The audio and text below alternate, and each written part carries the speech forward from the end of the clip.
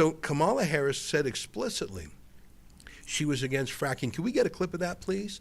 She later in the campaign said, "Oh, no, don't listen to what I said." But Pennsylvanians rely on fracking not just for the jobs, but for what they call mailbox money. Because unlike in Canada, if you own land in the States, you own your subsurface rights.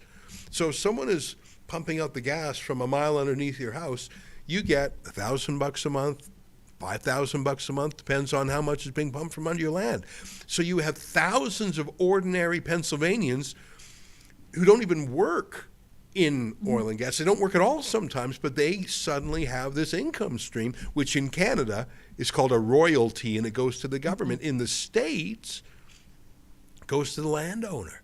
So if you're against fracking, you're against Pennsylvania the same way if you're against coal, you're against West Virginia.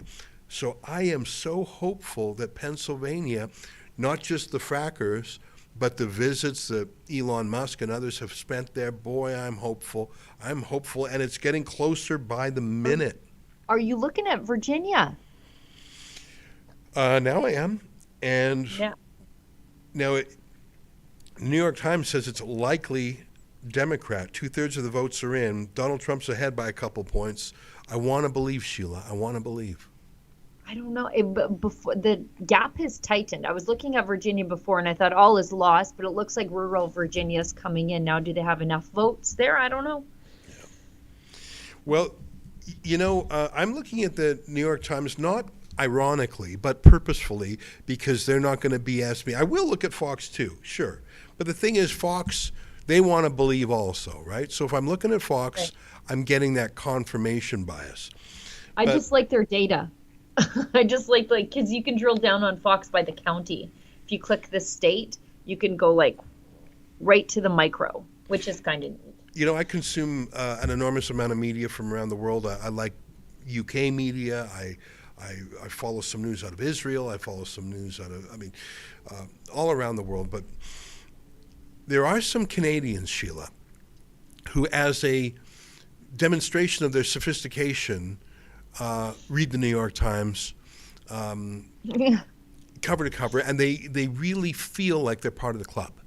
They feel like they're urbane and sophisticated and superior to the mere mortals on their street who read, the Canadian attempt at the New York Times versus the Globe and Mail. And so I've just gone over to the Twitter page of Andrew Coyne, who is the personification of the Canadian New York Times snob. I mean, New Yorkers, if you're in New York, you're going to read the New York Times because it's about your city. If you're in New York State, sure. If you're in America, sure. If you're in Toronto and you're reading the New York Times, it's because you want to tell everyone you read the New York Times. It's sort of like being vegan, but it's more sophisticated. So why don't you go on Andrew Coyne's Twitter feed just for schadenfreude? That's a word from a New York Times crossword puzzle. I'm just looking at his retweets. Not saying it will happen, and desperately hope not, but it's entirely possible for democracies to commit suicide. What does it say about North Carolina? Pin tweet. Did you read his pin tweet? No, I'll go Fascist president. Fascist president, fascist foreign policy, bracing, authoritarian summation, what's at stake in the world? The great Shannon. If both parties, you know what, it's just, I'm enjoying it. I'm enjoying it because the New York Times does do some excellent journalism, and you would be wrong to say they don't. But you can drink the Kool-Aid a little too much. You can put this one on screen. Trump was holding in Georgia and Florida. Now just stop for a second there. How out of touch with reality do you have to be to think that Kamala Harris was going to win Florida? You've got the best governor in America. You have Trump actually living there. You have the attraction of his COVID, and you actually thought that 20-point gap was going to close. So the whole sophistication thing, it doesn't work if you're so out of touch that you think Florida was going to flip. Hey, I see our next guest on standby, and I am very excited. I've been talking about Florida. Our next guest is someone who wasn't born in Florida, but chose Florida because of its freedom. He's someone who knows what authoritarianism is because he's from Canada. He lived through COVID lockdowns, and he In understands Montreal. the importance. Yeah, Montreal, the most locked down city in North America. You know who I'm talking about, David Freiheit, a.k.a. Viva Fry, who joins us now from the great state of Florida. Viva, great to see you again. Ezra, Sheila, how goes the battle, ladies and gentlemen? Well, you tell us. I mean, first of all, thanks for making time with us. I know you got a very busy night. You're following things like crazy. Give us a report. Give us the updates. Should we be optimistic? I don't want to get my heart too far ahead of me. Nor do I, because there's some swing states that we might not know for weeks. And just so you know, like, we're simultaneously, people on my channel could see me talking but can't hear you, so I've sent them all over to your channel to hear the audio. Oh, okay, thank you. Thank you. Ezra, no, because look, I'm a solo person show, and I got my one computer here. There's massive cause for optimism, because when Miami, I don't know what the latest stats are, but when it looked like Miami has gone or is going or has been radically transformed to red, you have to appreciate what that means in terms of like the broader national trend of Miami going red, which is, there's a lot of Latinos in Miami, there's a lot of Haitians in Miami, in Florida as well. And when the Latino vote in Miami goes red, set aside California, that's a good indication of what's going to happen in every state in between where there are Latino Americans who are not necessarily on the Kamala Harris bandwagon. So it's wild. This, we were all saying this needs to be the decisive night of victory so that nobody can complain, and more importantly, nobody can suspect that there's chicanery afoot. And it looks like we're getting there. But holy hell, you think they were actually claiming leading up to this that they're going to win Florida and they're going to get their asses handed to them, and their user base, their smooth brain sycophants are going to realize, oh, they lied to us yet again. Good for another 4 years, Kamala Harris said about Joe Biden before stabbing him back and stealing his nomination. Yeah. We're going to take Florida, and now they're realizing they've all been made fools. And the world has seen it, Twitter has seen it, and I'm going to screen grab a lot of stuff when we are done our segment here. Well, let me ask you this. Do you think Joe Biden could have done it? I mean, he was falling apart on that debate stage with Donald Trump. People saw, they saw someone who was in decline, and they didn't hate him. I think they more felt sorry for him than anything, but they realized this man ain't up for the job. Kamala Harris looks like she's losing. Would Joe Biden have lost too? This is the amazing thing. I cannot pretend to have this knowledge myself. This is Robert Barnes, my partner-in-law for our show, our locals community. He said this. He said he bet that they would not withdraw Biden, because he said, as crazy as it sounds, Kamala is less popular than Biden. And I actually bet on Biden withdrawing from the race, because I said, no, they have to. And they did. So Robert was sort of wrong for the right reasons. He said Kamala Harris is less popular than Biden. Gavin Newsom was less popular than Biden. Gretchen Whitmer is less popular. And they nonetheless did it. And the question is whether or not they did it or whether or not she orchestrated it. And I believe she did. She stabbed him in the back when she saw $100 million in his coffers to steal. And she outmaneuvered Obama, and she outmaneuvered Gretchen and Gavin, and she stole it. But the bottom line, Robert was saying they would not do it because she's even more unpopular than Biden is. Biden at least has the Rust Belt. Biden has Middle America to some extent, or is more favorable there. You take a California progressive DA, AG, she'll be even less popular in Middle America than Biden. And lo and behold, he was right. I was right. And the world is seeing it. Like, it's an amazing thing. If you get out of your ideological silo and you actually listen to the people who have their ear to the ground, you'll get more accurate information. But no, I think Biden would have performed better than Kamala. Even a demented, kick him in the ass Joe Biden would have done better than Kamala. And we all thought so. But they took their gambit.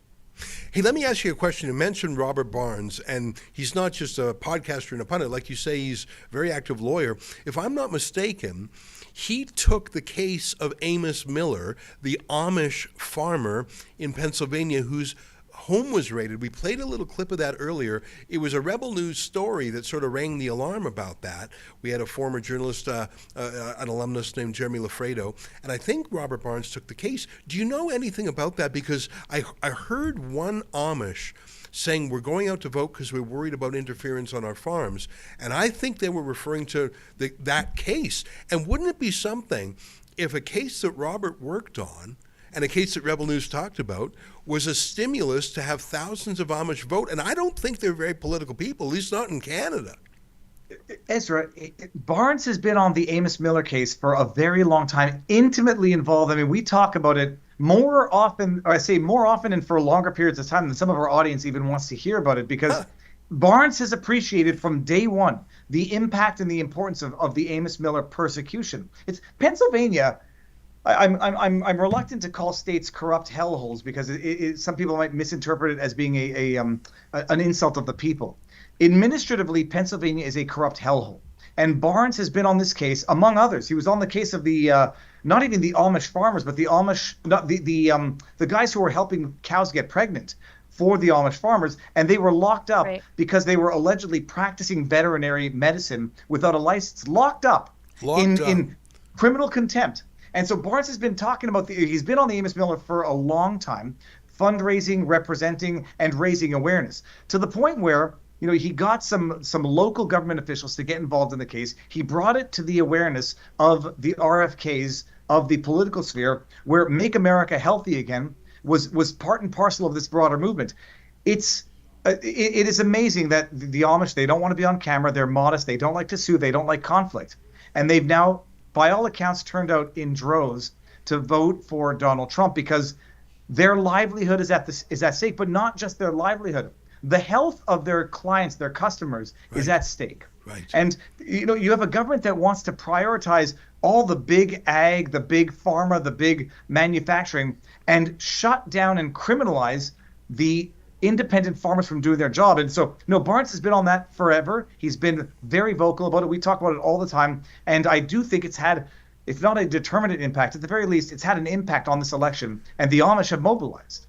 Well, let's see how close it is in Pennsylvania, because I remember when sort of Barnes came in to pick up the baton there, and I didn't know you guys have really fleshed it out so much.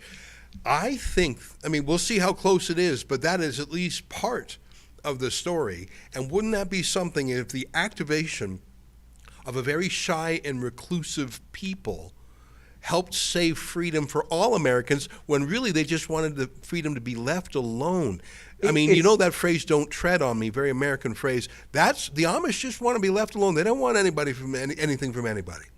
Ezra, it's the monologue from Network. Like, just leave me alone in my living room. Let me sell. In the Amish farmer Pennsylvania case, it's not just that they want to prevent Amos Miller from selling to Pennsylvanians, like within the state commerce.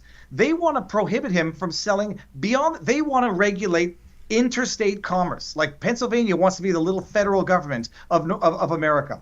And so, it is amazing. Just leave me alone. But they can't, and they keep pushing, they keep nudging, and eventually people push back. The Amish are pacifists, wonderful people, and they're going to push back politically. But this has been, part and parcel of a broader movement. It's federal encroachment. It's federal overreach. It's the administrative state that it's in New York where they can come in and steal your squirrel, kidnap your raccoon, and murder them. And people have had enough of this, and the Amish are an example of it. And we'll see what happens. Pennsylvania, it's corrupt to the core, and I don't trust Josh Shapiro any more than I can throw him. Yeah. But the question is, there's been some chicanery. They've extended their voting until 10 o'clock. They closed 5 minutes ago because they had some issues.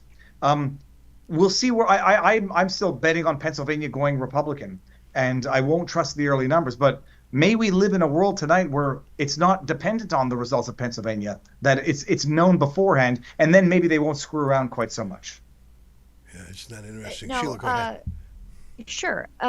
I wonder, you mentioned the trickery and the chicanery. What sort of impact do you think that's going to have on the election writ large? Is it just targeted to these swing states, as James Lindsay told us earlier, or are these dirty tricksters doing their thing across the country?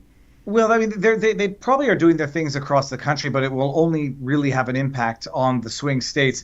But the issue here, and I've been saying it for a little while now, and we saw this in reality last week. They don't control Twitter like they did in 2020. So they can't suppress, they can't flag, they can't cut off links to the Hunter Biden laptop story on the basis that it's misinformation or hacking, whatever. So they don't have that tool. And what we saw last week was attempted chicanery.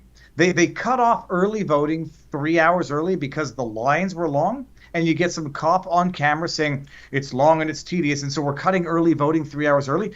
4 years ago, that video might never have seen the light of day because it would have been suppressed and unlinked as disinformation. It goes viral under Musk's ownership of Twitter. You got Bongino, you got Bannon, you got Crowder, you got yourselves on Rumble, which is not bending the knee either. And so it's getting amplified, it's getting the spotlight, and then lo and behold, within the same week, you have a court come in and say in Pennsylvania, they broke election laws by cutting early voting early, and they extended it to Friday. And now in Pennsylvania, what was the latest we saw today? There were, tech issues with their voting software in Cambria County and another county, Republican counties. If it weren't for the fact that the deep state administrative state apparatus has full control over Twitter like they did in 2020, we wouldn't see this, and we wouldn't have immediate real-time solutions to it, and the courts would not feel like they are utterly exposed for public scrutiny. When they can operate in the cloak of darkness, they can get away with denying standing for standing. They can dismiss it for latches. When they can't do that anymore because the videos have gone viral and the world has seen it, they are forced into accountability. And so that's what I think we're seeing right now. There's going to be much less chicanery because on the one hand, they don't have the numbers to play with by way of ballots and mail-in harvesting, whatever. And they don't have the protection of a censored Twitter. And Rumble is out there letting people speak freely and sharing the information and carrying the biggest, most popular podcasts on earth. Well, you have given me some hope. I took a peek at the front page of the New York Times, and I trust them because any good news they give grudgingly. Right now, they're predicting 291 electoral college votes for Trump, and they're 75% sure of that. Holy crap! I'm excited about that. So Donald Trump has 77, boss. 77 now. Okay. Oh. Well, yeah. Viva, listen, it's great to catch up with you. I know you're very busy with your own show tonight, so I appreciate you joining us. But it's great to see you. Give me 60 seconds before you go on Make America Healthy Again. You talked a little bit about that when you mentioned the Amish. But what do you? I like to think of Donald Trump's dream team: Vivek Ramaswamy, Elon Musk, Tulsi Gabbard, J.D. Vance, and RFK Jr. That is such an inspired, big thinking, outside the partisan box move. Give me 60 seconds on RFK Jr. and his future. I like him. It is a coalition. This is the veritable dream team. It's not hyperbole. There's no politicking going on here. RFK had a mission, and he discovered that he could not accomplish that mission because of Democrat scheming. And he's coalesced with Trump, and you have Nicole Shanahan. If you haven't seen their promotional ad, it's the most beautiful promotional ad ever. RFK has a very clear mission. And when he announced why he's pulling out of the race and endorsing Trump, it's because he realized he couldn't accomplish that mission, not because he couldn't accomplish it, but because Democrats wouldn't let him accomplish it. He wants to make America healthy. They can call him a conspiracy theorist until they're blue in the faces. The bottom line is he's smarter, more experienced than 99% of the people calling him a conspiracy theorist. And he's realized that he has a place in an administration that can be truly transformative. And I'm using Robert Barnes's words. I can't pretend they're mine. Not transitional, transformative. And you want to make America healthy by getting them to eat the right foods, by outlawing the awful stuff that goes into foods, by tackling the issues that they've now admitted are issues. Fluoride in the water is an issue. Conspiracy theory of last year is now reality news of today. And so he's found a place. This is going to be, if it works out the way it looks like it's going to, the way it has to, a transformational administration. And then you have J.D. Vance, the young whippersnapper who's going to be at the helm. You got Vivek Ramaswamy, the tech guy. You got Elon Musk, Department of Governmental Efficiency, DOGE, Tulsi Gabbard. This is the political dream team to change the trajectory of America. And it's by the grace of God that we're here, because Trump turns his head for no better reason and survives what should have been a public execution. And we had the miracle of having him to vote on today. Wow. What a beautiful, that was beautiful. It's great to see you, my friend. You've given me a lot of energy right now. Congratulations on all your successes. Our best regards to your colleague, Robert Barnes, who I think deserves a lot of kudos for his work with the Amish. Keep up the great work fighting for freedom down there, and we'll do our best up here. Thank you very much, Ezra. I'll see you guys. When I come back to Canada, we'll hang out. Right on. There you have it. Viva Fry, David Freiheit, kicking ass down in Florida, just fighting every day. What a good egg. Wow. Well, Sheila, I should tell you, and again, I'm doing more than just clicking refresh on the New York Times page. Are I promise you? I'm not. That's all I'm doing. But I tell you, there's a lot of red there. Throw that sucker on the page if you don't mind. 79%. Yeah, they're now 79% sure that Trump is going to win. Boy. And they predict he's going to win by a 295. 62 Electoral College vote margin. They're predicting 295. You know, it is only 10, 12. But you know what? This morning we had every morning Rebel News has a call at 10 a.m. Eastern time with our whole team from coast to coast. And Lyndon Dunkley, who was the driver of the RV, and we called him the executive chef because he cooked for the lads, Avi, across America. I said, what do you think is going to happen, Lyndon? Because he's back in Canada after 30 days on the road. And he said, 12:30, it's over. And I thought, boy, I remember 2020. You know, that's when the shenanigans never ended. started. But it is 10:12 p.m. Eastern time right now, 8:12 p.m. Mountain. And if things continue in this way, maybe Lyndon's right. Maybe it's all over but the crying. You know what? I don't want to go to Andrew Cohen's page right now because it's going to be soaked in tears. I do. I do. You know, I oversample what my enemies say, and I think every conservative does, mainly because we are swimming in a sea of liberal media. And every single conservative, and in the States, every single Republican knows the Democrat talking points because we're surrounded by it. All the networks, there is no right-wing version of Saturday Night Live. There is no right-wing version of Jimmy Kimmel. It's just Jimmy Fallon. They're all left-wing. So we are forced to consume what our opponents say and to deal with it and to be persuaded or react to it. But it's not the same the other way around, Sheila. My point is, if you are a New York Times reading, soy latte sipping, give me a montage of Senator John Kennedy from Louisiana. Can you do that, Olivia? Please. Or Efron? You know who I'm Please. talking about. He's just the best. But I just was about to say soy latte sipping. That man. If you are a soy latte sipping Toronto denizen who, you're New York, you do not know. Yeah, I just want to show my favorite guy for a second here. You do not, if you're on the left, you do not sample the right. Just throw this up for a second. Give me a little bit of John Kennedy. Goat's milk latte drinking, avocado toast eating. Life is hard, but it's harder when you're stupid. Can I take cocaine with my spouse? No, sir. No, sir. I did not call Senator Sanders an ignorant slut. I'm not talking about buying it, but let's suppose I came in one day and the cocaine was there.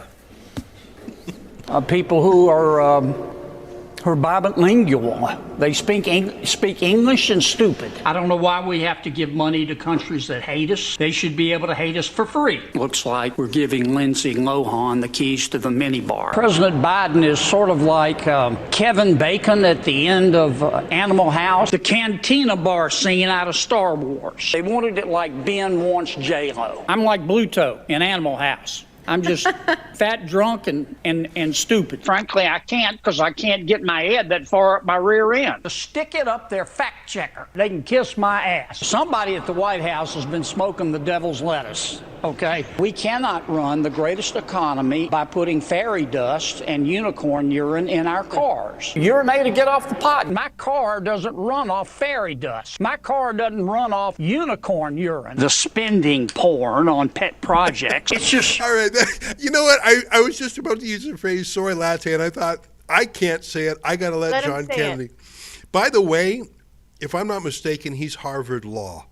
And that folksy style is his number one weapon. If you've ever seen him in a judicial confirmation, oh, don't think for 1 second he's a hick. That accent, they never see him coming. He carves him up like a neurosurgeon. I reckon if you enjoyed that banter there, and how could you not? His name is Senator John Kennedy, actually the same name as the late president. I don't think they're related.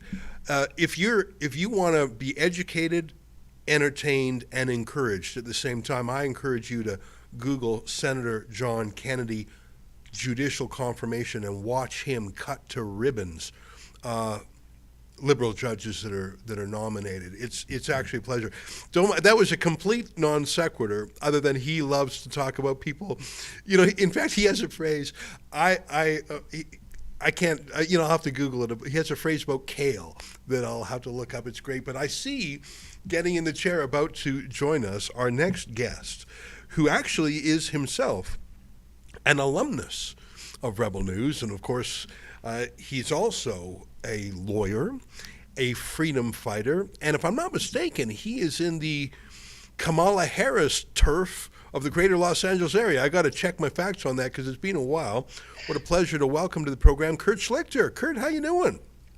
I'm doing great. Kamala Harris is not from L.A. She is from near San Francisco, where I grew up. So I have a special contempt for the kind of progressive nonsense that she embodies. And I'm very excited to be watching American people repudiate her today. You know, California, it did once upon a time go Republican. Ronald Reagan swept it and 48 other states. Oh yeah. What happened? California was a hard Republican state, a bastion of conservatism. When I got here in '72 as a little kid, Ronald Reagan was the governor, and it was a great state. It was a prosperous state, an exciting state. Palm trees, sunshine. You could be whatever you wanted to be, and that was true up until kind of the '90s.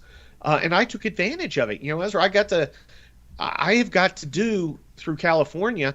I've been a stand-up comic. I've been a media personality. I've been a best-selling author. I've been a trial lawyer. I've been an Army colonel. There's no limits to what you can do in the real California. And it's people like Kamala Harris who have changed that reality. It is no longer that California, and it's heartbreaking. She wants to do this to the whole country.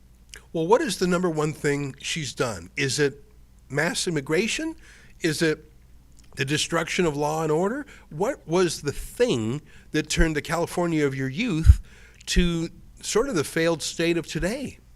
Well, it was a bunch of things. It was mass illegal immigration was one of them. Republicans got lazy. And that happens a lot with Republicans. You look at deep red states, and tonight we keep seeing states like Utah and Idaho and Texas. They're still going red, but they get soft. They get soft because they've won for too long. And the Democrats are eventually going to crack that unless they get a lot harder. That's the beauty of a place like California. We have a very small Republican Party, but it's feisty. And what they've done here in California is they've learned to do things like ballot harvesting, which is legal in California, and they've learned to do it better than Democrats. And we've come in and we've taken back several House seats by doing that. Now, I think it's going to be a stretch to get a Republican president elected out of California. Trump will probably do about 35-40%, and the Democrat will probably do about 60%. But California fell over 30 years. It's going to take a few decades to get it back. Sorry to interrupt, Ezra. I'm just going to jump in. So why? Explain to me why California voters continue to vote for this nonsense. I mean, outside looking in, California seems like a drug-addled hellscape with out-of-control cost of living burdens thanks to government regulations. It seems out of line with the rest of the United States, but yet people keep voting for more of it and harder. So, like, why? Well, it's only a hellscape for poor people. Right. I'm a trial lawyer. I live by the beach. Do you think they let scumbags come into my neighborhood? Do you think that my neighbors, the ones with no human is illegal and we believe in science and blah, blah, blah signs out in their front yard, do you think they're going to let some hobo wander down their avenue and break into their car? Come on. It's a feudal system. This system is just fine. If you are a lawyer in California, you've got it made. It's great. The weather's wonderful, nice restaurants. You pay a lot in taxes. And if you don't mind things like, a lack of freedom, not being able to have guns like normal people do, it's pretty good. And, a lot of us have left. I have a house in Houston also. In fact, I'm going to be going to it soon. I'm going to keep this one. But it's, look, it's good to be the king. We have the same problem here that you guys in Canada have with people who like Trudeau. Now, objectively, right. Trudeau's a mental defective. He's a terrible president. He's a horrible human being. And yet, there are people, many of them, effeminate men, unsatisfied housewives, man-bun graduate students, the scum of the earth, who love him. And love what he stands for. Well, we've got those here, too. This is not just a threat in California or in Canada. No. This is the problem with Western civilization. We have a lot of weak people who never built it or fed it or fueled it or defended it, God forbid. And I spent 27 years in the Army and deployed several times, who think that, they are exempt from human nature. And they are. Through the efforts of the people they hold in contempt. The people who they hold in contempt are rising. They're rising here in America. I'm hoping to see that they rise in the Great North for you guys. And I think to some extent and it's a little different, but they're rising over in Europe too, because people are sick of being treated like garbage by people who think they're better and who aren't better. Or much, much worse. I love your sense of humor, and I love how prickly you are to the bad guys. And on a night like tonight, there is plenty of room for that, given the crap they have shoveled at us. Yeah. And by us, I include myself, even though Sheila and I are not American. If you support the ideas of freedom, you're abused by the system. But I want to show you a clip. It's just a couple minutes long. You probably saw it. It was when Tucker Carlson interviewed Mark Halperin. And at first Tucker didn't know if he was serious. Tucker said, what's going to happen when the reality crashes into the illusion of the Democrats if Trump wins? Do you guys have that clip handy? I want to play maybe 90 seconds of this. Kurt, I'd love your response to this because I think this is about to get very, very real. Here, take a look at this and then let me ask you a question about it. Let's say Trump wins 3 weeks from today. Mm-hmm. What happens? The Democratic Party as you said, a lot of Democrats, maybe the majority, believe that Trump becoming president again is the worst thing that ever could happen. So how do they respond to that? I say this not flippantly. I think it will be the cause of the greatest mental health crisis in the history of the country. I think tens of millions of people will question their connection to the nation, their connection to other human beings, their connection to their vision of what their future for them and their children could be like. And I think that will require an enormous amount of access to mental health professionals. I think it'll lead to trauma in the workplace. I think there'll be some degree of Are you being protest. serious? 100% serious. 100% serious. I think there'll be alcoholism. There'll be broken marriages. What? Yeah. They think he's the worst person possible to be president, and having won by the hand of Jim Comey and Fluke in 2016, and then performed in office for 4 years, and denied who won the election last time and January 6th, the fact that under a fair election, America chose by the rules pre-agreed to Donald Trump again, I think it will cause the biggest mental health crisis in the history of America. And I don't think it will.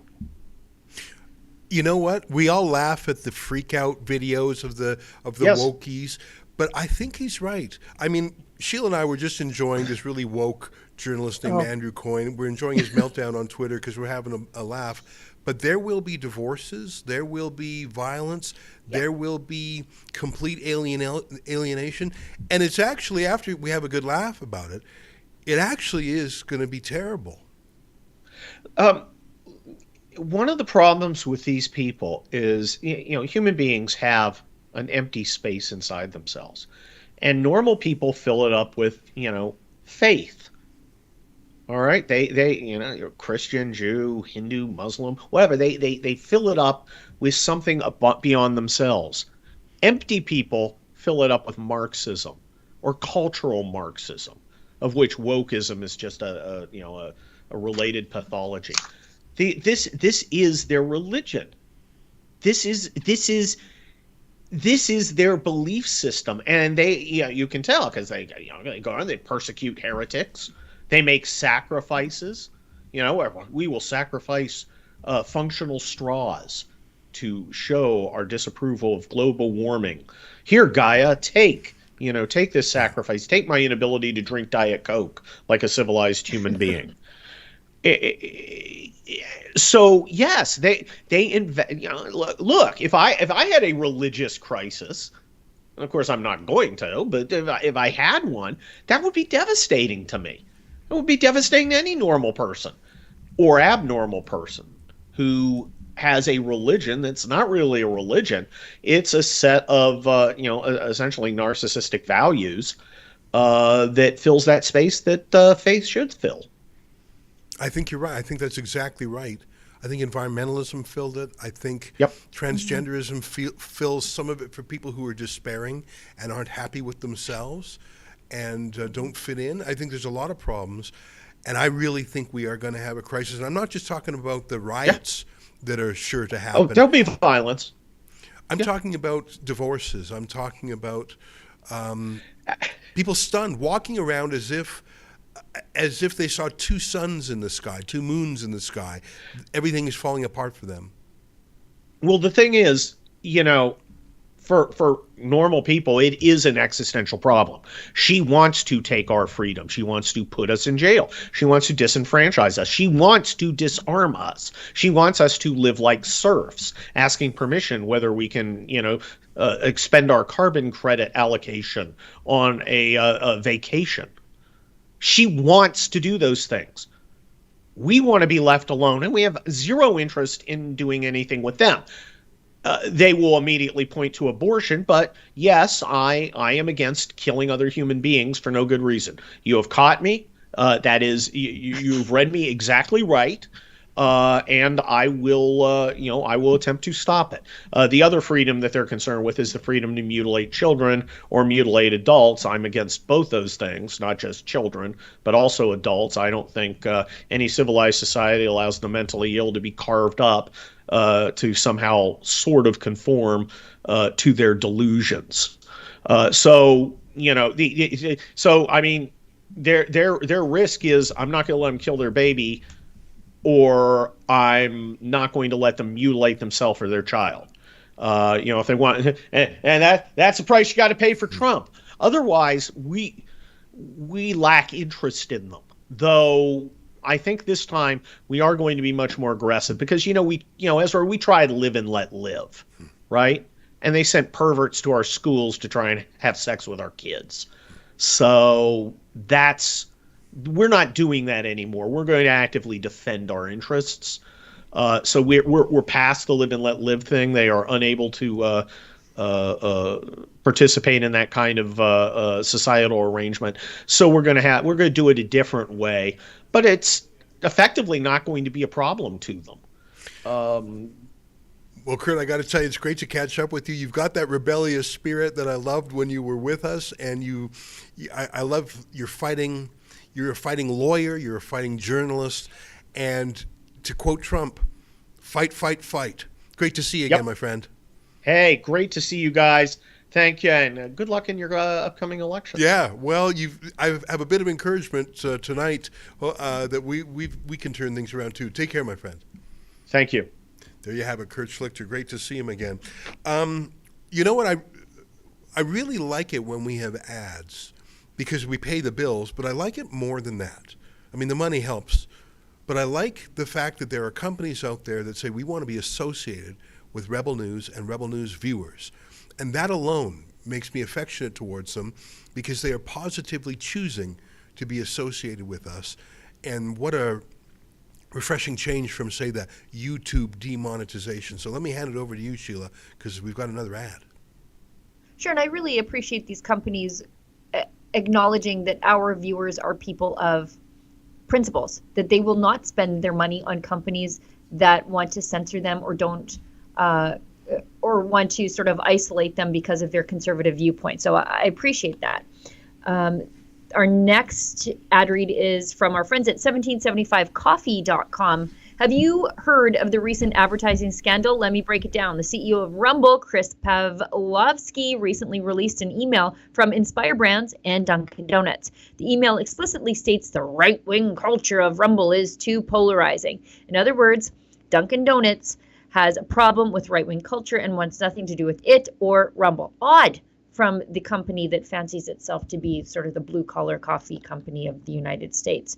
So here's the solution. Stop buying products that don't support you and start supporting brands that do support you. The competing coffee brand that we all need to get behind is Rumble's 1775 Coffee. For a limited time, Rumble is offering buy 2 bags of coffee, get 1 free. Go to 1775coffee.com, enter promo code Duncan, very clever, to get this limited time deal. That's 1775coffee.com. Okay. I think we had a couple of chats too that I should get to before we move on. One from World's Worst Gamer. It's under the $5 US cutoff, but if we have time, we'll read them. And we're waiting on results, so I guess we do have time. So it gives us $1 and says, still too many voting for Kamala for my liking. And World's Worst Gamer gives us another $1. Looking forward to voting for that Rebel News hero named David Menzies in 2025. He needs to be on the ballot.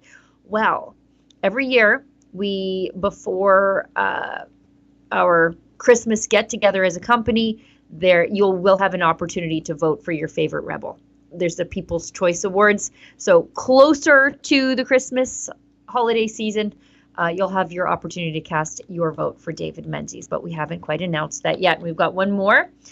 Patriot No More gives us $5 and says, at what point do we stop being civil and polite and get violent? No, I'm not a fan of political violence. How many more trucker convoys and women being stomped on by police, horses, etc. do we allow to happen? There are more of us than them. That's true, and you'll have your opportunity to express that to the powers that be in October 2025. There are other things that you can do other than political violence. That's for sure. The Freedom Convoy was entirely peaceful, and they moved the needle in this country. They prompted several premiers to drop their vaccine mandates, and it was I think the moment where a lot of people opened their eyes in this country and realized that they were not alone. They threw out the vegetable lasagna. Erin O'Toole, leader of the Conservative Party, they laid the groundwork for Pierre Poilievre to become the leader of the Conservative Party, and he will likely be the next prime minister of this country. So peaceful protests do work, and don't do political violence. That's what the left is probably going to do tonight when they're sore losers, and we're not sore losers on our side of the aisle. Okay, I think that's it. Olivia, let's, if we have time before our next guest, should we do an ad break? Ladies and gentlemen, Leapin' Lincoln J here with none other than the Menzoid. Say, Menzoid, we're enjoying a marvelous summer so far, but a lot of Rebel News viewers are asking, what sort of fashion tips do you have for them in the weeks ahead? Well, let me tell you something, Leapin' Lincoln. There are all kinds of fashion trends out there for the summer of 2024. There are animal prints ranging from cheetah to zebra. There are those awesome straw hats. And of course, there's that classic teeny-weeny polka dot bikini. But if you don't have one particular item in your summertime ensemble, I said, let Trumpomania run wild, brother. Let Trumpomania rule again. Let Trumpomania make America great again. Rebel News now has the hottest fashion accessories of the summer. I'm talking Trumpomania t-shirts for $39. I'm talking Trumpomania tank tops for only $35. And when summer's over, folks, no problem.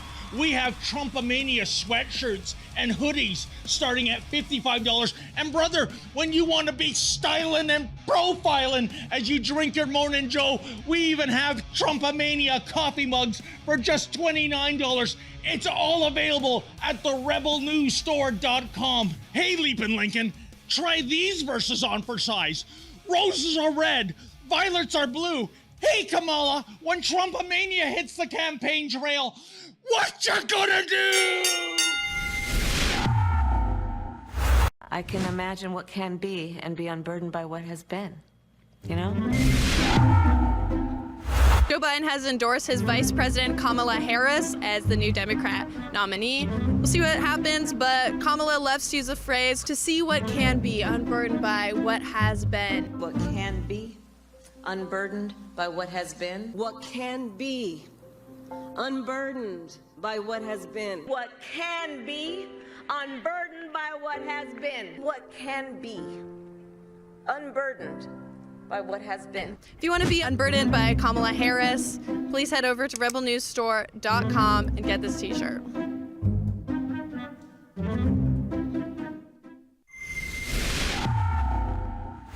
Election night is here, and Canada stands behind the MAHA movement, Make America Healthy Again. If Trump wins and appoints Robert F. Kennedy Jr., we could see real change at the US FDA that benefits all of us.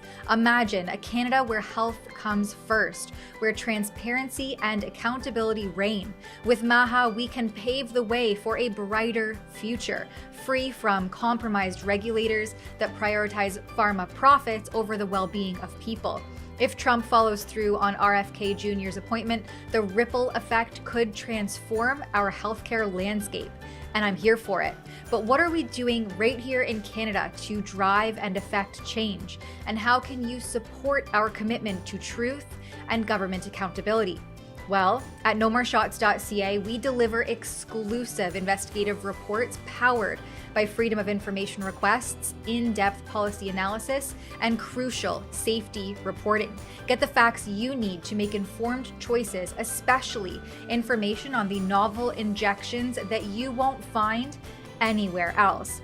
Join us in demanding change and revitalizing Canada's health. Visit nomoreshots.ca today and support this crucial work. Together, we can make a difference. Now sit back and enjoy the show. Well, it's all over but the crying. You know what? I think of Lyndon Dunkley's prediction that we'd have the results by 12:30. I thought he was too optimistic, but then again, he spent a month going town to town. And Lyndon's not known for his optimism and sunny disposition. Yeah, you know, so he said he seriously. had a nickname when he worked in finance, Downside Dunkley. He was always saying, well, what about this? What this could go wrong? And so when a pessimist says we'll have the result by 12:30 a.m., maybe you should listen to him. I'm currently on the homepage of the New York Times. Those are words I don't say very often. They're saying that it is an 86% chance. Should we go see what Andrew Coyne's doing? They're projecting he's going to get nearly 300 seats, 297 to be precise. Virginia is right now. They think it's going to trend Democrat. Pennsylvania, Trump's ahead by about 100,000 votes, 60% counted. Michigan, too early to say, but it's leaning Republican. The New York Times is saying Michigan is leading Republican. Wisconsin, leaning Republican. Too early to say in Minnesota it's leaning Democrat, but wouldn't that be something? I am enjoying myself far too much. Let's talk to someone who I think follows the real story behind the story more than most. And what do I mean by that? What was the central defining feature of this campaign. It wasn't money. It wasn't celebrity endorsements, certainly. I don't think any of those worked. They all seemed like P. Diddy's friends were sort of threatened into reading some cue cards or something. I think the central defining characteristic of the 2024 election was the defection of Silicon Valley. Elon Musk, by far the most important, but David Sachs and his little clique, and Peter Thiel was always freedom-oriented, but one after another, tech bosses said, you know what? I don't like the way America's going in terms of regulation and censorship, and you saw all these lifetime Democrats not just move their money, many of them made million-dollar donations, and of course that helps, but they broke the psychological false consciousness that of course we hate Trump. Oh, everyone hates Trump. Like they broke the message track. And I think that is the story, the rebellion of the tech oligarchs, and who knows the tech oligarchs and those battles for freedom better than our next guest. His name is Alam Bokhari. He is the managing director of the Foundation for Freedom Online, and he joins us now live from a watch party. Hey, Alam, where are you watching the news right now? Hey, Ezra. Sorry if there's any background noise. I'm here at a watch party in Austin, Texas. The mood is very upbeat. There's a lot of Trump supporters here. But yeah, I mean, it's looking like we'll learn the results a lot sooner than last time. Isn't that the truth? Now, Austin is quite an interesting place. I mean, it's regarded as a lefty city for Texas. It's the capital. They have the phrase, keep Austin weird, but there's a lot of freedom-ish things there. Elon Musk has a lot of his facilities there. I understand Twitter is just recently moved to a suburb of Austin. Even Alex Jones is there. Joe Rogan is there. There's a lot of interesting ideas there. Many of them fleeing from California. Isn't that the truth? Right. There's a massive tech scene here in Austin. You were just talking about how Silicon Valley sort of flipped for Trump over the course of the last few years. And you really feel that here in Austin, because I think a lot of the people who worked in tech, who experienced that very left-wing culture, who experienced the consequences of some Democrat urban policies in particular, as well as high taxes, a lot of them are the people who moved to Austin. Well, that's the thing, is San Francisco is, adjacent to Silicon Valley. San Francisco has one of the worst crime and drug abuse problems. And we were just talking to Kurt Schlichter in LA, who says, well, I live in a rich neighborhood. These problems don't affect me. Well, until they do. The same thing could be said about Silicon Valley. And we've heard tale after tale of high-powered executives being mugged, being beaten. And they don't like it either. And there's a saying that a conservative is a liberal who's been mugged. And I think a lot of liberals were mugged. But let's talk about embracing the most hated man in the mainstream media, Donald Trump. There's such a social cost in liberal places like New York and LA and San Francisco to say, I'm for Trump, because he's regarded as so rough and rude. They call him a rapist. They call him a racist. They call him a fascist. They even call him a Nazi. So for fancy Silicon Valley execs to say, I'm for Trump, they have made a decision that they're going to buck the peer pressure. Just talk a little bit about that. Like, can you still get away with saying you're for Trump and be part of polite society? I think you can get away with saying that in Silicon Valley, at least, and that's very important because Silicon Valley controls the future of communications, the future of elections. And we saw that a lot with this campaign, the number of podcasts that Donald Trump has gone on, Joe Rogan being the biggest one.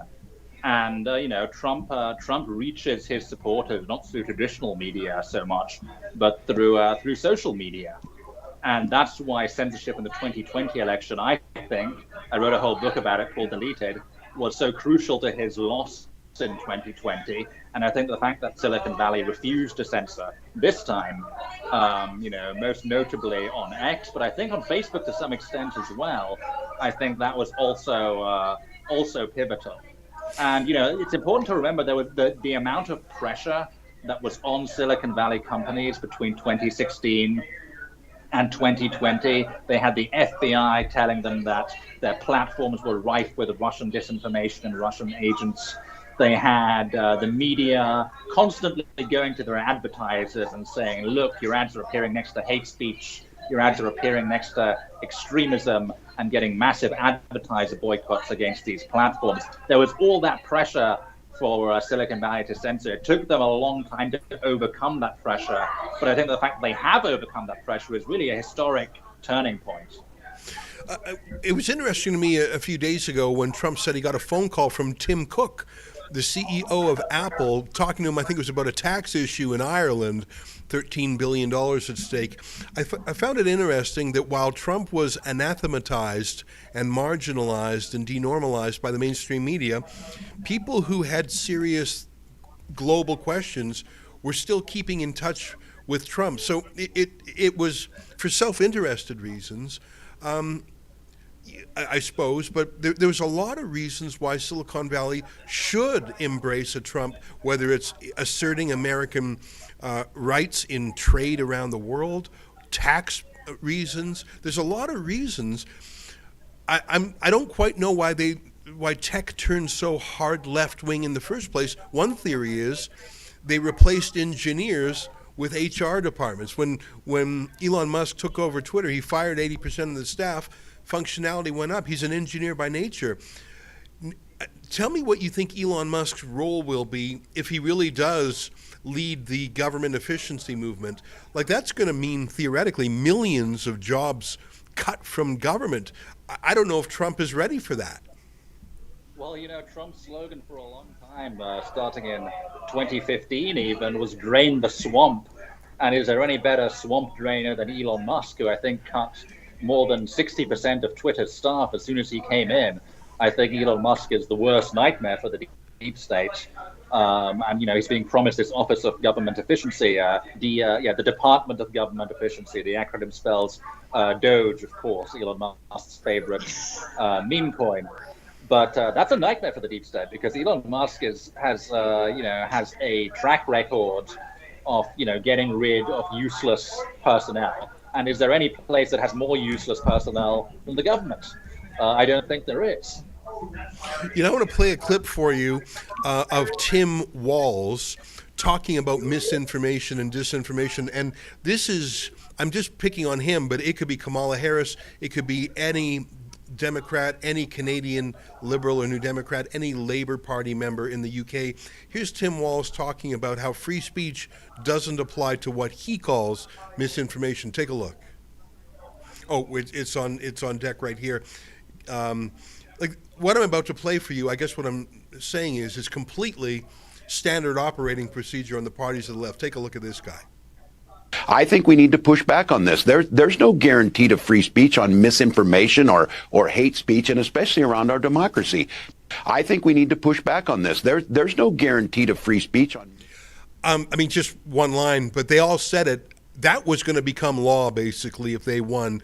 What's up for that movement around the world? Because all the tech companies, really all the social media platforms, not all of them, a lot of them are American. You've got Telegram, which is in Dubai. You've got Chinese social media apps. But Twitter, Facebook, Instagram, which are used everywhere from Australia to the UK to Brazil, they're in American hands. Does the win tonight, if it is indeed a Trump win, does it stop the criminalization of misinformation? Does it stop the weaponization of fact checkers? I would hope so, and I think there might be a sigh of relief in Silicon Valley amongst the major social media platforms that there might be an administration that will actually take their side against the European Union and their Digital Services Act, which is their piece of regulation that they use as a cudgel to fine social media platforms for carrying so-called hate speech or disinformation. And not just the social media platforms themselves, the EU wants to fine Elon Musk's other companies. They want to find SpaceX, they want to find Tesla, simply because he allows free speech on X. So I think Silicon Valley as a whole, beyond just Musk companies, will be happy if the administration's new policy is to actually stand up for them against these foreign governments and their overweening regulation about disinformation and hate speech rather than cheerlead it, which is what the State Department has been doing up until now under Biden. You know, Alan, when you wrote your book, I thought we had passed the point of no return. I thought it was all going to get worse. And what a delight to celebrate with you that the fact that humanity has pulled back from the censorship brink. Have a great time tonight. Thanks for making time to join us at your watch party. Nice to see you, my friend. Nice to see you. The quality will be better next time. Oh, no, it was wonderful. I was grateful to you to join us from a party. Well, let me hand things over to my co-host, Sheila Gunn Reid, for the next part of tonight's show, which is introducing Avi and his interview. Okay. I thought I sent you a note in our little Slack chat. Basically, our friend Avi Yemini, who is inside Mar-a-Lago.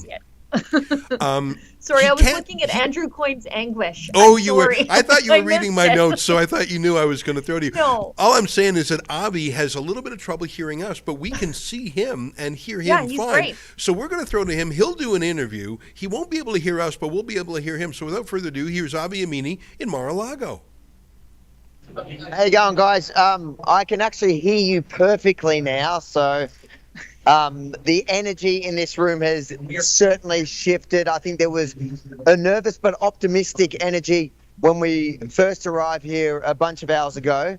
But at the moment, I think, don't take my word for it, I think some of the Trump most faithful, is that fair to say? How are you feeling? Yeah, I'm so excited, man. It seems like this thing's in the bag now. It's, where you think you're going to win, but then you think about 2020, and we thought we were going to win then, and then at the last second, all of a sudden you lose. But it's just a different energy tonight.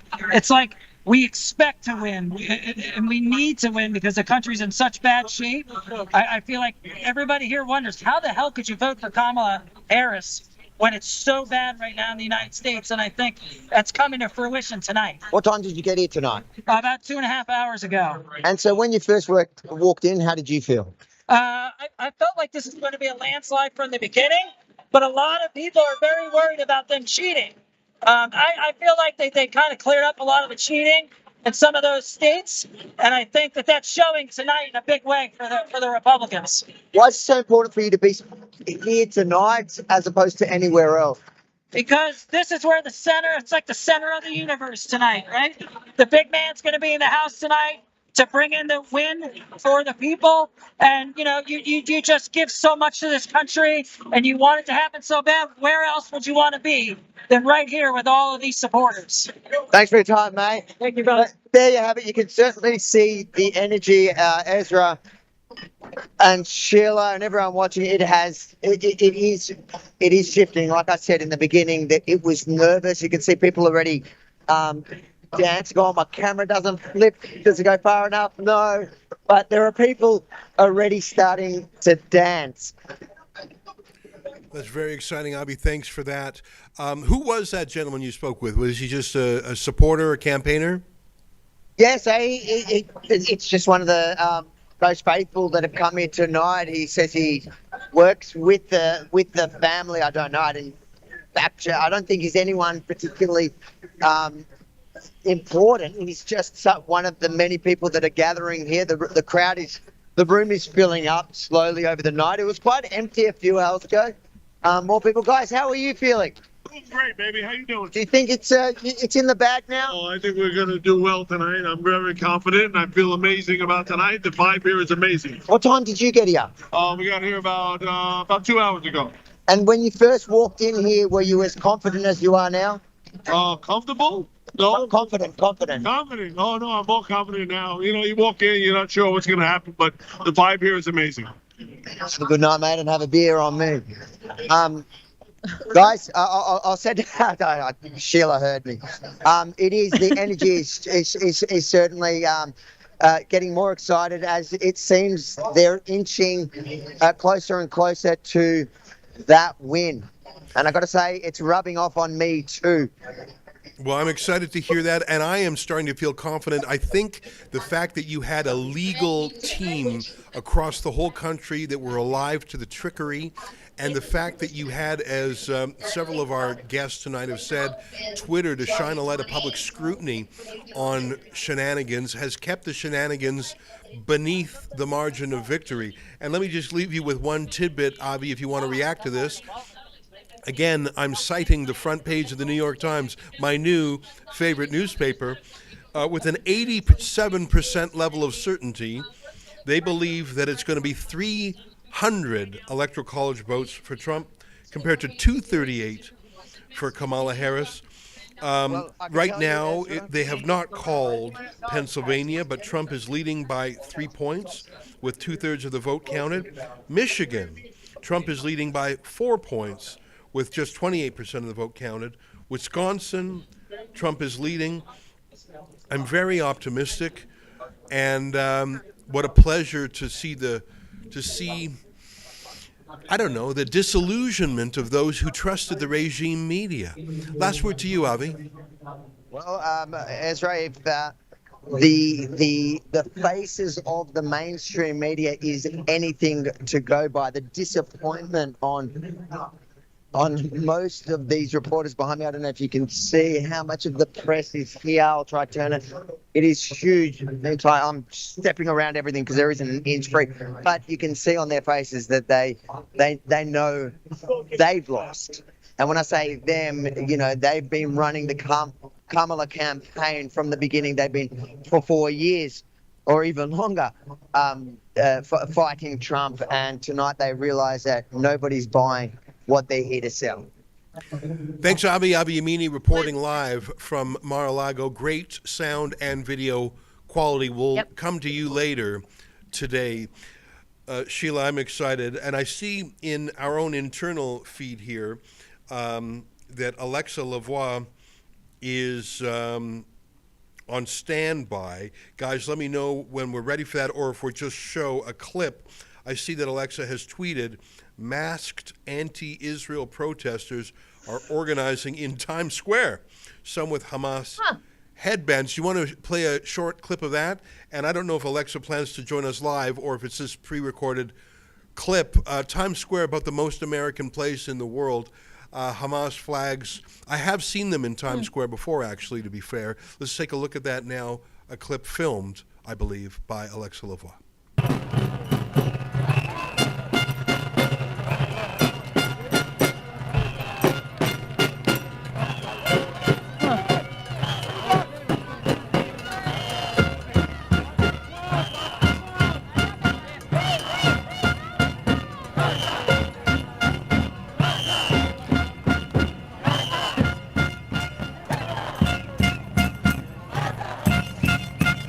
All right, well, it's just the lame, usual stuff. We reported live from the Columbia University encampment, the Fashion Institute of Technology encampment, New York City, which is really, after Tel Aviv, the largest Jewish city in the world in terms of Jewish population, has become a hotbed of anti-Semitism. And I think it's really for the same reason in Canada. You have, on the one hand, woke institutions like universities. On the other, you have immigration of foreign nationals from places where anti-Semitism is endemic. So, actually, what really bothers me about this? What's that? You know what really bothers me about this is that the mainstream media, who last week would not shut up about how Trump's rally at Madison Square Garden was reminiscent of a Nazi rally that was there, and then yet they have these little crypto Nazis walking the streets of New York, and they just turn a complete blind eye to it. You're so right. I see Alexa is on standby now at Times Square. It looks like the Hamas protest is no longer behind her. Let's go straight to Alexa. Now, Alexa, bienvenue, and hello again. Thank you for being in Times Square. Was that just a passing through moment? Were they dispersed by police? I mean, that's not going to be good for business. What was that we just saw? I think they just wanted to cause a kind of chaos. They showed up, they circled the old area where people are watching the election result, and they just show up massively, like suddenly. I had no time to really react because I was like, oh, I hope like they would not recognize me because I know what it is in Montreal. Some of them recognize me, so I took my distance from them, but I was kind of shocked. It was my first time that I was seeing live in my eyes people wearing Hamas headband. Yeah. You know, as Sheila was just saying, lots of alerts for Nazis that don't exist, but the mainstream media doesn't give a damn about the actual Nazis that do exist. Yeah, I was. Oh, sorry. Wait, go ahead. No, I was just going to ask you. I note whenever I see a Trump rally or Trump supporters, they dress like every day is July 4th. But did you see a single American flag in the mix with these crypto Nazis walking the streets of New York City? No, but I saw a LGBTQ flag with them when it's not really mixing well with the Hamas headband.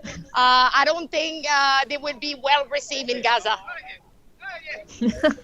Now, Alexa, one of the fun things about Times Square, there's all sorts of ads and huge digital billboards promoting TV shows and Broadway plays, but there's also a live news ticker with headlines from around the world. So at this point in time, it looks like Donald Trump has a significant lead, and even the mighty New York Times is saying at this point there's an 89% chance that Trump is going to win, and win with a very significant margin. Have people in Times Square heard the news? Are they paying attention, or are they just tourists having fun? What's the vibe in Times Square? It's really two vibes. So where I'm standing right now, it's mostly like entertainer. They are playing music, taking picture. A little bit down there is a screen with different outlets, media outlet, showing the result. And so you have, I think, ABC on one side, and you have like another one showing in another side. So a lot of people who are politically involved, they are standing there drinking beer and waiting for the final result. But as I say, I'm not even sure if we will know the result tonight. Well, you could be right, but it looks to be decisive, and I don't know. I don't want to let my heart get too far ahead of the facts, but I am starting to feel confident and optimistic. Alexa, great to see you again. We have a short interview that you recorded about someone, white man for Kamala, so we'll say goodbye to you, but we'll play your video interview next. So we'll keep in touch. Thank you, Alexa, for the pop-in. Bye-bye. Au revoir. Okay, let's take a look at that video interview that Alexa just did. I see that you have Kamala Harris pin. Can you tell us what you like on her policies? In general, she's not a fascist. That's a really big one for me, and it's kind of the number one. Other than that, I'm very into environmental policy, which Trump is very, very bad for. I feel like rivers and streams and ecosystems don't have a voice, and that's kind of our responsibility, and most people forget that. How do you see 4 years of Kamala Harris if she's already in office and economy and America is not really doing well? Sure. Well, yeah, I think she's in the vice presidential position, which is not the presidency, and I think there's always a clear distinction that people forget about that. So I think it's something, I have a lot of faith that she's worked and lived her life kind of among people who are in the working class, you know? I feel like that's been what she's fighting for her whole life. I view Donald Trump as somebody who's very self-centered, and he's good at building solidarity within that, but I don't think it's the right thing to run the country off of. Thank you. Yeah, no problem. For you, white dude, for Harris. Seems like there's kind of a gender divide with this election a little bit. It seems like a lot of younger men, especially younger white men, are like going more Trump in some polls, and I just want to be out like, hey, not all white guys are that, you know, like not all of us identify with Trump's brand of masculine bullshittery. I hate to say it, you know. I think we have to show other white guys, like, you don't have to be aggressive, you know. You don't have to be this toxicity that he represents, and I think, showing that support is something important. What do you like on Kamala Harris and the policies? I would like to say I identify as progressive, and she probably is not entirely progressive on all the policies, but she's so much closer to where I align than Trump in any capacity. So I voted for her just because we would have a chance to even bring those policies to the table, to even have a real discussion about policy again. Like, to have an adult conversation as Americans again about policy. I could see that happening with Kamala, not with the Donald Trump presidency at all. If Donald Trump is winning tonight, how do you see the next 4 years under Donald Trump government? That's a question on every American's mind, at least all the Americans who aren't voting for Trump. It's terrifying, honestly. At worst, yeah, I could see them trying to consolidate power just to make it impossible to have a plurality of voices so that only Republican conservative ideals are represented across, legislature and our government. And at best, maybe he would be able to transfer power again, but he's not made that apparent. All of his words, all of the people who support him have kind of put forth this idea that they do not want to be fair. They do not want to play fair. They do not want a continuation of power to have other people involved. They want to hold on to it. And to me, I'm terrified that it would just kind of result in something we can't undo. And that terrifies me deeply.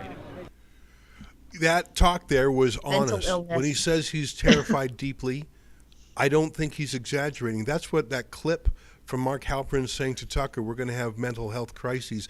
That guy We're there. thinks that the world is about to end. That guy thinks a fascist is about to win. He thinks, I've never seen a Republican vote rigging scheme. I've never read about one, never seen one. I'm not saying they have never existed in all time, but I've just never seen it. And I've never seen Republicans try and lawfare their political opponents into prison or into bankruptcy. I just haven't seen it. Maybe there's a case. Yeah. I haven't heard about it. And imagine this guy, the delusion, we talked to Schlichter about this, the religious, like these imagine the psychological pretzel to think, no, I'm the good guy, Trump's the fascist, my team doesn't cheat, his team does. He is going to not recognize his America will look completely the same tomorrow. Nothing will change in front of his eyes, but he will suddenly feel like a stranger in a strange land, and he will feel alienated. Now he'll be in the island of Manhattan with other people shuddering and shivering, but he will think the world has gone mad when in fact it's him who's gone mad. He's going to have a psychological breakdown. Those two dudes were like AI generated stereotypes of what I think Manhattan hippies look like. I mean, it was just way too on the nose. The guy right down to the tie-dye and thinking the rivers need a voice. But it is true. I mean, he doesn't even realize that you've had Kamala Harris and Joe Biden for the last 4 years. There was, despite the cries of insurrection, the peaceful transition of power. The place did not devolve into civil war, but it's like they've just they've catastrophized what will come tomorrow when they are going to wake up and look at their fellow Americans, people who just simply disagree with them on political viewpoints, as actual enemies. They are looking at themselves like they are the Jews hiding in Holland. From the Nazis. Like, that's what they think they are. Yeah. And it's like, no, you're just a regular old Manhattan oversoyed dude. Settle down. You know, we've got a few things on standby, including our own Drea Humphrey out in BC. But before we go there, I want to play a quick clip. We have to. Rachel Parker posted this, and so did Cosmin Georgia from True North. The CBC is not having a good night. The glum face is here. I'm just going to use the word Nazi for a second. We've had Nazi swastikas on the streets of Canada every single day for more than a year. We've had people chanting for genocide of the Jews from the river to the sea. They've been calling for an intifada, which is a violent anti-Semitic pogrom. The CBC didn't see Nazis there, but boy, they see Nazis tonight. Take a look at them. Here's a clip.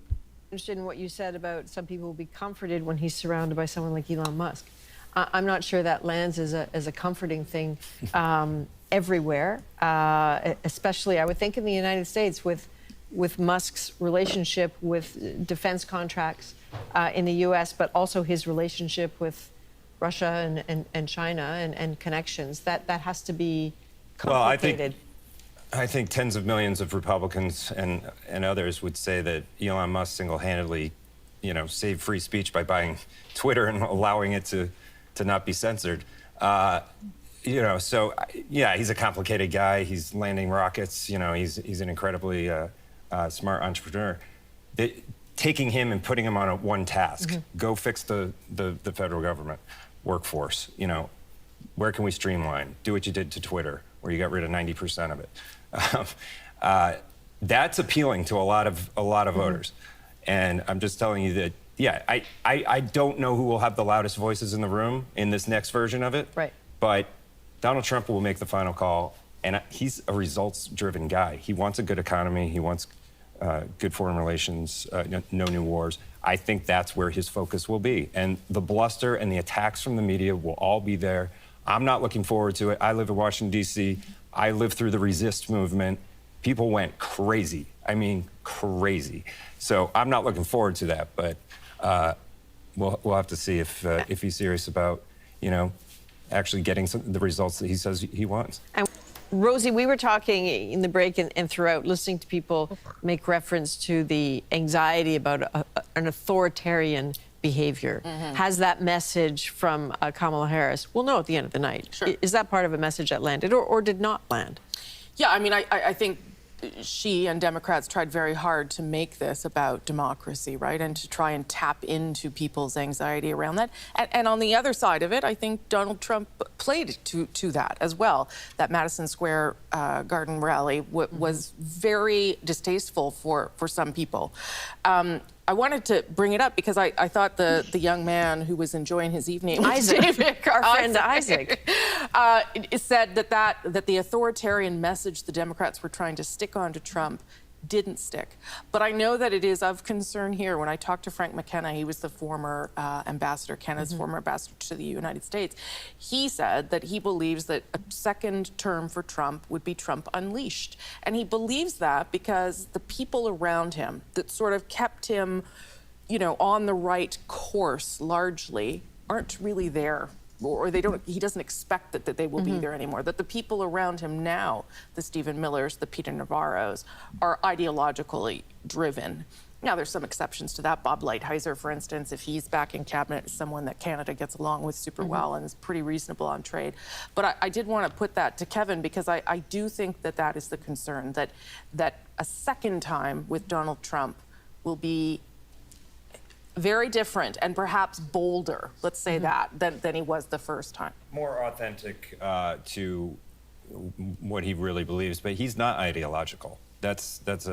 He may be surrounded by some people who are, but he picks and chooses from all over the ideological map.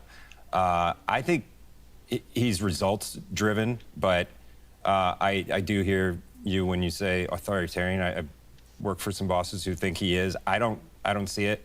I think he'll surround himself with people like Elon Musk and, really smart people who will tackle the biggest problems that we've been saying we want to fix forever. And that is, get a handle on the federal government workforce, make it work for the American people. On trade, I think he uses tariffs to negotiate. And it sounds like your government has thought about that carefully and is going to be ready to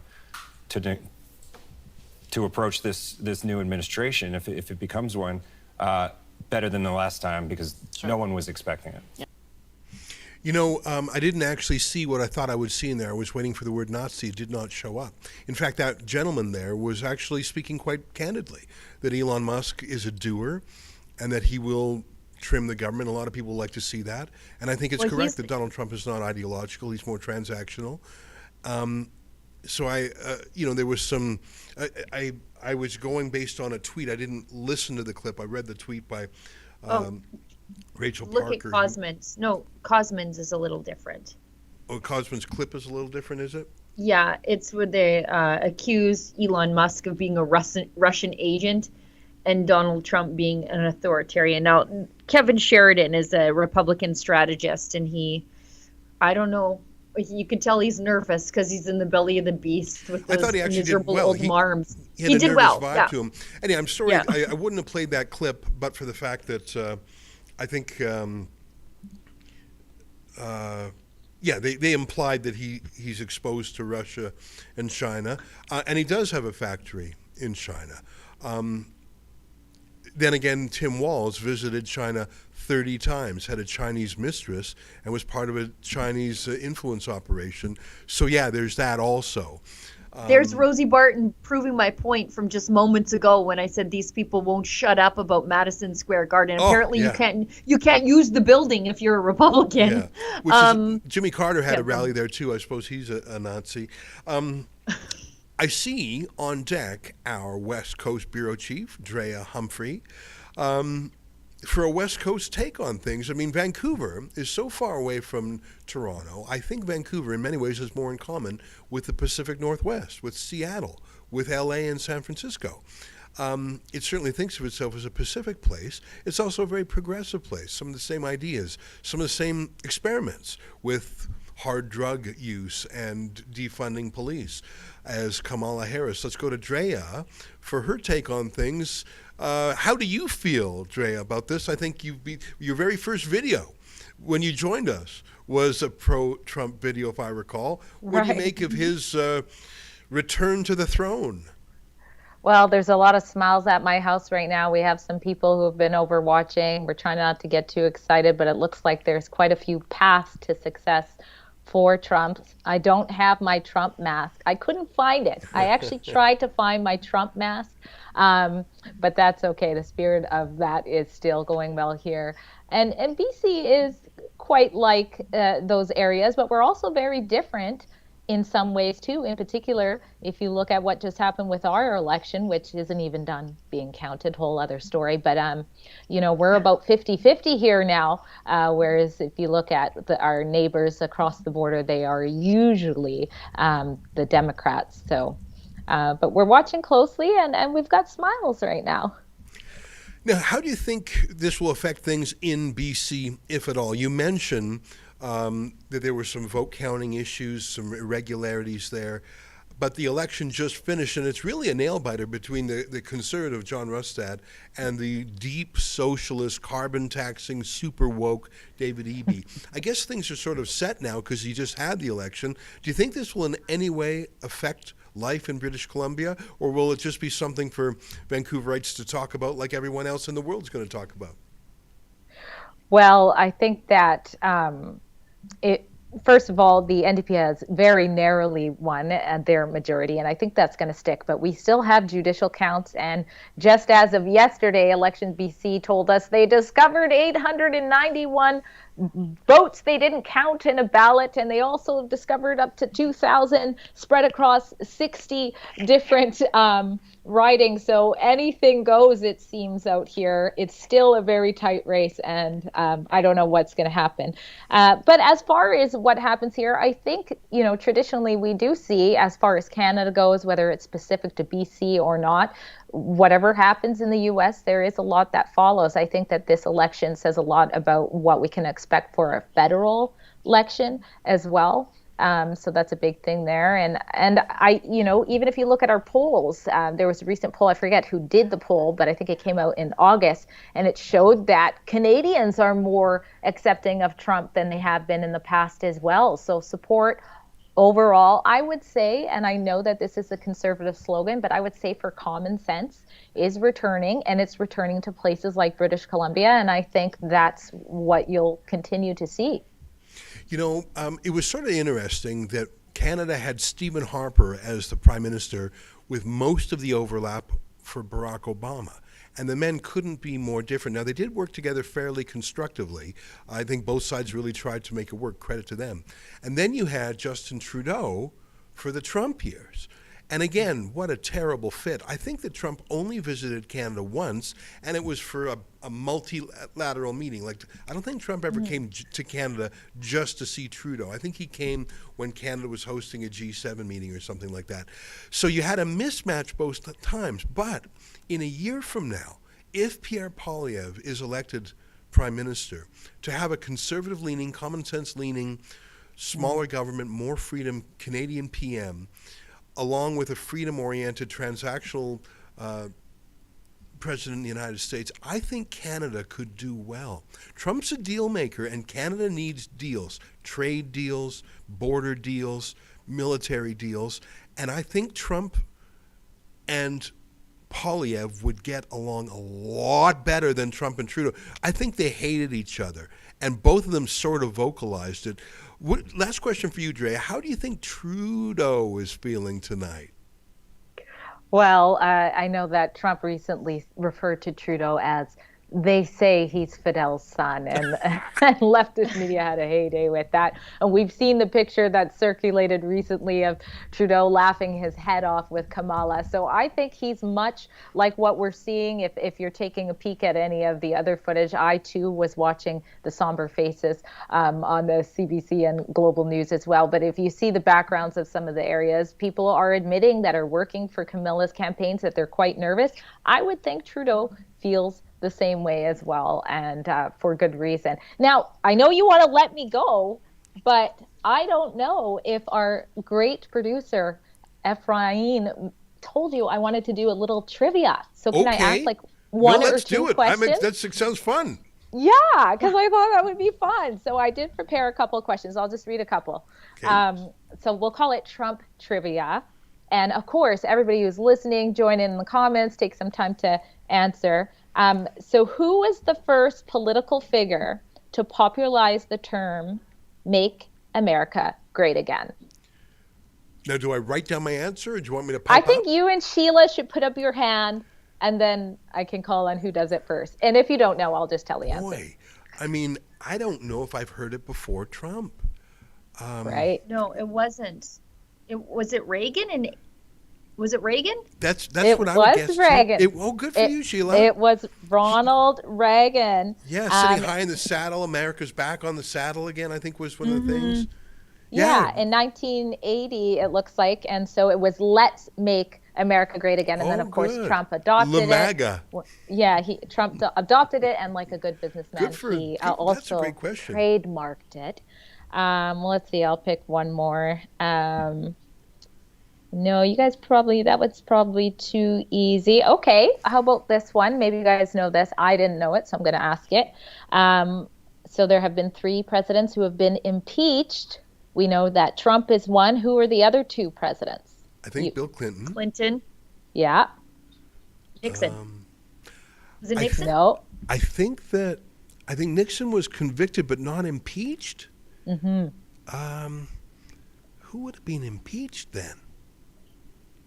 So Bill Clinton in 1998, and you're right, there are other presidents where they tried to impeach them, but it didn't happen. Yeah, I think Nixon resigned before he could be impeached. I'm trying to think. It wouldn't have been Obama. Nope. Wouldn't that have been fun? But it was I think we're way. 1868, Andrew Johnson. Okay. Well, gee, you got to be a real history buff to know that one. Yeah, I didn't know it either. Well, anyways, hopefully that was fun, and thanks for having me. Well, it's great to see you, and I do remember your very first video. It sort of blew everybody away, and what a delight to have you celebrating the turn of events tonight. In the middle of lockdowns, a Black Trump supporter just appeared on the street with this beautiful smile. He was just ready to talk about how much he loved Trump. It was very divine intervention. One thing I learned from Pope John Paul II was the phrase, "Where there's life, there's hope." And we all know the phrase, "It's darkest before the dawn."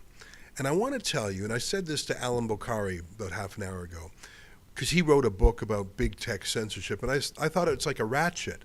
It only goes one way. It can never get better, only worse. And would you look at things, Elon Musk and other Silicon Valley leaders decided to change course, and they brought freedom back. And would you look at that, Donald Trump, They didn't assassinate him, thank God. They didn't jail him. They didn't throw him in a prison cell. They reelected him. And I tell you, there's a lesson there not to give up hope. You must, where there's life, there's hope, and you must continue to fight, and you can't give in. Even if you're feeling down, you've got to get back up again. And that's the human spirit. And you know what? That's the American spirit. And may all of us take inspiration from it in our own lives and in our own country. Before you go. Yeah. Before you go, a Rumble rant came in just for you. It's from Shauna Marie G83. She sent a very similar rant. Shauna, this counts as me reading that other one too, to Alexa. But she says, love you, Drea. And she sent similar compliments to Alexa as well. So I just want to make sure you heard that before you left.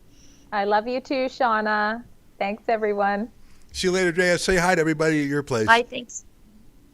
All right. There you have it. Drea Humphrey from Vancouver. And she fights for know, freedom Ezra? every day. Mm-hmm. You know, Ezra, I'm really enjoying watching all the liberal pundits, both in Canada and the United States, suddenly turn into election denialists and election truthers. Oh, you can pop over to our friend Andrew Coyne's page.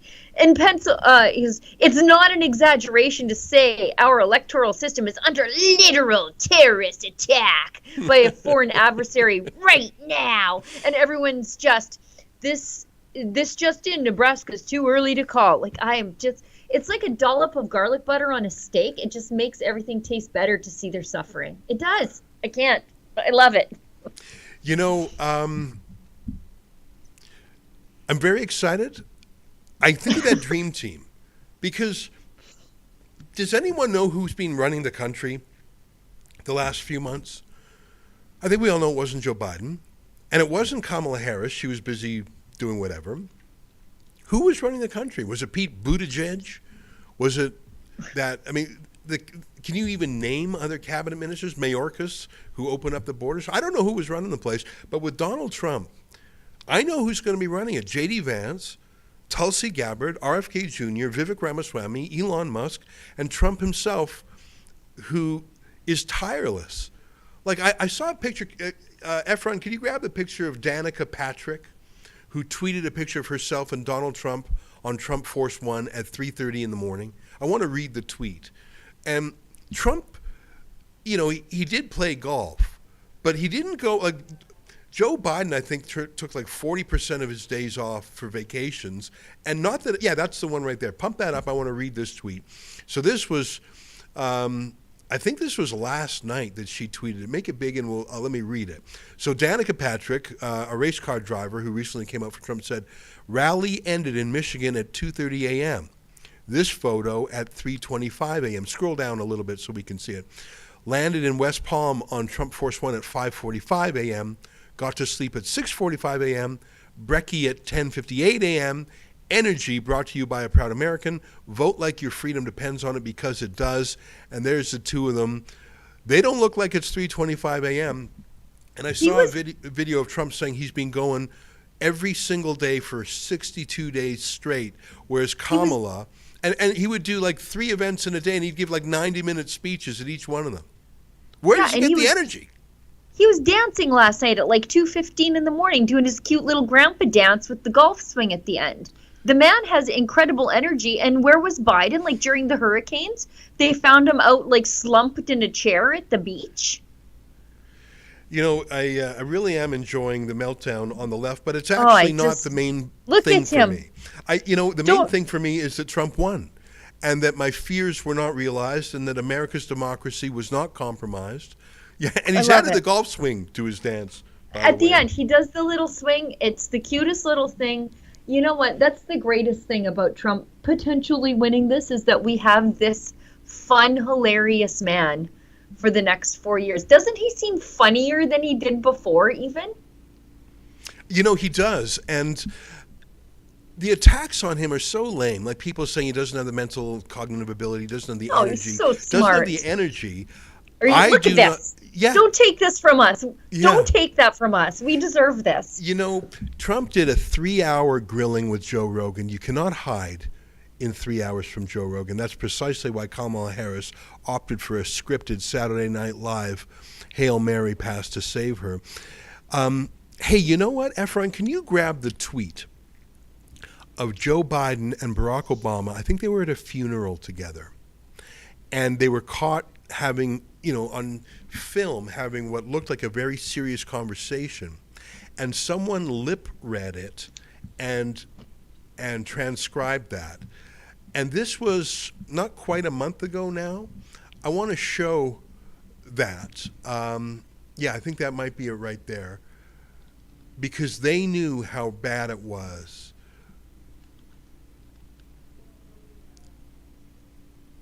Yeah, so it was at a funeral. No, that's not on.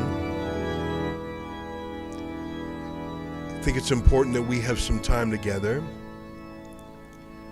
We'll take it at value. Yeah, that's right. Maybe we can. She's not as strong as me. I know that's true.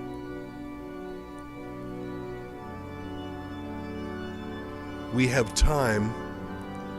Yeah, we'll get it in time. Look how worried they were. I saw a slightly different translation there, but they were worried. They were worried, and they put on a brave face, and they got everyone to copycat it. They got all the P. Diddy folks to come forward and endorse. And they got all the networks, and they got Saturday Night Live, and they got all the late night comedy, and it didn't move the needle. I see on deck is Ben Weingarten, one of our favorite guests, who spent the whole night with us in 2020 when things went sideways. What a pleasure to have him join us again now. He's the editor-at-large at Real Clear Investigations. He's the senior contributor at The Federalist. His name is Ben Weingarten. He's the author of American Ingrate, a prescient book about the alliance between Islamists and the woke left that has become, in fact, manifest on our streets every day. Ben, great to see you again. Thanks for having me, and hopefully I'm not jinxing what looks like a good night for freedom in America. Ben, I don't think it was you, and I don't I don't think it was me. I think it was electoral shenanigans, and it looks like, at least at this hour, Republicans were alert enough and engaged enough to head off the shenanigans of the past, combined with a strong campaign buttressed by at least one free speech channel, namely Twitter X. That's my take on things. What do you think of tonight? And of course, it's not all done. It looks good, but it's not over. But what's different between tonight and 4 years ago?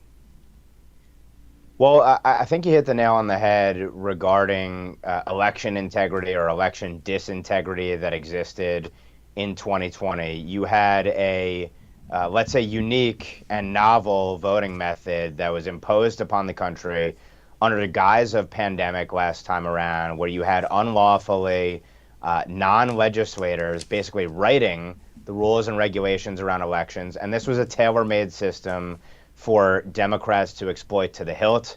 This was sort of the culmination of years of eviscerating, eroding election integrity standards.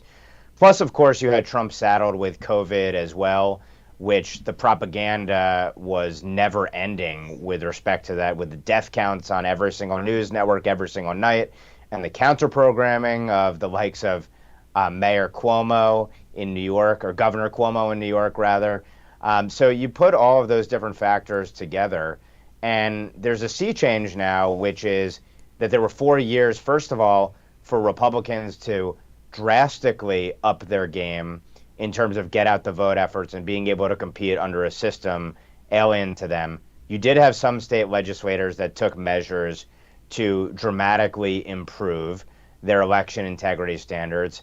But I think the really telling thing at the end of the night, and we'll see ultimately when the historians write this up and what the exit polling, when it's more accurate than in real time, shows us, but you had massive historic gains for Donald Trump and the populist nationalist MAGA movement among blacks, particularly black males, among Hispanic voters, men and women alike. I saw a statistic which was amazing, and this is sort of down ballot, but Ted Cruz had something like a plus 35% swing among Hispanic voters in Texas from way underwater to, I think, +6 this time around, which basically re-delivered him a seat to the Senate. And really, you had the fear-mongering about, first of all, democracy being in peril from the very people imperiling it, and also the fear-mongering with regard to abortion and the argument that that was going to somehow swing enough women to tilt things. But the tail of the tape is simply that Donald Trump and the Get Out the Vote movement around him were able to turn out MAGA voters, were able to turn out low-propensity voters, essentially in the rural, forgotten American areas. And Kamala Harris did not have the juice, it doesn't appear, in the urban areas and then among the upper middle class suburbanites that it was assumed she would be able to turn. And the irony here is that she's going to have underperformed significantly, I think, Joe Biden in a number of precincts that were essential to his 2020 win. And I'm sure he has a wry smile on his face right now, because he's going to say, look, these are the places I could have won. You see, you shouldn't have pulled me off the top of the ticket. Now, that's probably delusional because of how far underwater he was this time around. But it's going to be a takeaway, I think, that she could not perform nearly as well as Joe Biden in 2020. And that was a massive error, it appears, for Democrats, not pulling him earlier and maybe not having a different candidate to fill his shoes. And there's something to be said about the process of the presidential primary. It's brutal. I mean, remember Trump in 2015, 2016, I mean, what were there, more than 15 candidates, and it was vicious, and you need stamina, and you need a team, and you need money, and it really does winnow you out, and Kamala Harris dropped out very early with very little support, but she always got wafted up as a DEI candidate. But the problem with that, with the wafting and being selected rather than having a really brutal nomination, is that she was never tested. And so when people really looked at her for the first time, it was word salad, it was that annoying cackle, it was flip-flopping, presenting herself as a different person to different groups. It was a palpable disconnect with men. I think a lot of black men did not vote for her because they found her aesthetically and personally and emotionally repellent. And I'm not trying to sound sexist. I'm saying this is something that would have been detected or fixed earlier had she actually had in her entire life a tough battle. They put someone made in a DEI laboratory in the toughest battle in the world, the American presidential election. And it's actually amazing she did as well as she did. Well, Barack Obama yelled at black men about them not coming around enough on Kamala Harris and accused them of being anti-women, I guess misogynistic. To your point, it is a grueling and brutal proven ground for a candidate. What Kamala Harris has always had was she's had ambition, and I think for Barack Obama, who sort of handpicked her, it appears to be the vice president, she was someone who was seen as controllable. Now, it's yet to be seen. We can't run the counterfactual, obviously, of if the swap had happened earlier, might she have been more tested? But to your point, every time she really gets exposed to any sort of contact, she just sinks like a stone. She, when she gives a canned speech with a teleprompter and a perfectly controlled environment, it can come off okay on first impression. But once she is knocked off balance, not able to be on teleprompter, not able to control the questions, control the environment, etc., she just collapses and she comes off as incoherent. She comes off as flip-flopping, fluffy in terms of her policy prescriptions, what she believes about the world, etc. And then, of course, she did have arguably the most progressive voting record in the Senate on top of it to boot. So you put all these factors together, and I think to your point, she didn't get a single vote. I am sure that there are Democrats out there who resented the fact that she was imposed upon them. But also to your point, when you talk about how well relatively she did, given that she didn't run a campaign effectively, she didn't have to win over any voters, she didn't have to compete, she didn't have to lay out a policy agenda or really go head-to-head against Donald Trump. That she did so well, I think speaks to probably the hubris on the Democrat side, which assumed that they essentially could put anyone up. And if they had the protective bubble of the regime media, and 99% anti-Trump coverage at all times, and big tech rigging the search results, and on, that all those inbuilt advantages, plus the ground game and the sort of NGO archipelago infrastructure that they've built around get out the vote, voter mobilization, participation, that could potentially be enough. And it doesn't seem like it was enough tonight. But nevertheless, to your point, the cautionary tale is that she could get as many votes as she did, given all the manifest deficiencies that we just laid out. Yeah. Sheila, go ahead. Yeah, no, I just have a quick question. I want to go back to something that you mentioned before about that massive vote swing in Hispanic voters toward Ted Cruz. We saw something similar happen in Pennsylvania. I think it was 3 in 10 voted for Trump before. Now it's 4 in 10. Like, he's not winning the demographic, but that's a substantial gain. And there was one more that escapes me right now. But why do you think that's happening? What's happening there? Because, you know, we've been told all along by the big thinkers that if you talk tough on the border, you're going to lose the Hispanic vote. That isn't actually happening, is it? You know, it never showed up in the polls, frankly, that Hispanic voters in the U.S. were for open borders. And it shouldn't necessarily be surprising, because if you are a legal American citizen, then you believe in sovereignty, and you believe that you have to follow the rules, go to the back of the line, and go through a legitimate process to become a U.S. citizen, not just run across the border and get all the benefits of the U.S. while violating our laws as your very first act, and our sovereignty as your very first act. So I don't think it's necessarily surprising that legal immigrants would oppose mass illegal immigration, on top of having all the same concerns that every other American has about crime, quality of life in sanctuary jurisdictions, the costs, the tangible costs and intangible costs associated with it as well, the cultural and social discohesion that you have when you have open borders and an invasion, and the economic impacts and beyond. But then also, I think 2 other factors to point to are, look, Hispanics and blacks and everyone else are hit by inflation, and we've been ravaged by inflation, a soft job market, which, by the way, the jobs have essentially been filled by non-citizens. And so all of these factors point to declining standard of living, declining quality of life. And you look at what life was like under 4 years of Donald Trump, and comparatively, it looks substantially better. So it's not necessarily surprising that his agenda ultimately, and the question, are you better off than you were 4 years ago, that would resonate potentially with blacks and Hispanics as it does with all other Americans. And then beyond that, I mean, I do think there is something to be said for the fact that they being the regime, has turned Trump into something like a world historical or martyred figure. Martyred, except he's survived, and not only survived, but potentially thrived here.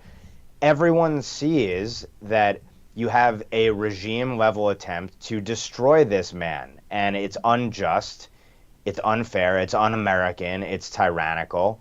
And I think, in part, you saw Donald Trump's rise, essentially, every time there was another lawfare bomb dropped on him.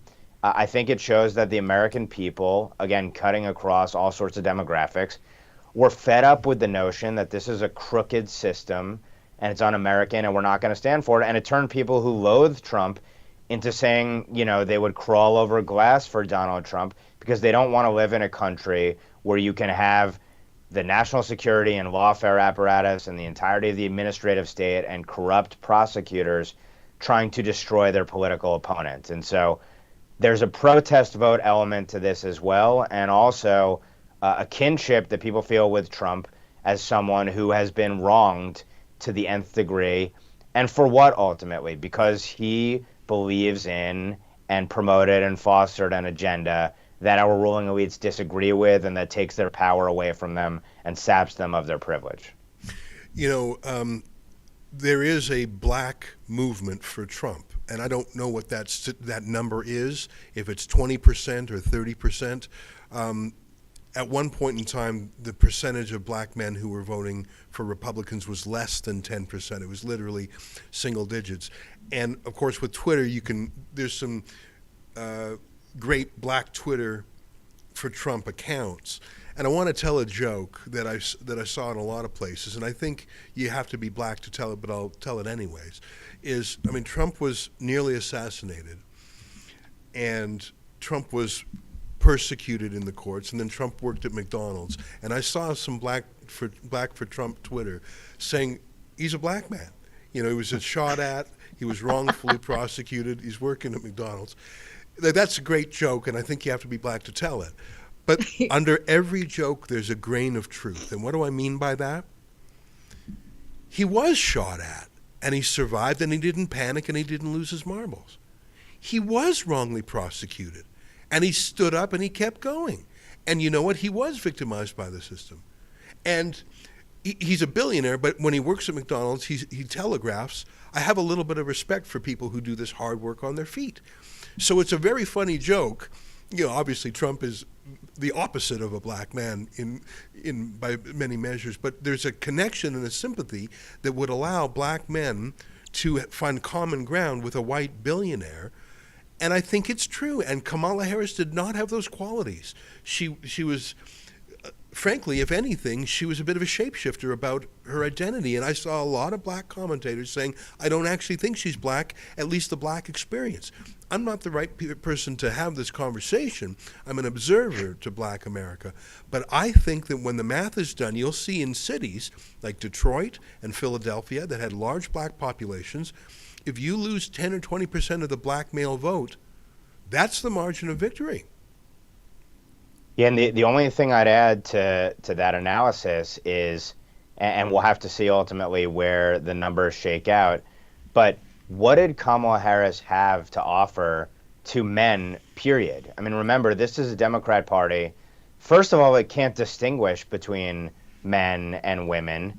But second of all, even setting that aside for a moment, the entire message from the left for years has essentially been men are predators, men are misogynistic, men are toxic.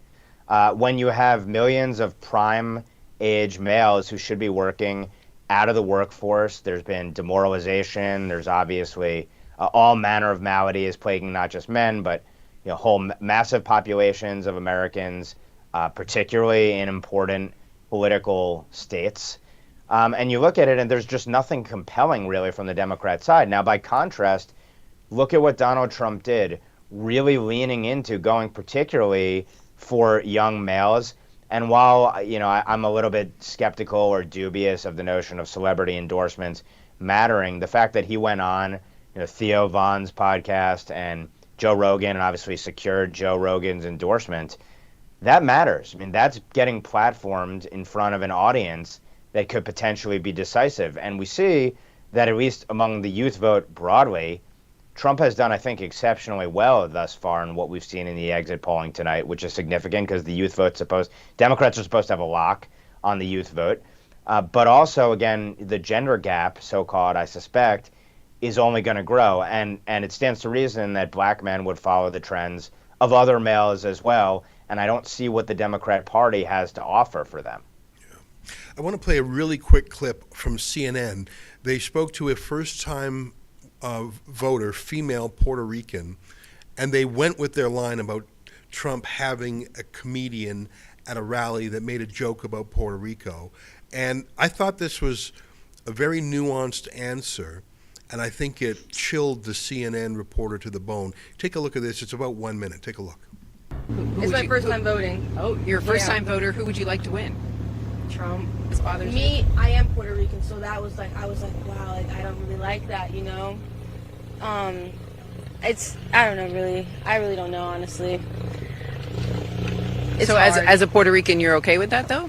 No, definitely not. I just think, people, everyone has opinions, if they don't like Puerto Ricans, it hurts, of course, but at the end of the day, I'm okay with who I am, and at the end of the day, I want to be able to have a better life in the future. And that's it right there. she's supposed to put her ethnic identity and woke feelings ahead of, can I afford to buy a house? Is it safe? Can I have a life? And I think enough people said, you know what?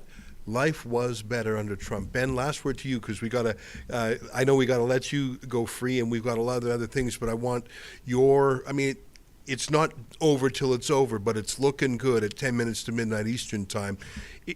Tell me what or who the biggest loser is, obviously other than Kamala Harris and the Democrats. What was set back, undone, or broken tonight that's more important than anything else? Well, I think that this is a stunning rebuke of the entire regime, our ruling class, to the extent that Donald Trump does win. They've thrown everything possible at this man for almost a decade now, but it's really this man as a proxy for tens of millions of Americans who have rejected their policies domestically and abroad. They smear, malign, and then pursue Americans who they disagree with as if they're fascists or terrorists or worse.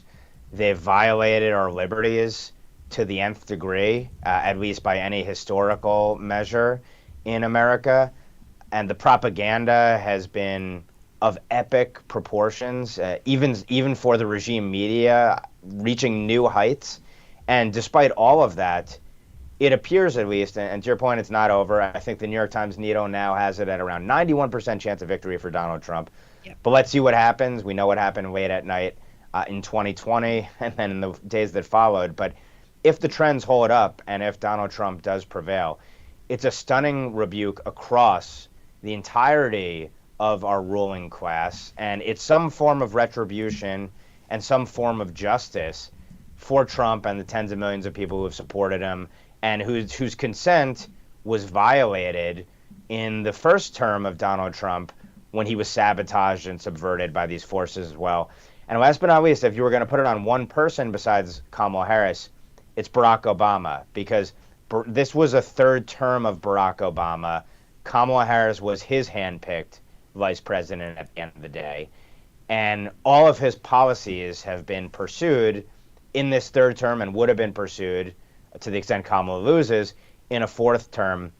This was Barack Obama. It's Barack Obama's party. It was ultimately, I believe, Barack Obama, and there's reporting to corroborate this, that it was Barack Obama who really called the shot and forced Biden out, even though some have said it was really Nancy Pelosi. You know that Barack Obama is the muscle in the party. He is the new version of Bill and Hillary Clinton. So a loss really is on Barack Obama. He is hardest hit as a consequence of this, beyond Kamala herself.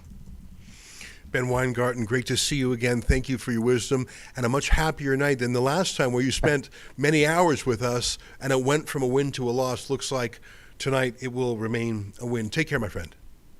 You too. Thanks for having me. All right. Hey, very quickly before we go to our next special guest, I want to show you a clip from the muse of Klaus Schwab of the World Economic Forum. His name is Yuval Noah Harari. He is a dystopian futurist, the kind of guy who would say you'll have nothing and you'll be happy. Here's what he says will be destroyed if and when Trump wins. Look at this clip.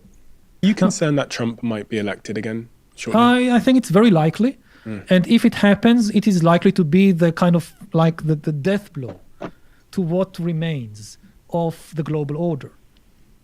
And he says it openly.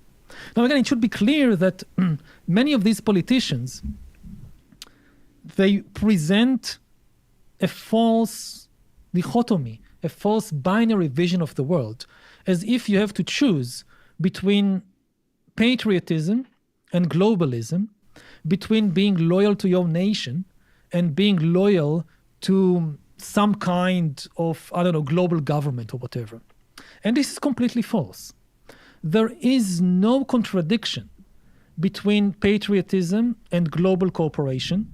When we talk about global cooperation, we definitely don't have in mind, at least not anybody that I know, a global government. This is an impossible and very dangerous idea. It simply means that you have certain rules and norms for how different nation states treat each other. and behave towards each other.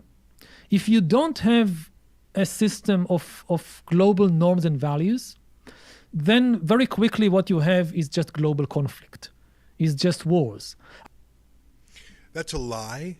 It's a truth that Donald Trump will be a disaster for the New World Order. Perfect. Don't And threaten me with a good time. I say again, when I was in Davos last time, and Sheila's coming with me this time in January, the number one word on their lips was Donald Trump, and number two was Elon Musk. I saw it a year ago.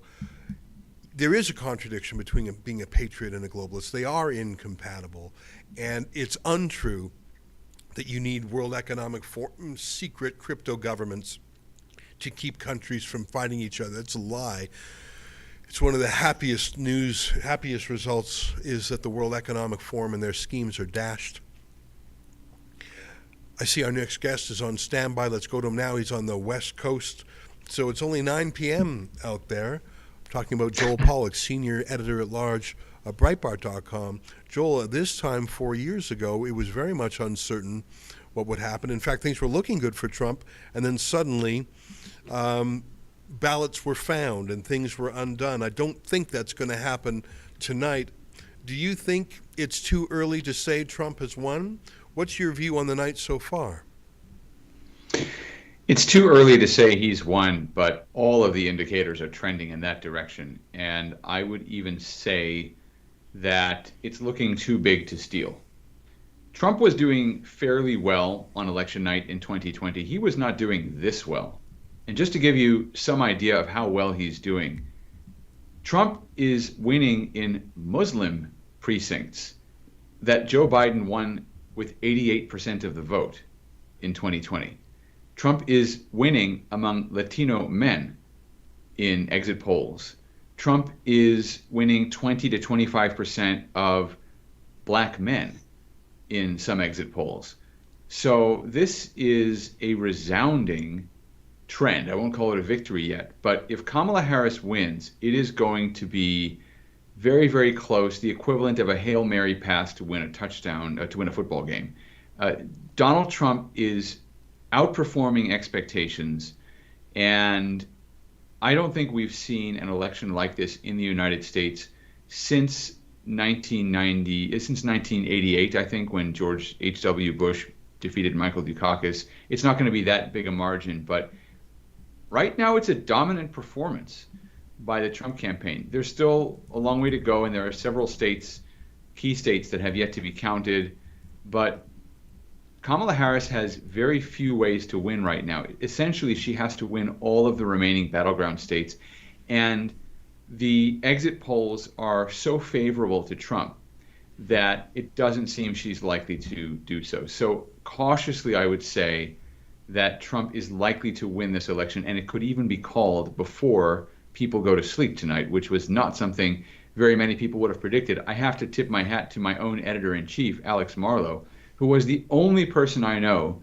who said on Sunday evening that this election could be decided on election night. He's the only person who saw the trends that way, and that's why he's editor-in-chief of Breitbart, because he has a handle on trends and the broad landscape of the news. But this is a very good night for Trump and the Republicans, and as I speak to you, you may have noticed I was checking my phone.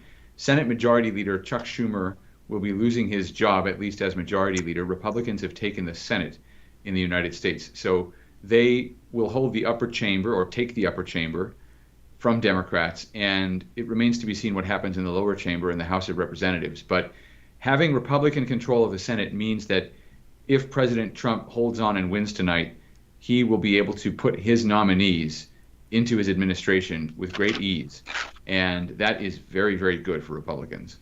Yeah, including his nominees for the Supreme Court. I'm not sure. I'd have to check the ages of the U.S. Supreme Court justices. Unlike Canada, where there's a mandatory retirement at age 75, in the U.S. they can stay on, as Ruth Bader Ginsburg did, for example. Give me a minute on that, Joel. Is it likely that the next president, which is likely to be Trump, is it likely that he will have an opportunity to add more judges to the Supreme Court? He may have one or two. He may nominate someone to replace Clarence Thomas, who is getting old, although very, very sharp, remains one of the sharpest judges on the court. But He has been a judge since 1992, I believe, the early 90s. So he's been there for 32 years. He may want to retire while there's a Republican president who could replace him with another conservative.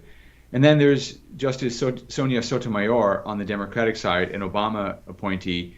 She's not as old as Ruth Bader Ginsburg, but she is reportedly in failing health. And while we, of course, wish her well, she may not be long on the court. So it's possible that the next president could be able to replace one conservative and one liberal, and may want to restock the chamber. I mean, you might see other conservatives decide that they want to do other things. Who knows? But it is looking very good for a conservative Supreme Court as well. And I should also say, Kamala Harris was backing fairly radical reforms to the Supreme Court, and if Trump holds on and wins, that won't be happening. Joel, last time sorry, go ahead, Sheila. No, I was just going to ask Joel, because he literally wrote the book on this called The Agenda. First 100 days, what should Trump do? Well, I'm glad you brought my book up, because I think sales will go a little better now. That's probably the first laugh I've allowed myself all evening. You know, it's sort of a very tense situation. But yes, now people will finally buy this book. Look, it was not a bestseller when it came out. It got interest from the right people. I will say it wasn't widely read, but it was well read, you know. I started to see some of my ideas popping up in Trump campaign speeches. So I think some of his staff got a hold of the book. But as it happens, I am actually talking about the book next week on Mike Huckabee's show here in the United States. So I do anticipate there'll be a little more interest in what I had to say. But I wrote about it because I wanted people to have a vision of what it would look like if Trump took office. And keep in mind, this was late May, early June. Nobody thought Trump was going to win. They thought he was going to be in prison. And I wrote that in a state of not desperation, but really a state of some distress about where our democracy was heading. And what are the top things he should do? First of all, he's got to get rid of the two-tier system of justice. He's got to pardon people who never did anything wrong, like my former boss, Steve Bannon, who just got out of prison. He was there for 4 months for defying a kangaroo court appointed by Nancy Pelosi to pursue her political opponents. That never should have been prosecuted. That deserves a pardon. He should let the nonviolent January 6 offenders who merely showed up to protest out of jail. And he should investigate some of the people who broke the law in these investigations. We have a new senator likely from California, Adam Schiff, who led the first impeachment and lied to the American public repeatedly about Russia collusion and then lied about the whistleblower. Why hasn't he been investigated? He violated the civil rights of the president and of ordinary Americans in his wiretaps. Why hasn't he been investigated? I think that Americans need to see justice. I'm not talking about revenge, but I'm talking about a restoration of public confidence that there is one law for both parties. Now, he can show some magnanimity. I wouldn't mind if Donald Trump pardoned Hunter Biden and let the Biden family just disappear and fade into obscurity. I think that would be magnanimous, but I would save the investigations for the people who really knew that they were undermining the democratic will of the people when they acted as they did in 2017 and thereafter. But then you've got to take care of the border. You've got to reinstate all the old Trump policies that kept this massive flow of migrants out of the United States. I think there were something like 2 million migrants under Trump. There have been something like 8 million, and those are just the official numbers, 8 million under Biden and Harris. Trump's got to close the border immediately. And then you get into the economy and inflation and foreign policy. There are things Trump can do immediately.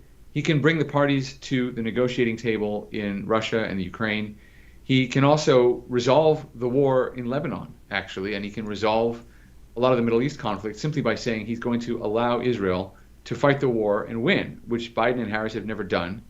But Trump can also say to the Iranians that there is really going to be an American military response the next time you fire ballistic missiles at anybody.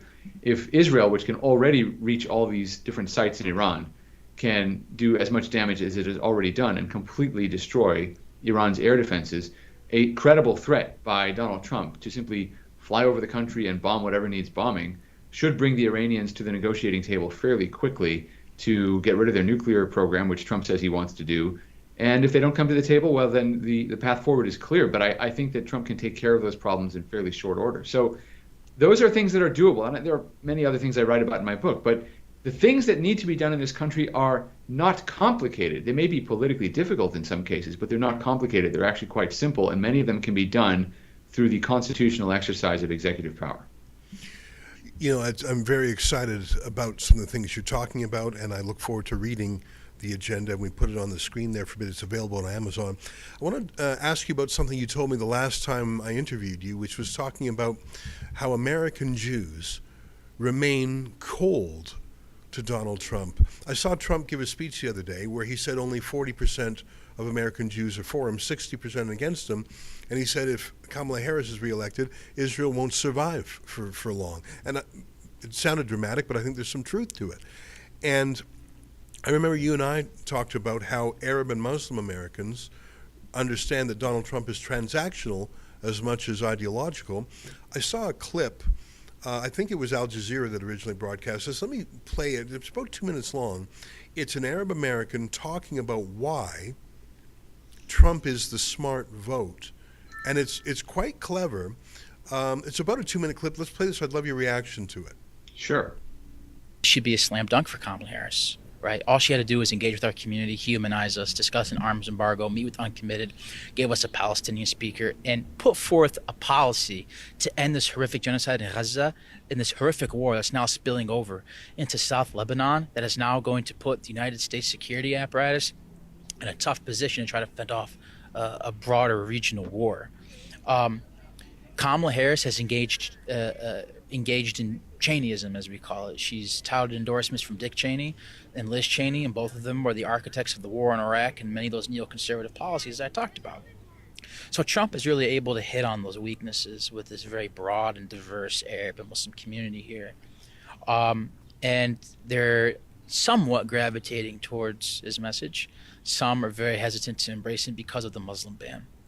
But the reason why you're starting to see increased support for Trump is not only because he's going after Kamala Harris's policies and kind of embracing Dick Cheney and Liz Cheney, is also because it seems that Trump, whether it be for his own reasons or because maybe he cares, but probably not, he's more willing to meet with Arab Americans. He was just here at the Great Commoner. He was in Hamtramck. He met with Mayor Ahmed Khalib. He's talking to him about family values, which is something that Arab Americans in the city care about. He's talking to him about ending the war in the Middle East very broadly. He doesn't really have any idea how to, obviously, which is a significant problem, but that's what the community wants to hear. And Kamala Harris has not allowed for that to happen. She has given Donald Trump this opening, I believe, to engage with our community and maybe even manipulate them. And it's very clear that the Democratic Party of today does not want to engage with the Arab and Muslim voters. They see us as a political problem, and they don't want us to be a part of the equation. I'll say this. The Democratic Party often portrays itself as this big tent, egalitarian, ever-diverse party. Well, they may believe that, but they've also sent the message that Arab and Muslim Americans aren't welcome. He goes on to say, if you want to vote for Jill Stein, feel free. Don't ever vote for Kamala Harris. And if you vote for Trump, he might bring peace, and it would perhaps release the Democrats to their more pro-Palestinian nature. I found him, that continues on for a little bit longer. He talks about how Trump will do a deal. Trump's a deal maker. We saw that when he brokered peace between Israel and the other Abraham Accords countries. And I'm looking right now at the results from Michigan, which is it has an intensity of Muslim and Arab voters. And right now, Trump is leading 52% to 47%, and half the votes are counted. So unless the trend really changes, Trump's going to win Michigan. Now, he's also trending positively in Pennsylvania and other places. But I think some Muslims and Arabs said, yeah, at least with Trump, we know exactly what's going to happen, and there probably will be an end to the war. Just rewind a little bit. The Arab and Muslim communities were very upset with Joe Biden and then with Kamala Harris because they wanted them to complete the transition to anti-Israel, which had begun at some point on the way from don't mess with Israel after October 7th to complete capitulation and appeasement. So essentially the Arab and Muslim communities were saying to the Democratic Party, we know where your hearts are on this. You're becoming more anti-Israel. Why don't you just break with Israel completely? And The Biden and Harris administrations couldn't do that because it's not in America's strategic interest to break from Israel, even if the Democratic Party is trending in that direction. And so those communities were frustrated, and some voted for no one. Some voted for Jill Stein, a third-party candidate. And some decided, you know what would really hurt them, what would really show them, if we voted for Trump. So it is a form of revenge. It's a form of punishing the Democrats for not listening to a constituency that is overwhelmingly Democratic, at least in the last several decades. But as that voter said, Trump came to Michigan. He saw an opportunity. He saw an opening. He had people on the ground working within not just the Muslim community, but the Christian Arab community, the Lebanese community especially. The war in Lebanon is something Trump has talked about a lot the last couple of weeks. He's promised to end it. And that has credibility in the Arab and Muslim communities because they understand that Bibi Netanyahu, the Israeli prime minister, will listen to Trump but does not respect Joe Biden. Trump talks about respect. We need to be respected around the world. He knows that Netanyahu respects Trump and will not try to oppose Trump publicly. Israelis have more of a fear of Trump, and I think there's some truth to that. So I think there's a sense in the Arab and Muslim community that if Trump is offering peace, and that means pressuring the Israelis perhaps, even if you allow them to go after terrorists, I think many Arab and Muslim voters are choosing peace over support for Hamas. I mean, there is a Hamas constituency, there's no doubt, but they're looking at what Trump's offering them. And what he's offering them, as you and I discussed, is a seat at the table. And I actually have an article, my first article in a local Jewish newspaper here in Los Angeles called the Jewish Journal, a very good Jewish newspaper run by a guy named David Suissa. But my first article is about how the Jewish community has made an historic political mistake in this country. Because when Trump said, for example, as you mentioned, that he should be getting more than 40%, and he actually went on to say, if I lose this election and something happens to Israel, you're going to blame yourselves. I'm paraphrasing a little bit, but the Jewish organizations and institutions jumped on him as if he had been scapegoating the Jewish community for his entire election loss. That's not what he was saying at all. And by the way, Trump says that to every audience. I heard him yesterday speaking to an audience. I can't remember if it was Pittsburgh or Pennsylvania, but he was basically, or Michigan or Pennsylvania, but he was basically saying, you got to get out there and vote because if you don't vote and I lose, you're going to blame yourselves. That's what he was saying. It was a way of motivating people, not blaming people or scapegoating them.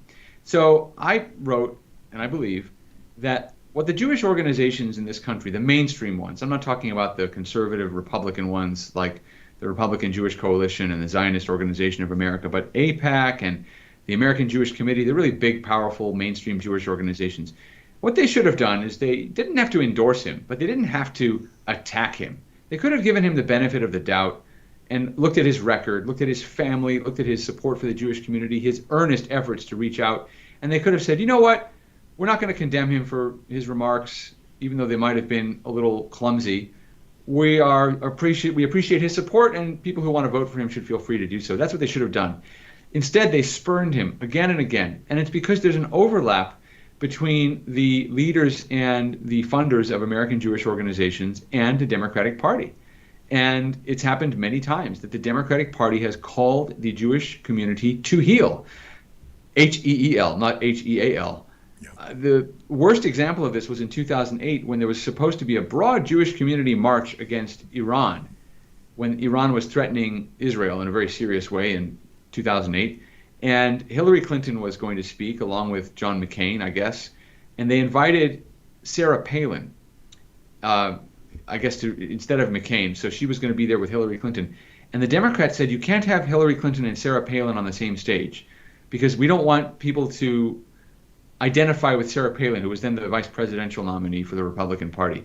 And so the Jewish community uninvited Sarah Palin because the Democratic National Committee, the story goes, had members on it who were active in Jewish organizations, and they said, we are going to make sure we review the tax-exempt status of your religious or charitable organizations after the election if you only have Sarah Palin show up, because Hillary Clinton won't show up if Sarah Palin does, and so it'll just be one party speaking. And if it's a partisan event, then you're going to lose your nonprofit status. You'll have to pay taxes on all your donations. Well, that scared them into uninviting Palin. Okay, that is just not what a free people should do. And that, unfortunately, is the behavior of the American Jewish community. Now, they had Trump, who did everything he could for Israel and the Jewish community.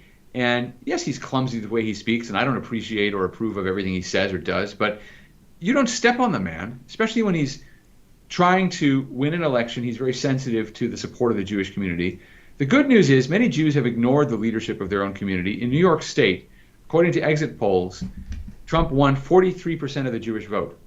Now, it's not a community like the rest of the Jewish community because it does have a large ultra-Orthodox community. There are entire towns run by ultra-Orthodox Jews in New York State, but 43%, it's higher than 40%, which when Trump said that number, it was even a little bit of an exaggeration. I thought the ceiling for Trump among Jewish voters was probably around 40%, 35%. Maybe if you look nationwide, it'll be about that.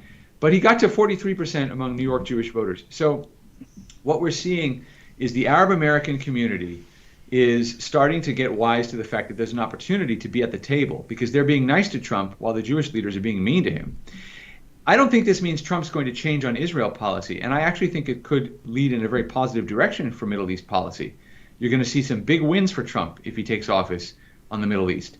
But I think it's also a testament to the remarkable ability of this man to bring together conservative Orthodox Jews on the one hand and progressive pro-Palestinian Muslims and Arabs on the other on the same ticket. That's never happened before. And he did it by emphasizing a common interest in peace and stability, because at the core, that's what everybody wants.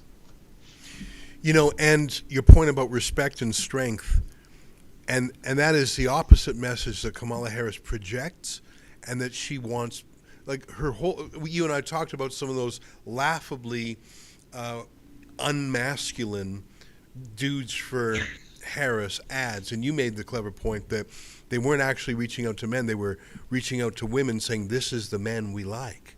You know, these are what men are like. It was actually an ad for Democrat women. Well, is it any surprise? Trump won Latino men in the exit polls by 10 points. You think a Latino man watches that ad and thinks, I want to be like those guys? You know, I was at Venice Beach doing streeters, and you know, people are healthy. There's the gym there. I was there yesterday.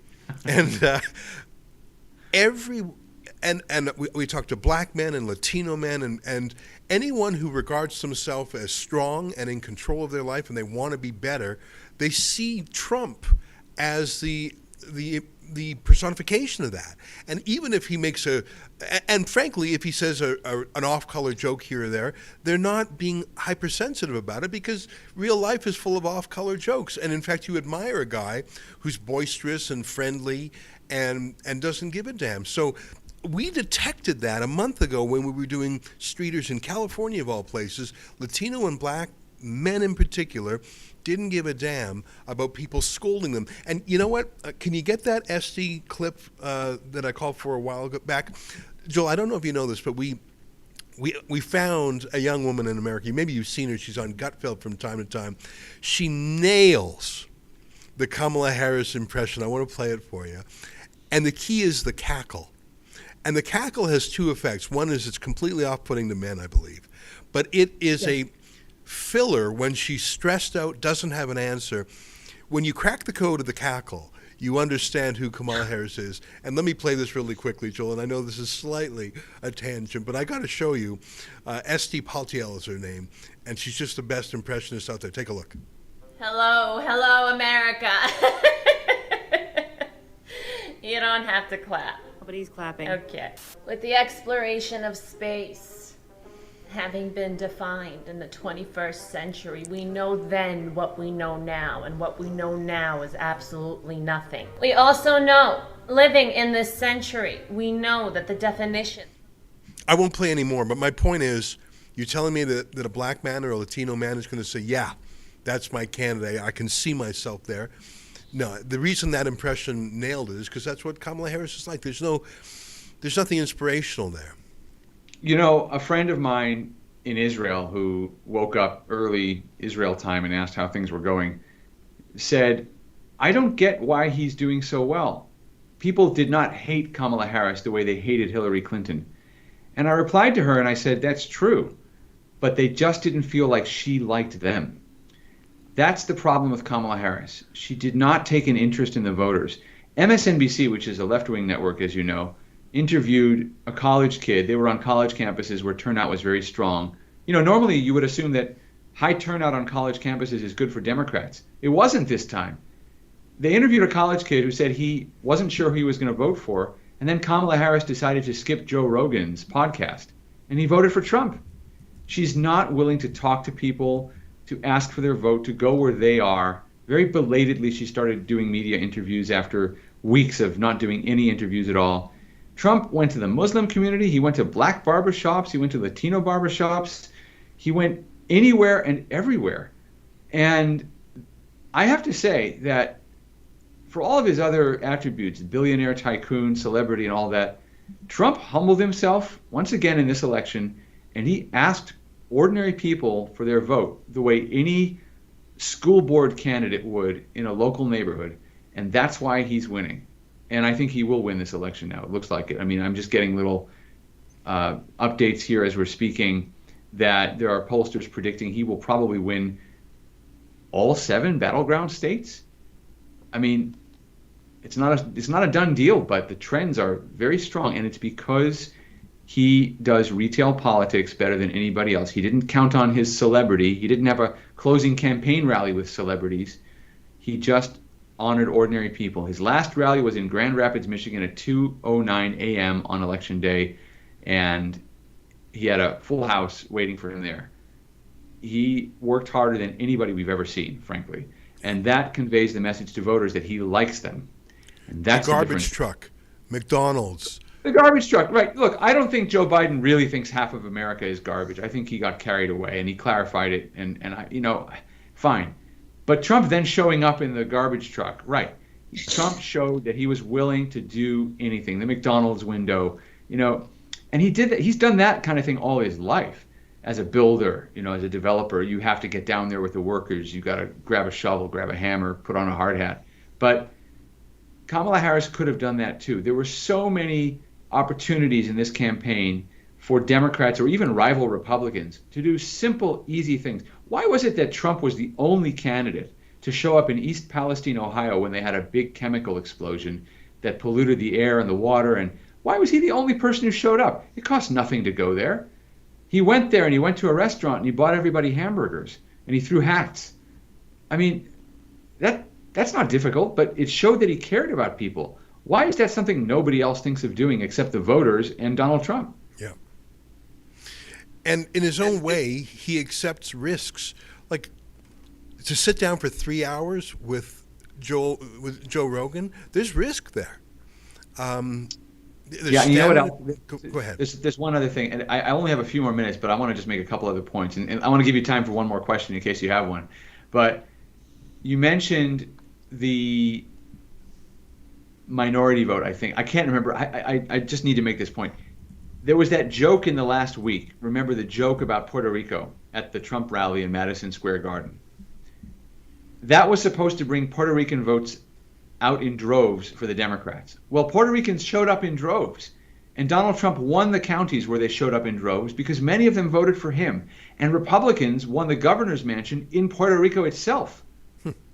So it turns out that the people who were supposed to be offended by a joke showed up and voted for the guy whose comedian made the joke because people are smarter than the Ivy League graduates who sit on these panel discussions on media channels and talk about how people are suddenly fired up to vote for Kamala Harris because of one guy who told a bad joke. I mean, I said this in 2016 from the Victory Party. I tweeted something like this, that America had shown it can survive being offended. And I would say the same thing again tonight, 8 years later. We are actually bigger than that. We care about real things, and that's going to be tough for Trump because the problems he's going to tackle will not be easy in some cases. I mean, inflation is really, really hard to get under control. But I think we are up to the task, and we don't need to be pampered, and we don't need to be told that we're too fragile to take a joke. Last word to you before I have to run. Sheila, go ahead.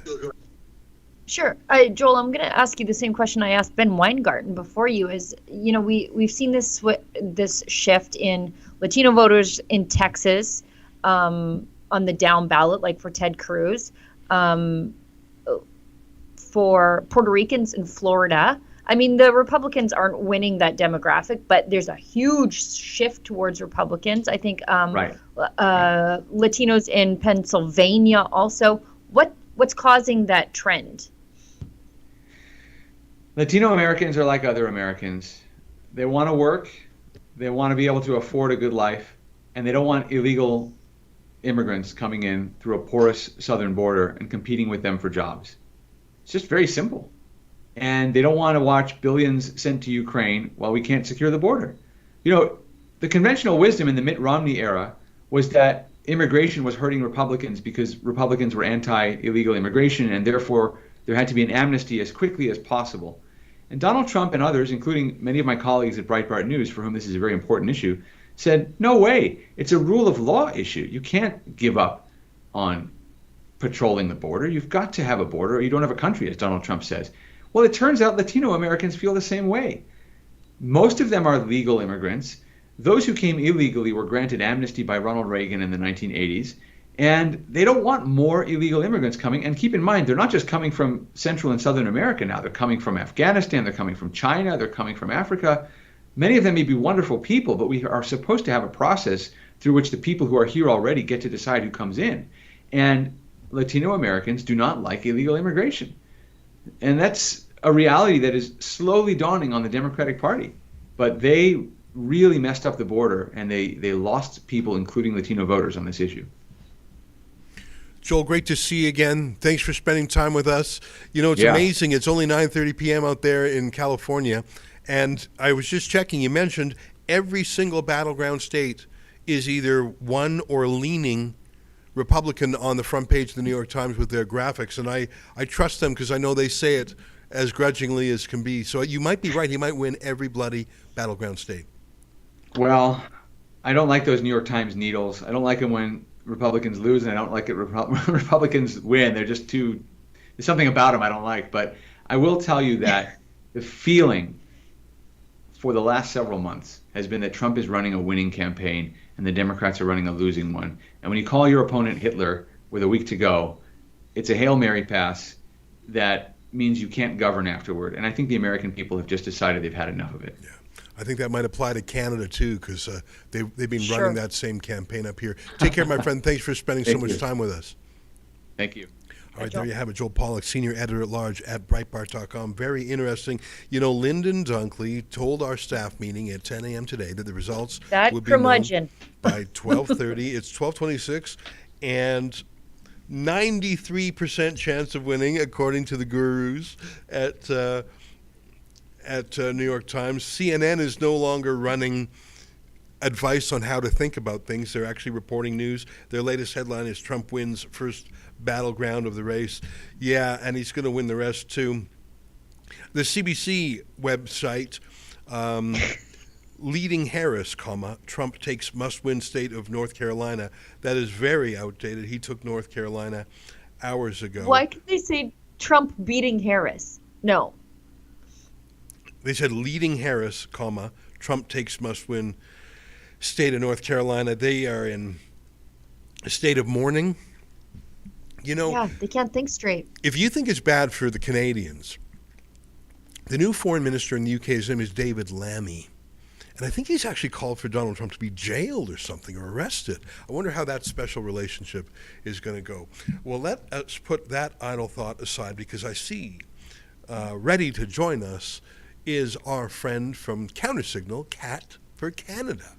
And she joins us now. Great to see you. Are you in BC? I think you're on Vancouver Island, am I right? Yes, I'm in British Columbia. Hi, Ezra. Hi, Sheila. Nice to see you guys. Great to see you. How are things over the Countersignal? Great. Wonderful. Now, are you in good spirits like we are? Are you allowing yourself to believe it, or are you still holding off because you don't want your heart broken if something happens at the last minute? I'm listening to all the experts, Ezra. I'm watching all the polls. I'm watching all the betting markets. I am cautiously optimistic. Yeah, cautiously optimistic. Yeah. It's a nail biter, though, still. Okay, so you're watching that stuff. Are you watching the mainstream media meltdown? Have you been paying attention to the absolute group therapy session that is these CBC panels right now? They're very, very mournful, and they can't understand why the normal people aren't doing what the fancy people are telling them to do. Well, I'm watching the likes of Andrew Coyne I love it. having delusions on Twitter, posting calling delusions. Yes, it's hilarious watching them have a meltdown. It's spectacular. I don't know if you guys remember the meme of the crying lady, the triggered crying lady when Trump won. I'm hoping for a round 2 of that. But as I said just now, I am cautiously optimistic. Still trying to reserve a little bit of hesitancy for what's to come, because shenanigans abound. Chicanery is around. They're not willing to play clean here, as we have seen. So it remains to be seen. But hoping for too big to rig. Yeah, it seems to be that way. Yeah. What do you think the media got wrong in all of this? Because if you consumed any news, especially leading up to this last week, it was Kamala Harris, last minute surge, it's in the bag. She's going to take the swing states, even though I feel like she didn't hardly even campaign in them. So why, again, I think we're seeing that same disconnect that they had in 2016 with the Trump voters that we're seeing now. What are they getting wrong, and why didn't they learn? It's difficult to say one particular thing, but one thing I have noticed is probably how they have continued to alienate the men. How they've continued to push them away right into the arms of the Republicans, because there is just absolutely no room for them in the Democratic Party. They have vilified them, they have demonized them, they have literally prosecuted the guys that have been trying to do well. So I think that's the biggest ball that they dropped. And thankfully, that has, played into the hands of the GOP, which is really good to see, because we know, or at least that I've been paying attention in the last little while, I've seen or have learned that about 10 million more women vote in the U.S. elections every time it happens. And this time around, I think the men have finally gotten the message, and they are showing up for Trump today. And that is why I am, although cautiously, still very optimistic. I've been looking at some of the stats while you were talking there, and I think the way Trump lost 4 years ago was the trend was going well, and then suddenly, remember that there was 2 curves where the red was ahead of the blue, and then boom, the blue jumped up. They found just the right number of ballots. Yeah. And so that's sort of the pregnant moment where we are right now. If the trend continues, Trump wins, just like if the trend continued 4 years ago. But then there was those miraculous finds. I just think, as some of our guests said, the margin is too big for this steal. And I think that the Republicans are watching, and I think there was preliminary work done, and there's scrutiny now. It ain't over till it's over. But, let me give you the example of Pennsylvania. 88% of the votes are in right now. Trump is leading by 3%. So to overcome that, the degree of Harris votes that would need to be found would be overwhelming. Like, it is statistically unlikely, very unlikely, unless they have this miracle find of new ballots. The governor of Pennsylvania is a Democrat. In fact, they were considering him to be the vice presidential candidate for Kamala Harris, but they chose not to go with him, purportedly because he was Jewish. A little too Jewy. That's right, and they were worried that would offend Muslim and Arab Americans in Michigan, which they seem to be losing badly to. 57% of the votes counted in that state. Trump is winning 52% to 46%. Apparently, Eminem's rap battle didn't turn the tide. Now, again, with Cardi B didn't help. That's right. And that's the thing. I think at a certain point, people think that having a celebrity make an endorsement is sort of an insulting thing, because you got some person to say, vote for him, especially if it's an actor or a performer who is just by nature reading someone else's words, or an entertainer. It's slightly different when Joe Rogan says it, because Joe Rogan, I think, is a man of ideas, a public intellectual. But even then, people, I think, make up their own minds. And when you have Beyonce or Cardi B read a little speech, it's sort of insulting to be told that should be enough for you. You can't afford groceries. You can't afford a house. Crime is up. Illegal immigration is off the charts. There's wars around the world. But hey, Cardi B said vote for Kamala Harris. Isn't that enough for you? And you don't worry your pretty little head about all this politics stuff. Just listen to another Cardi B album. And you know what made me laugh is that when Beyonce at that concert didn't sing, people left. They came for the concert. It's sort of They weren't there for the politics. I guess we always sort of knew that. Yeah, it's almost like a slap in the face when they're trotting out celebrities to say to the American people, hey, look, they're just like you. These multimillionaire, billionaire people who live in mansions are telling you to vote for these people, and that should be good enough.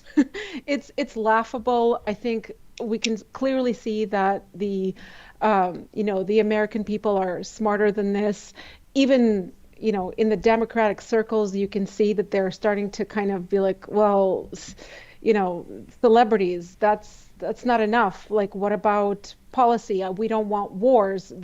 Some of them are hesitantly voting Harris. Some of them said, you know what, I can't even vote for her because, under Trump, there was no new wars. That's undeniable. So, yeah, it's just a circus watching them trot out people like Cardi B, who can't even riff when her teleprompter goes down. That was such an embarrassing moment. She had, there was a Twitter storm after that happened, and it's just so cringe and so fake and so contrived. And yeah, it's celebrities. They are literally paid to say some lines. And hopefully enough people finally start to see through all this theater and realize that it was a lot better under Trump economically, peace-wise in terms of wars, just overall in general, it was, more affordable under his presidency. So hopefully people are starting to wake up to that. Kat, great to see you again. We're going to say goodbye. Before we go, tell us the best way that people can follow you. I'm mainly on Twitter. It's Kat Canada, Canada with a K. Just type that in and you'll see me. Take care, my friend. Thanks for joining us. Thanks for having me, Ezra. Bye, Sheila. All right, Bye, guys. cheers. Bye, Now, Kat. Sheila, you've got some more good news in the form of an ad read. And I say it's good news because people want to meet our Rebel viewers. They respect our Rebel viewers and want to pay us to present their message to them. I think that's good news all around. Right. And this is one that if you were earlier in the show, you may have heard a message from them, but they want to make sure that all of our viewers throughout the duration of the show know about them. And it's from our friends at Sticker Pack. That's PAC, like Political Action Committee. Are you ready to show your support in style? Sticker Mule has a fantastic offer just for you. For a limited time, you can grab free Trump stickers. Yes, you heard that right. Free. Whether you want to decorate your laptop, car, or office space, these high-quality, durable stickers are perfect for making a statement. That statement, of course, be that you're on the winning team. Just imagine how great they'll look, and they're super easy to apply. Here's how it works. Head over to stickerpack.com, sign up, and claim your free stickers, and watch the fun unfold. Don't miss out on this exclusive offer. Stock is limited, so act fast, spread the word, and let your voice be heard with Sticker Mule's awesome stickers. Once again, visit StickerPack, that's PAC.com, today and grab your free Trump stickers before they're gone. And I think, did we have another chat that I missed? Yes, we did. This one is from World's Worst Gamer. Gives us a buck and says, thanks for the wonderful coverage. Rebel News can't wait to see what you have in store for the Canadian federal election in 2025. And I think that's it. I think we're all caught up. I think we're ready to go back to Mar-a-Lago to talk to Avi. Is that right? But that's coming in just a second. I'm excited to see what's going on there. If I'm slow, it's not that I'm exuberant or exhilarated. It's that the pressure and the stress is being lifted off of my shoulders every minute that goes by. This concrete hardens, and it'll probably take another hour before I feel confident enough to say it's a done deal. But I can just imagine it at Mar-a-Lago. I see Avi on standby there. It looks a little busier. It looks like people are coming in. Avi, can you hear me? Yes, how you doing, Ezra? There's certainly a bit of excitement right now because Trump on the big screens has just called Georgia. I think he often calls them. I'm noticing it slightly before CNN and Fox, but after a bit of time here where it seemed like the energy kind of started to taper off. There was a massive boost of energy there. About half an hour ago, though, it was a sight to be seen. We began filming probably a few moments too late, but it was as CNN was doing a cross, and on the screens behind us, they're either playing CNN or Fox. They're swapping between the two coverage, and often it's cross lives from here. And as soon as CNN went on, the crowd just burst out into a chant of USA, USA, drowning out the reporter. It was a sight to be seen. It was quite exciting to be here, in fact. So you're saying the reporter was live on location and everyone was chanting USA, USA to get on the broadcast? Well, I think they were just. It was at a point where there was a lot of excitement in the air. We saw the numbers coming through quickly. In the last, I guess, 40 minutes, it's plateaued. It's stayed at those same numbers until a moment ago where Trump called Georgia for himself. But yeah, it was at that point the crowd was excited and rolled up, and when CNN did their cross from here, they were drowned out by the crowd. Well, I tell you, if he's calling Georgia, makes sense to me. More than 95% of the votes are counted. Trump has a 3% lead.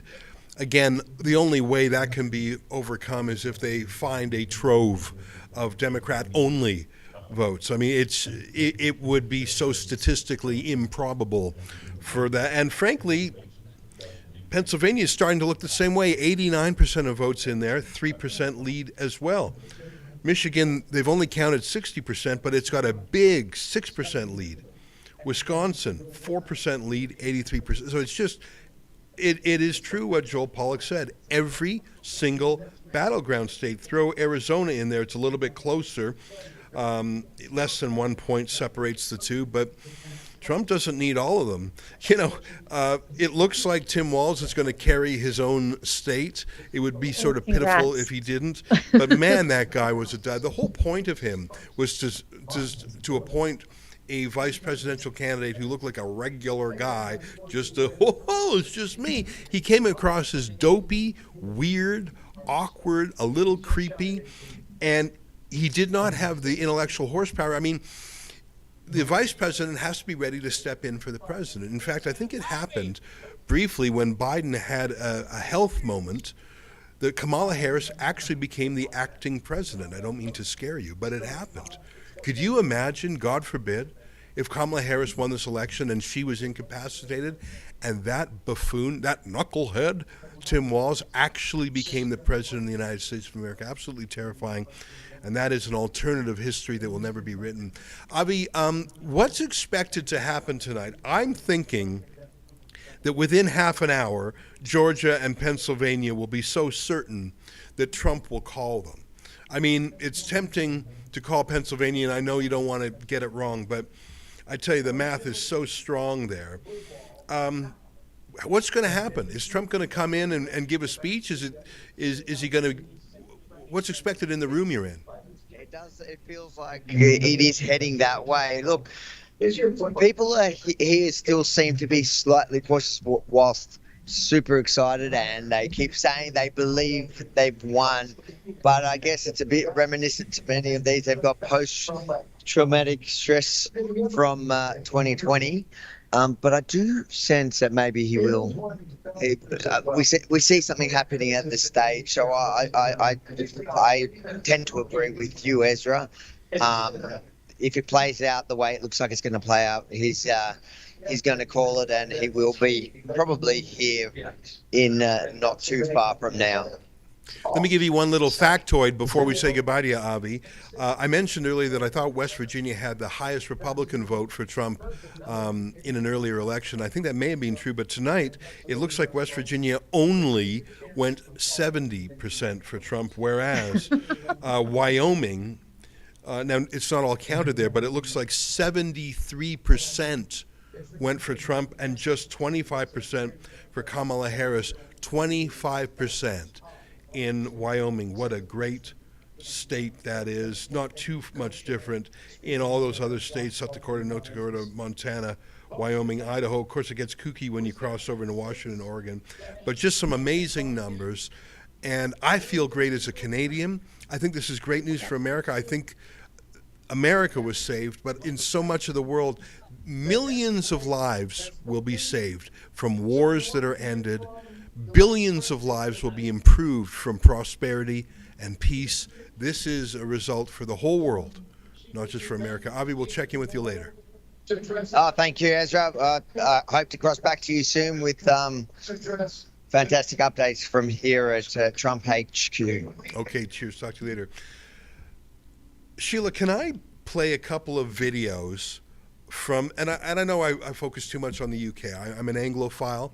And I think about our friend Tommy Robinson over there, and I'm working on some projects with him now, as you know. So I do follow British politics maybe more than a normal person would. But their new foreign minister's name is David Lammy. And he feels like he's in the student council. He feels like a student council politician. Like the whole Labour Party does. They're childish, they're petty, they're ideological, they've never done anything real in their life. Let me show you, you know the U.S. and the U.K. talk about this special relationship, and indeed it was certainly true in World War II. Can I show you what the foreign minister of the United Kingdom has to say about Donald Trump? Let me show you. The first clip is from the radio station LBC. Take a look. Donald Trump has been tearing up all of the accords that we maintained on climate change. If you care about climate change, you care about the future of this world, then you must stand against Donald Trump.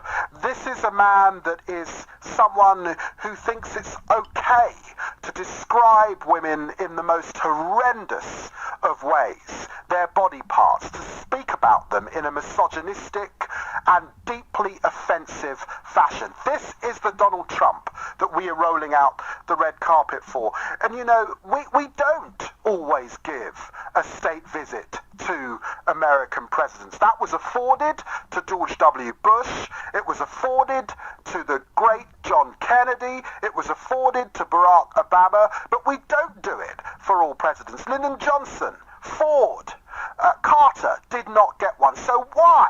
Why is Theresa May putting Donald Trump in this position, this pivotal position, having him alongside the Queen and all the great dignitaries across the country and in the Corporation of London, sitting alongside him and lauding him for this shameful behaviour on an international stage? We stand with the American people, but we absolutely say that our democratic values are opposed to the misogyny, opposed to the racism, opposed to Steve Bannon and the horrible white supremacy that he seems to stand for. Absolutely want to defend the planet, as our great David Attenborough has said. And for all of those reasons, the Speaker is right. You cannot address Parliament at your state visit. Jeremy Corbyn, Vince Cable, Caroline Lucas are right for saying we're having nothing to do with this state banquet. Yeah, that's the foreign minister of the United Kingdom. That's the man who is in charge of the special relationship. No need to play the second clip. That's Trump derangement syndrome. Oh, yeah. That's what is going to sweep across the United States and much of the Western world tomorrow in progressive circles. They're all going to wake up like that, thinking that literal Hitler was elected. Yeah. I mean, that's a combination of a guy who is soaking in anti-Trump propaganda, as are most Canadians. If you've only heard the CBC, Globe and Mail, Toronto Star point of view, you've only heard the things that you just heard from David Lammy. he also, then he was in opposition, and he maybe thought he would never be in a position of responsibility. So, like I say, it was student council speechifying. By the way, even the New York Times is now saying what called he Georgia. meant. But saying what he meant, like Yeah. that's his true, honest opinion. Oh, that's not him absolutely couching his words for politics. That's what he really feels. Yeah. And now you know who knows it? Trump knows it too. Oh yeah, and the tweets. But really, it's not that much different from from half the cabinet. And Justin Trudeau himself didn't quite let him go like that, but members of his cabinet have.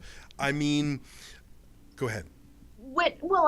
I was going to say, when these Liberal MPs stand up in the House of Commons, and they did it this week already, as dumb as they possibly can be, when they stand up and say stuff like MAGA-style politics, American-style politics, you know what they mean? They mean Trump-style politics. And you know who else knows what they mean? Trump does. Yeah. So thanks for the trade war, idiots. Yeah. And again, earlier I mentioned how Stephen Harper got along with Barack Obama.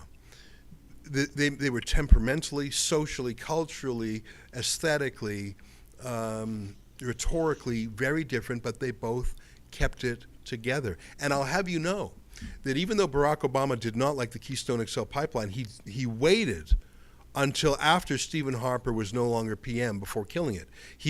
Because he had either too much respect, or I'm not going to say fear, but he didn't want to upset the relationship he had built with Harper. He waited until Trudeau was elected before scotching it, which shows a kind of respect for Harper. Harper never, I don't remember a single member of the Harper cabinet or caucus ever disparaging Barack Obama, and certainly nothing in those insane tones that you had there. How could you make such a man your foreign minister, your foreign secretary, as they called him there? Like Keir Starmer, like that was David Lammy in opposition on a radio show. But it's Keir Starmer, the prime minister, who said, that's the man I want to be our face around the world. I don't know how that's going to go, because a lot of that was very personal. It's not just he's destroying the planet. Trump doesn't care about that. But he's a racist, criminal, misogynist. Anyways, that's quite something. According to the New York Times, 93% chance of a Trump victory. They're projecting 302 electoral college votes. They have called Georgia, as we heard Trump did recently. Pennsylvania is now 92% counted, so there's only 8% remaining, and it's a 3% gap. Like I say, unless there's a new treasure trove found, that place is going for Trump. Same thing for Wisconsin, which neighbors Minnesota, culturally quite similar. By the way, as I forget who mentioned it to us, the Senate, 2 pickups for the Republicans, Ohio and West Virginia. I think there'll be Joe a Manchin's second old vacancy in Ohio as J.D. Vance ascends to the vice presidency. If I'm not mistaken, how that works is the governor appoints a temporary senator until there's a special election. I think that's how it works. So that's looking very strong. I don't know enough about the House. I don't think those results are in to be in a position to say anything useful. But I'm almost at the point where I could theoretically go to bed and not worry about waking up to a different world. I see our studio team is putting together some comments from different Canadian cabinet ministers. Here's Melanie Joly, our foreign minister, not as crude as David Lammy, but just as stupid. Here, put that on the screen. Let me read it. This is a Canadian press story.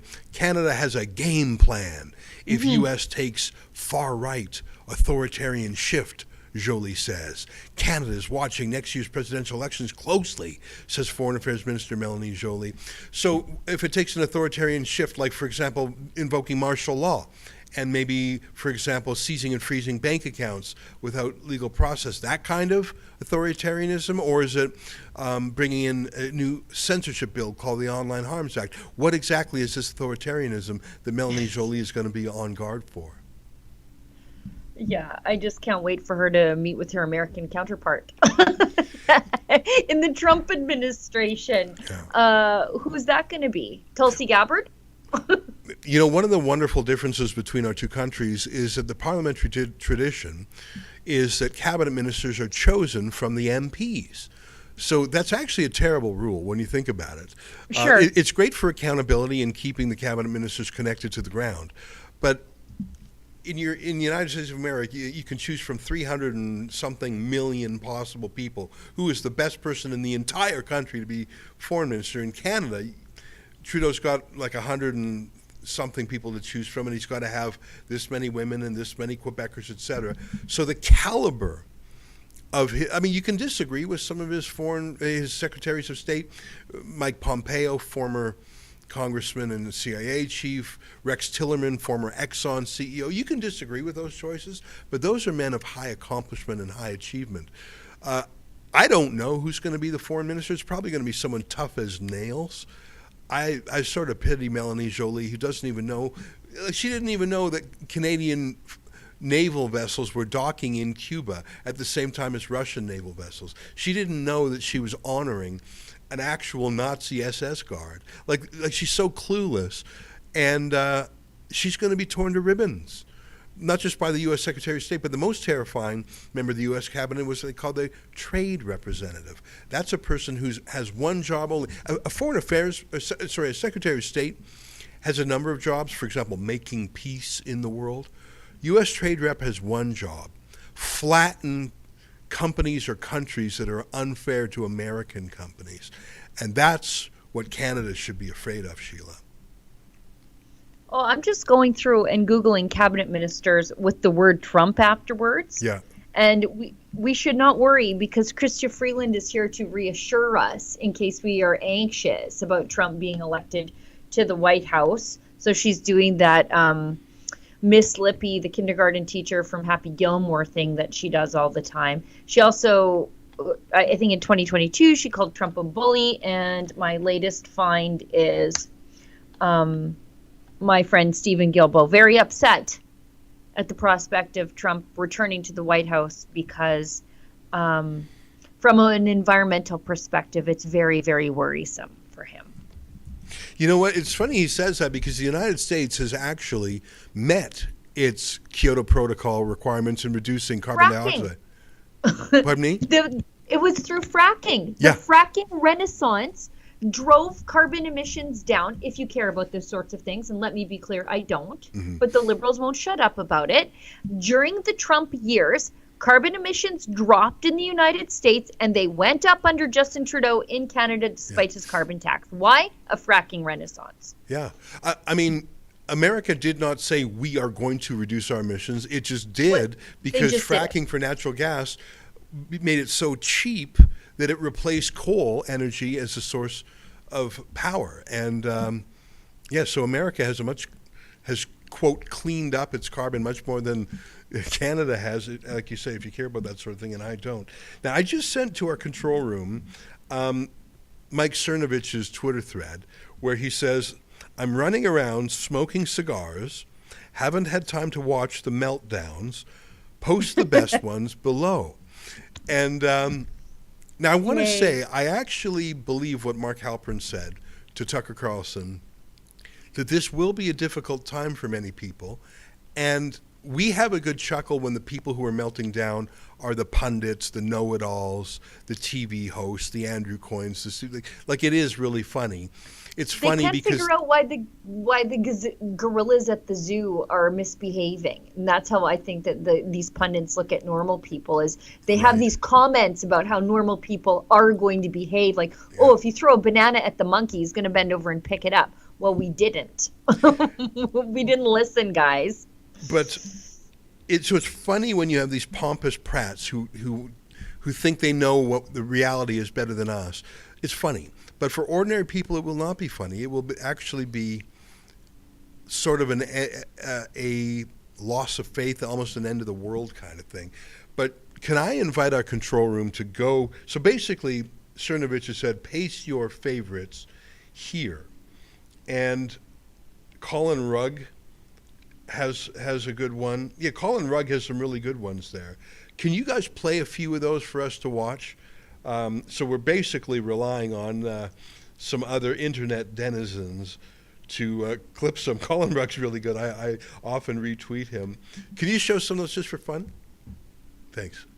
It is in Democrats' nature to be anxious, and we are certainly at peak anxiousness. I think the conversation that you were having in the last panel about the Latino vote is really interesting. Some of these numbers are a little bit jaw-dropping, looking at, potentially 45% for Donald Trump in some states. And that is going to cause a real reckoning within the party on how we talk about, message to, and integrate, a huge part of our base typically in all of this. I would say, though, that the campaign and people that I've been speaking to have said nothing has been called. Our paths to 270 have not been blocked off. And as we continue to get more vote in, and I should add to the numbers that they messaged to you, Detroit is coming in. And Detroit had a very good day with in-person voting today. And the suburbs of Atlanta outperforming where Biden was there. One point of concern is that she's not doing as well in the rural areas as Biden did. And that's something that they're paying attention to. But I'm hearing more and more from people that I'm speaking to, blue wall, blue wall. And this morning we were talking about, well, if you pick up North Carolina and Georgia, again, they're not off the map.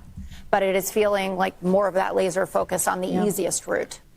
Yeah, that's a little outdated. Everything she said there was wrong. Hey, Efron, I just put into the Slack channel an incredible thing. The Kamala Harris campaign co-chair said something astonishing. Kamala Harris will not be speaking tonight. Can you play that clip? That is incredible.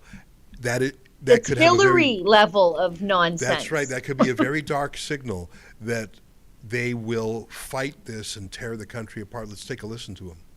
So you won't hear from the vice president tonight, but you will hear from her tomorrow. She will be back here tomorrow to address not only the HU family, not only to address her supporters, but to address the nation.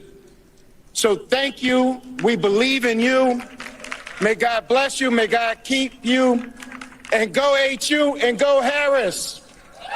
Thank you all. First of all, that's very Terrible bad look. sportsmanship. When you lose, you thank your campaign staff, you accept defeat, you call the victor, you say, let us bring the nation together. We're not enemies, we're competitors.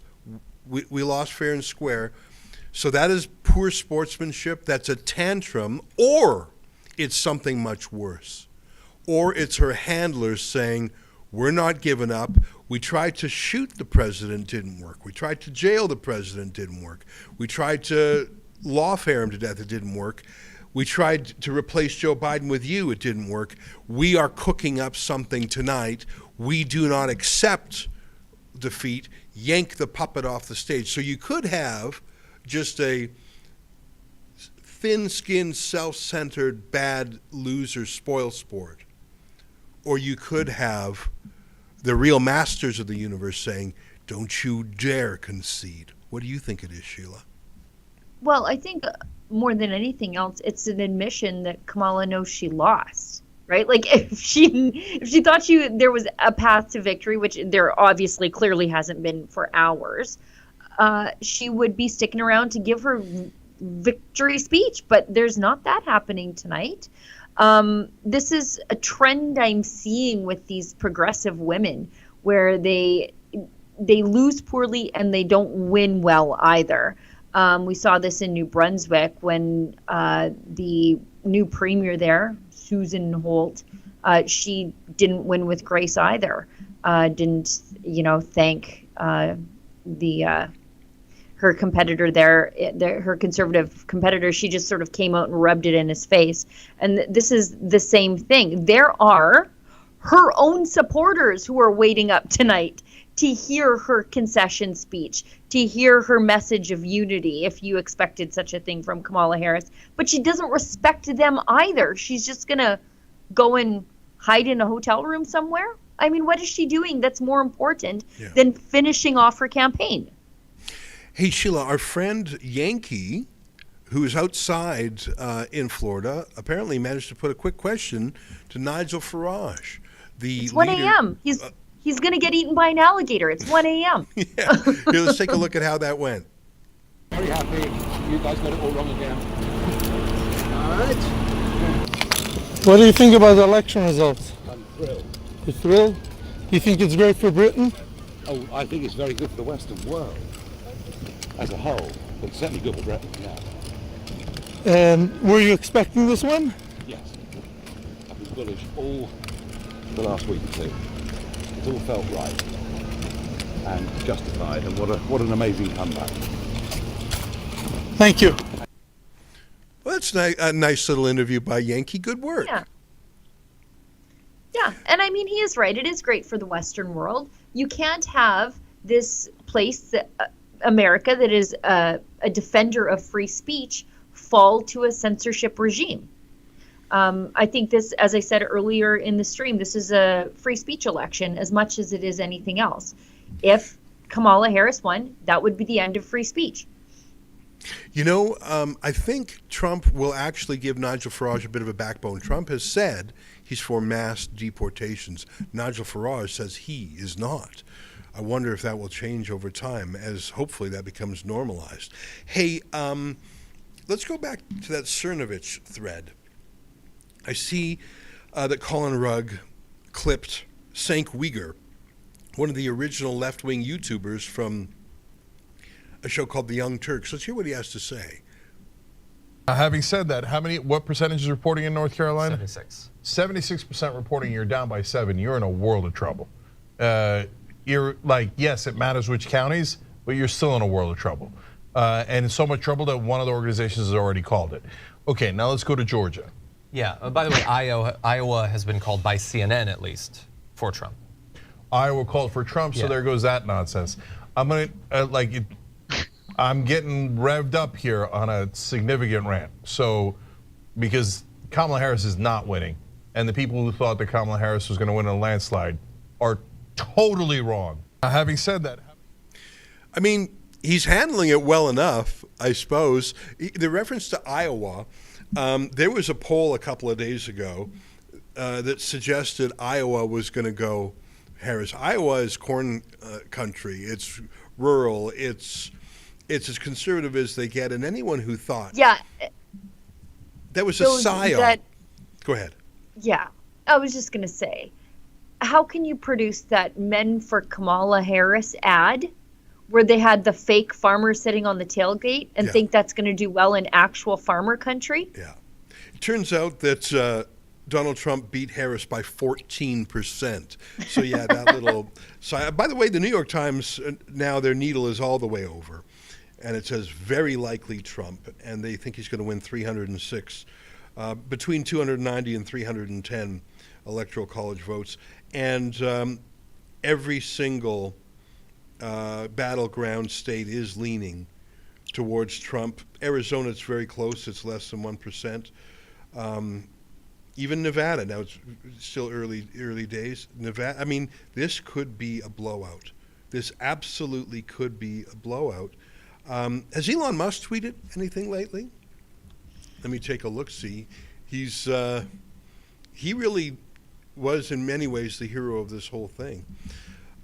I sent a video clip of, there was one more clip I put in Slack channel there. It was Van Jones. And I should say Van Jones, he's a former communist and a diehard Democrat, but every once in a while he sees things clearly. I wouldn't say former communist either. I would say current. Okay, but every once in a while, he is willing to say the emperor has no clothes. Let's take a look what he has to say tonight. I haven't seen this clip. Let's watch it. You're saying, and I do see it differently because I'm thinking about the people who are not a part of anybody's elite, who are hurting tonight. There are African American women who know a little bit about being talked down to, and know a little bit about having their economic dreams crushed, who tried to dream a big dream over the past couple of months. And tonight they're trading in a lot of hope for a lot of hurt. And they were hoping that maybe this time, one of their own could be seen as worthy. And once again, they were facing rejection. And that hurts. They thought tomorrow morning they're going to walk out with their shoulders back a little bit, maybe able to breathe for the first time. You They know feel like what? they belong someplace. I don't want to listen to this crap. I thought he was going to say something statistical. Kamala Harris has been in the White House, or not, she doesn't live there, but as the vice president for 4 years. And to say that tomorrow people were going to walk with their shoulders, they would have pride. How can you say she was going to change things when she was in office for 4 years, and as she told The View, she didn't disagree with, I thought that was pitiful. And don't tell me that Democrats don't like someone who talks down to them. Joel Pollak said she doesn't like you. Harris talks down to everyone, and that cackle and that word salad. Anyway, I didn't want to hear any more of that. Is there anything else that Colin Rugg clipped? He's pretty good at finding little things to clip. I suppose we could move on from that, but that was good. I rounded up the cup. It is a time for an ad read and probably a break. But I did round up the two things Elon Musk has tweeted very recently. Maybe we can start with things that our friend Alum mentioned at the beginning, and also Ian Miles Chong. Okay, we'll start with this. America's a nation of builders. Soon you will be free to build. So that's I think Elon's pinned tweet right now. But one thing that some of our other guests noted is the importance of X in this election, not just to get a message out, because we know the censorship of social media started once Trump used it to win the 2016 election, because he spoke directly to his supporters and didn't have his message filtered through the mainstream media. So the crackdown on that, X has through Elon Musk purchasing it, has sort of re-liberated at least that portion of social media. And guess where everybody's going to tonight to get their news? They're going to X. So essential in this election. Just because it's a place where people can get the news direct from the producer of the news, which is so often the independent media on the ground. All right. I think we have an ad read, which I will do right now. Also in collaboration with our friends at Rumble. If you are watching us on YouTube right now, thank you for sticking it out over there. It's a censorship platform, but maybe you don't want to give your eyeballs to those people who want to censor you and want to disappear you from the internet. So if you want to support a platform that supports your human right to free speech and allows you to support us here at Rebel News, maybe mosey on over to Rumble, where you can support our work through something called a Rumble Rant. All right. Now, do you enjoy the free speech that Rumble is protecting and fighting for? I think you know that I do, because I just talked about it. Our show on Rumble is only possible thanks to our viewers supporting Rumble's platform and by purchasing Rumble's products. Most of you drink coffee every day. I think there are a few of us who are going to be putting back a few extra tomorrow after a late night tonight. That's why you have to try Rumble's 1775 coffee. It's actually some of the best coffee, and it's the same price as the coffee you buy now, but it's way better. Rumble's 1775 coffee is free from chemicals, yet rich in flavor. This is because their beans are sourced from high-altitude farms in Bolivia, hand-picked and then roasted weekly at their facility in Miami and delivered fresh to your doorstep. And as believers in freedom, buying from Rumble helps fight back against woke corporations like Starbucks and Dunkin' Donuts. Join the coffee revolution and the brew rebellion with Rumble's 1775 coffee. Go to 1775coffee.com, use code STUDIO, and get a free month's supply of their cognitive boosting supplement Limitless when you buy 2 bags of their coffee. Think about that. It's a crazy deal, and the supplement is worth more than the 2 bags of coffee. Go to 1775coffee.com, try their amazing coffee, free from censorship. And we'll hit an ad break. We'll all be right back here in about 90 seconds. Just before we get back into the video that I'm sure you're loving, but if you can believe it, gets better, I have a quick message for our US viewers from one of our sponsors who are making this possible. Kamala Harris, the Liberal California politician, the furthest left major party candidate America has ever seen, could become the next president of the United States. This should frighten you to your core. She supported open borders, she's failed you as the current border czar, and she even helped raise money to get criminals out of jail. This could be a disaster not only for your safety, but also the economy at large. Have you seen her new tax plan? It could be the nail in the coffin for the country. That's why you have to stop what you're doing right now and reach out to the top-rated precious metal company, Goldco. Goldco has over 6,000 five-star reviews, a bunch of awards, and has helped people just like you purchase over $2.5 billion in gold and silver. Visit rebelnewsforgold.com to get your free 20 to 25 gold and silver kit, plus up to a 10% instant match on bonus silver for qualified accounts. Visit rebelnewsforgold.com. That's rebelnewsforgold.com just after you finish watching this video. Ladies and gentlemen, Leapin' Lincoln J here with none other than the Menzoid. Say, Menzoid, we're enjoying a marvelous summer so far, but a lot of Rebel News viewers are asking, what sort of fashion tips do you have for them in the weeks ahead? Well, let me tell you something, Leapin' Lincoln. There are all kinds of fashion trends out there for the summer of 2024. There are animal prints ranging from cheetah to zebra. There are those awesome straw hats. And of course, there's that classic teeny-weeny polka dot bikini. But if you don't have one particular item in your summertime ensemble, I said, let Trumpomania run wild, brother. Let Trumpomania rule again. Let Trumpomania make America great again. Rebel News now has the hottest fashion accessories of the summer. I'm talking Trumpomania t-shirts for $39. I'm talking Trumpomania tank tops for only $35. And when summer's over, folks, no problem. We have Trumpomania sweatshirts and hoodies starting at $55. And brother, when you want to be styling and profiling as you drink your Morning Joe, we even have Trumpomania coffee mugs for just $29. It's all available at the rebelnewsstore.com. Hey, Leapin' Lincoln, try these verses on for size.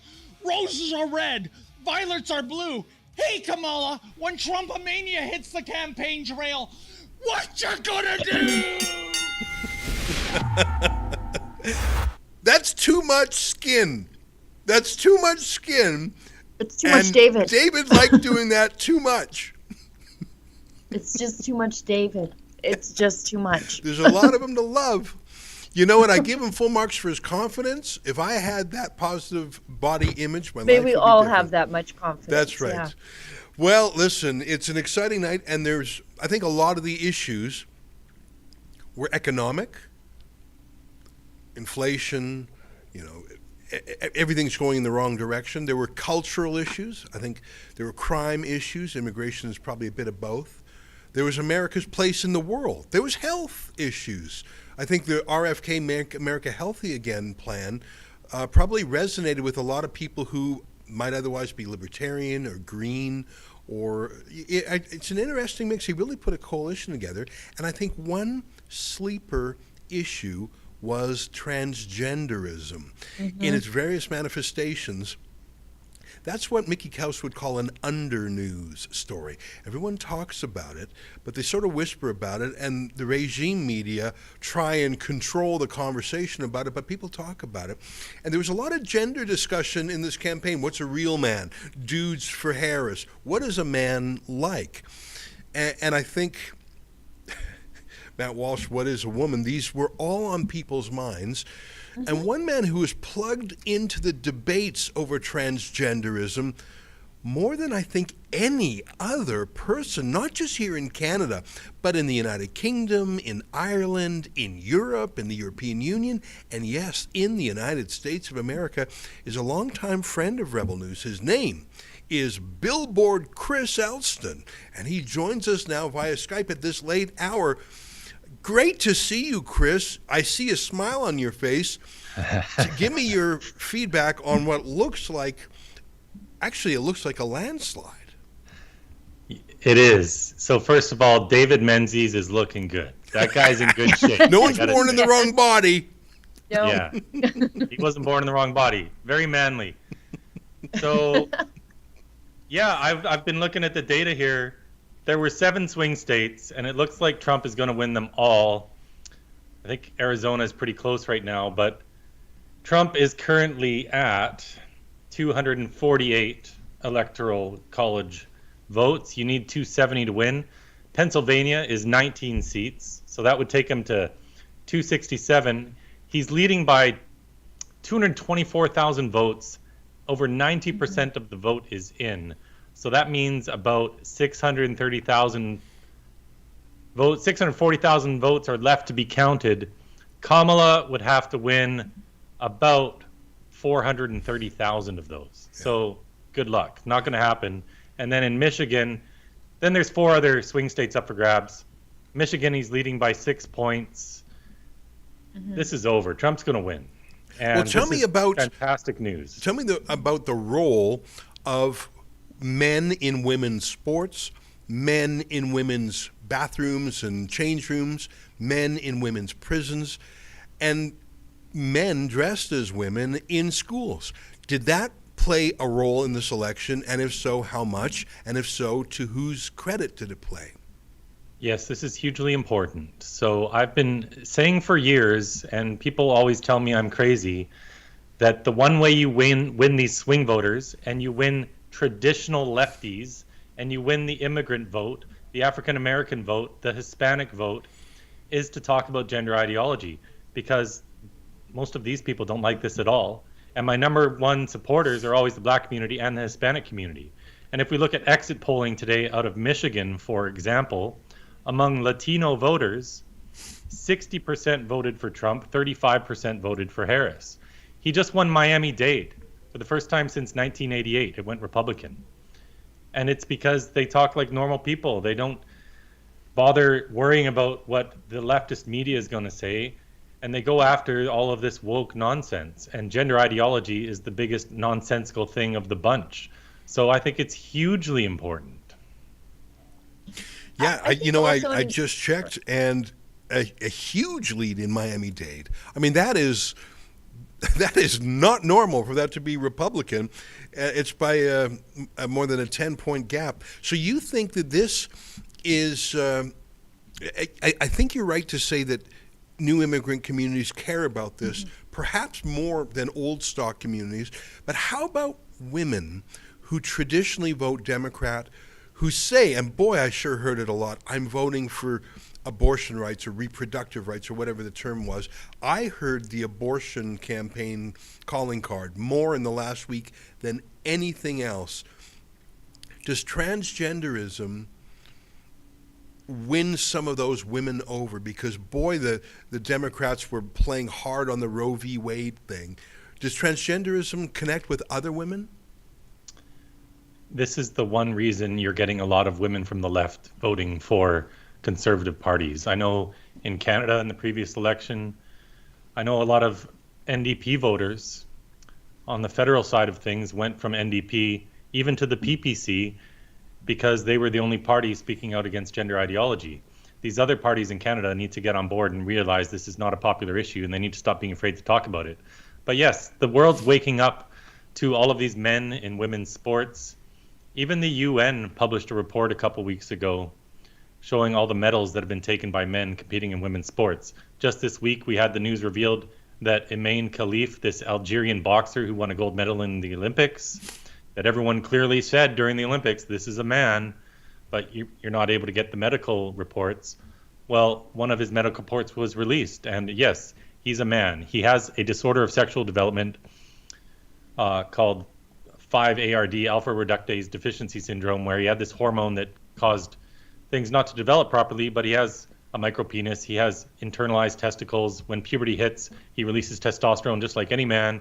He's XY chromosomes. He's fully male, despite whatever disorder he has. And the Olympics knew this, and they buried it. And people are just done with this insanity. They're done with being polite. And the more people learn about what's going on, the more they're going to keep rejecting these leftist parties that are pushing this insanity. Hey, I got to go ahead, Sheila. Chris, no, I just had a maybe it's a question, maybe it's a comment, but I think a lot of people are becoming increasingly skeptical of big pharma, especially over the last 4 years. We saw it happen over COVID, and I think some of those same people who were probably more like, well, it's none of my business, I'll just live and let live, now they're quite skeptical of big pharma and this desire to medicalize children from even prior to pubescence all the way to the end of their days. And so I think some of those traditional left-wing skeptics of big pharma are sort of joining the battle, and they're coming in from that direction too. Absolutely. People realize how much we've been lied to. We were lied to all about the COVID pandemic constantly. And thank God for Elon Musk for keeping free speech alive, because a lot of these issues we would never know anything about, because as it was released with the Twitter files, the United States government was working with all of these social media companies to censor the truth and to take down accounts that were speaking the truth. So people are naturally very distrustful of the government, of these pharmaceutical companies, which have been proven to be lying over and over again.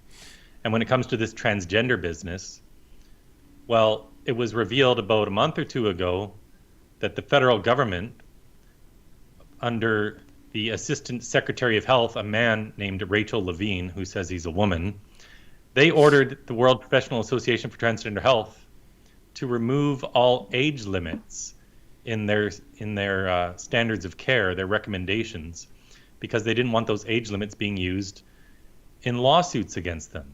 And just this week, it was reported that Johanna Olsen Kennedy, who runs the gender clinic in Los Angeles, buried her own study for 9 years.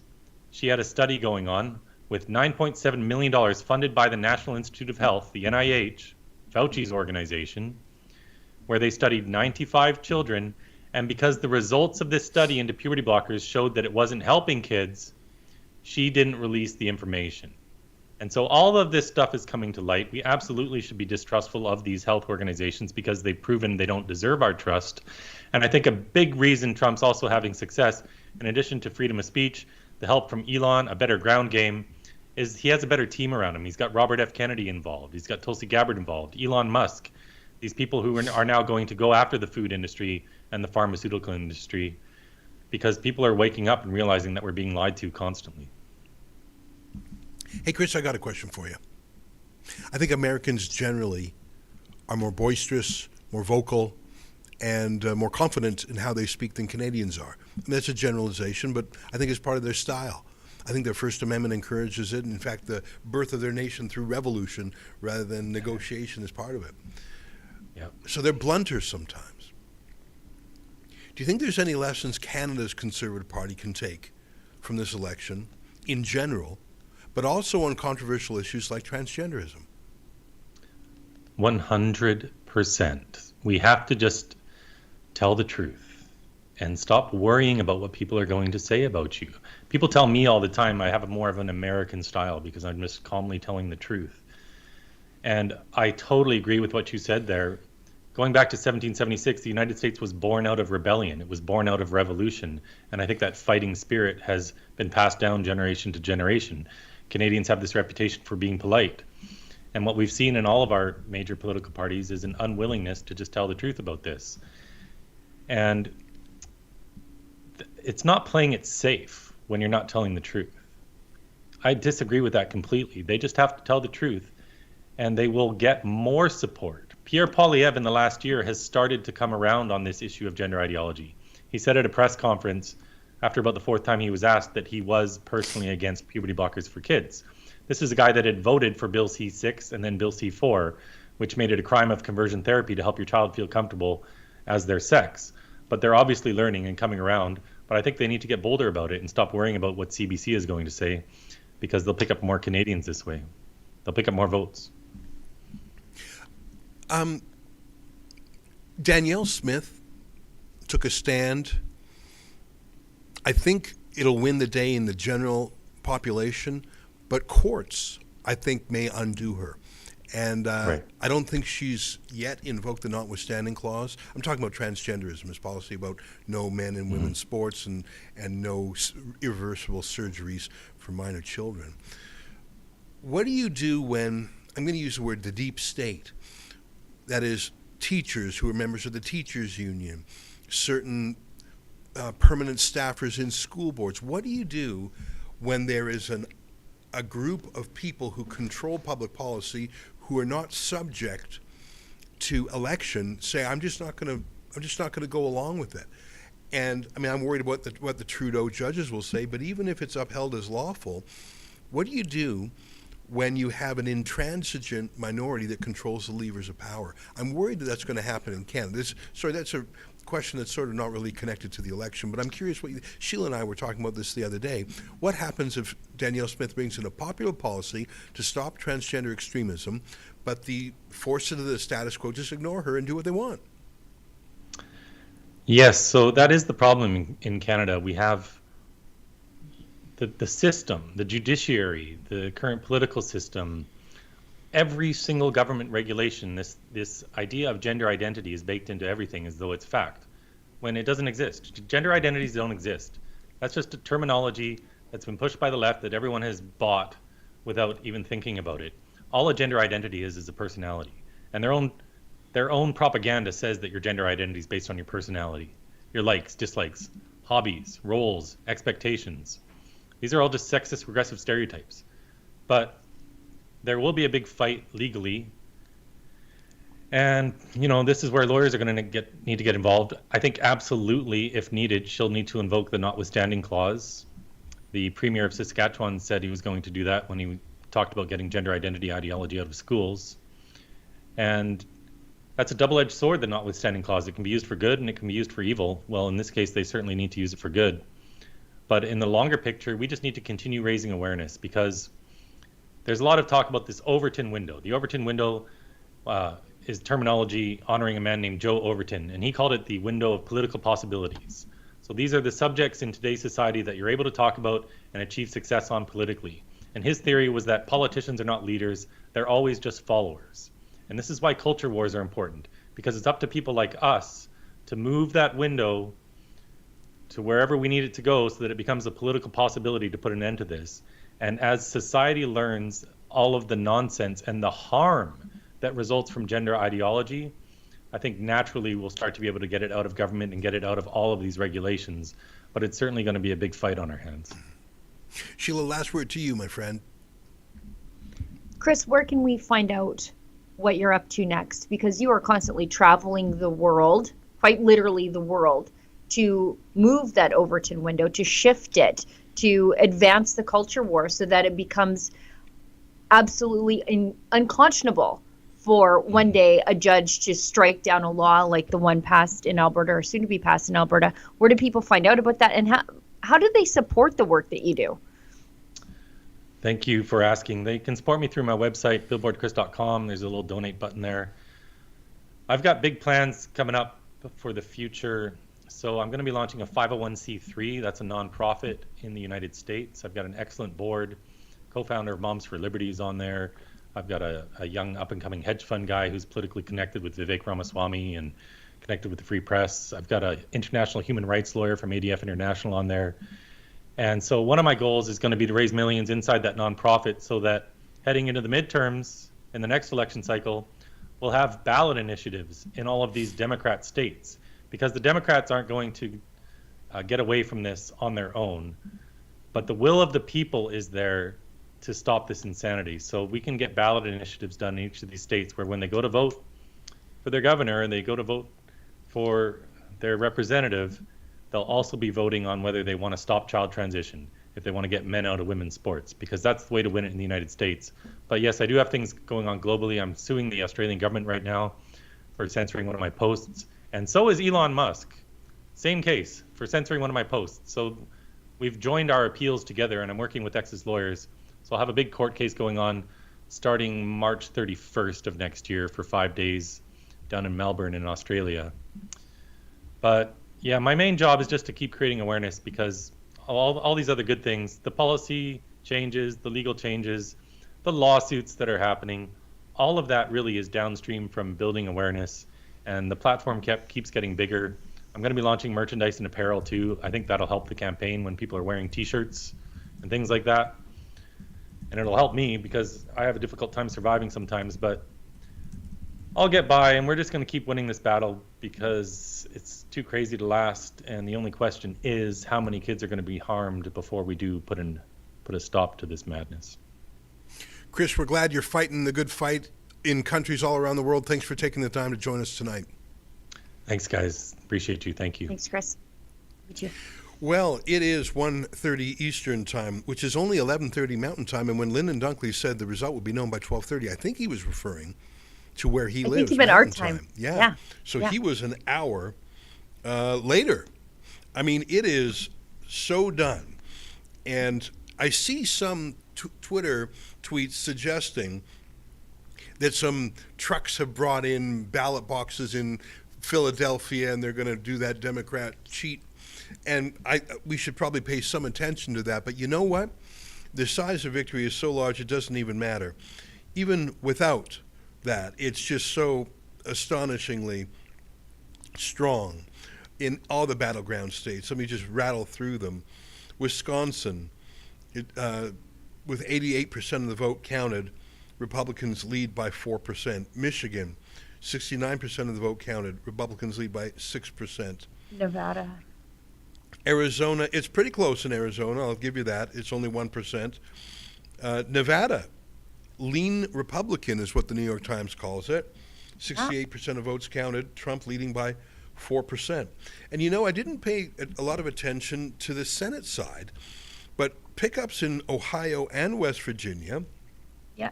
And it looks like Republicans are looking to pick up one in Montana,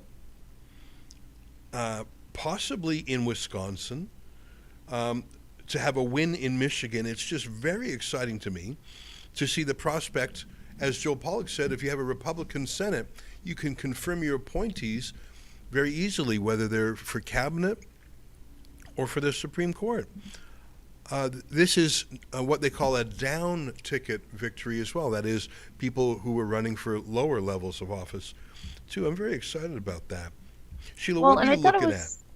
I thought it was kind of interesting. The Puerto Rican vote sort of, I find kind of interesting because for years and years, the consensus, I think, on both parties has been, don't crack down on illegal immigration because it's going to make the Hispanic and Latino communities mad. Well, that's not been the case. Trump campaigned on that. And like our friend Joel Pollak said, it drives the wages down for everybody, including Puerto Ricans. And you've seen them turn out in Miami-Dade. And interestingly enough, Puerto Rico itself elected a Republican governor. So I thought that was kind of cool. Again, I remain confounded by Vermont. But it's just, I think my math, I have Trump possibly finishing with 309. Maybe. We'll see. Now, I want to make sure we're not missing Trump's victory speech. And Efron, Yeah. you'll tell us if that's imminent. Am I right? Okay. Now, I see our friend Alexa Lavoie is outside Trump Tower in New York City. A crowd is gathered. I see someone waving an American flag. Alexa, tell us what you see. Oh my God, it's lots of people, a lot of MAGA hats, I would say. You can just, and a lot of police also. There is a lot of New York police. I think they are maybe scared that everything escalates when we will know the results. So they are now asking the people to push themselves out of the entrance of the Trump Tower. It just happened now. So right now they are celebrating. So apparently I need to go to the other side of the street myself too. But anyway, a lot of people, a lot of Jewish people, a lot of A lot of flag, American flag. It's all supporter of Donald Trump. So we'll see what will happen when we will have the result. I think it's imminent. So I need to go the other side because the police is actually cleaning the place. Fair enough. Thank you for joining us, my friend. We'll connect with you later. Thank you. Okay, bye-bye. Alexa Lavoie in Manhattan outside Trump Tower. As you could see, the police were clearing the area. Probably a wise idea because between supporters and perhaps opponents, it could get a little jammed up outside what is actually a private residence. Now, Efron, again, relying on you to immediately go to Donald Trump when he starts speaking. I mean, let me just say the obvious. Donald Trump has won. I mean, I see Yankee sending me a note, why haven't we called it yet? I suppose we sort of did a while back. I see there may be some shenanigans in Pennsylvania, but it ain't enough to stop the freight train. And it's beautiful to see. There are going to be some questions like what happens in Arizona. I see that Carrie Lake looks like she's going to lose once again for the Senate. I'm sort of disappointed, but I think she's had a couple of cracks at that. I'm excited that Nevada looks like it's coming back into the Republican camp, at least on the presidential side of things.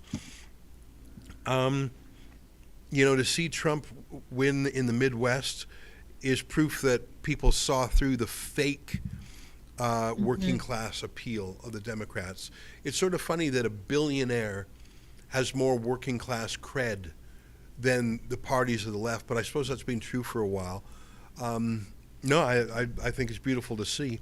Before keeping an eye on Trump to make sure we don't miss his speech, can you play that CBC clip? We found the CBC clip where they called Trump Nazi-like. I just want to show that, to show what our state broadcaster is spewing out there. And again, if this is all you watched, you would believe it. Here, let's take a look at the CBC calling Republicans Nazis, which is a form of Holocaust trivialization, by the way. Let's take a look. Right. Talking about the propaganda campaign and the playbook of Trump. This is not new. This is not surprising. This is directly out of Hitler's playbook. This is out of an autocrat playbook. This is a way to, I mean, the things that Trump has done masterfully, frankly, is to get the entire, to get a big part of the population to believe that the game is rigged and to sow distrust in public institutions and the free press. You're talking about the propaganda campaign and the playbook of Trump. This is not new. This is not surprising. All right, so it's on a loop there.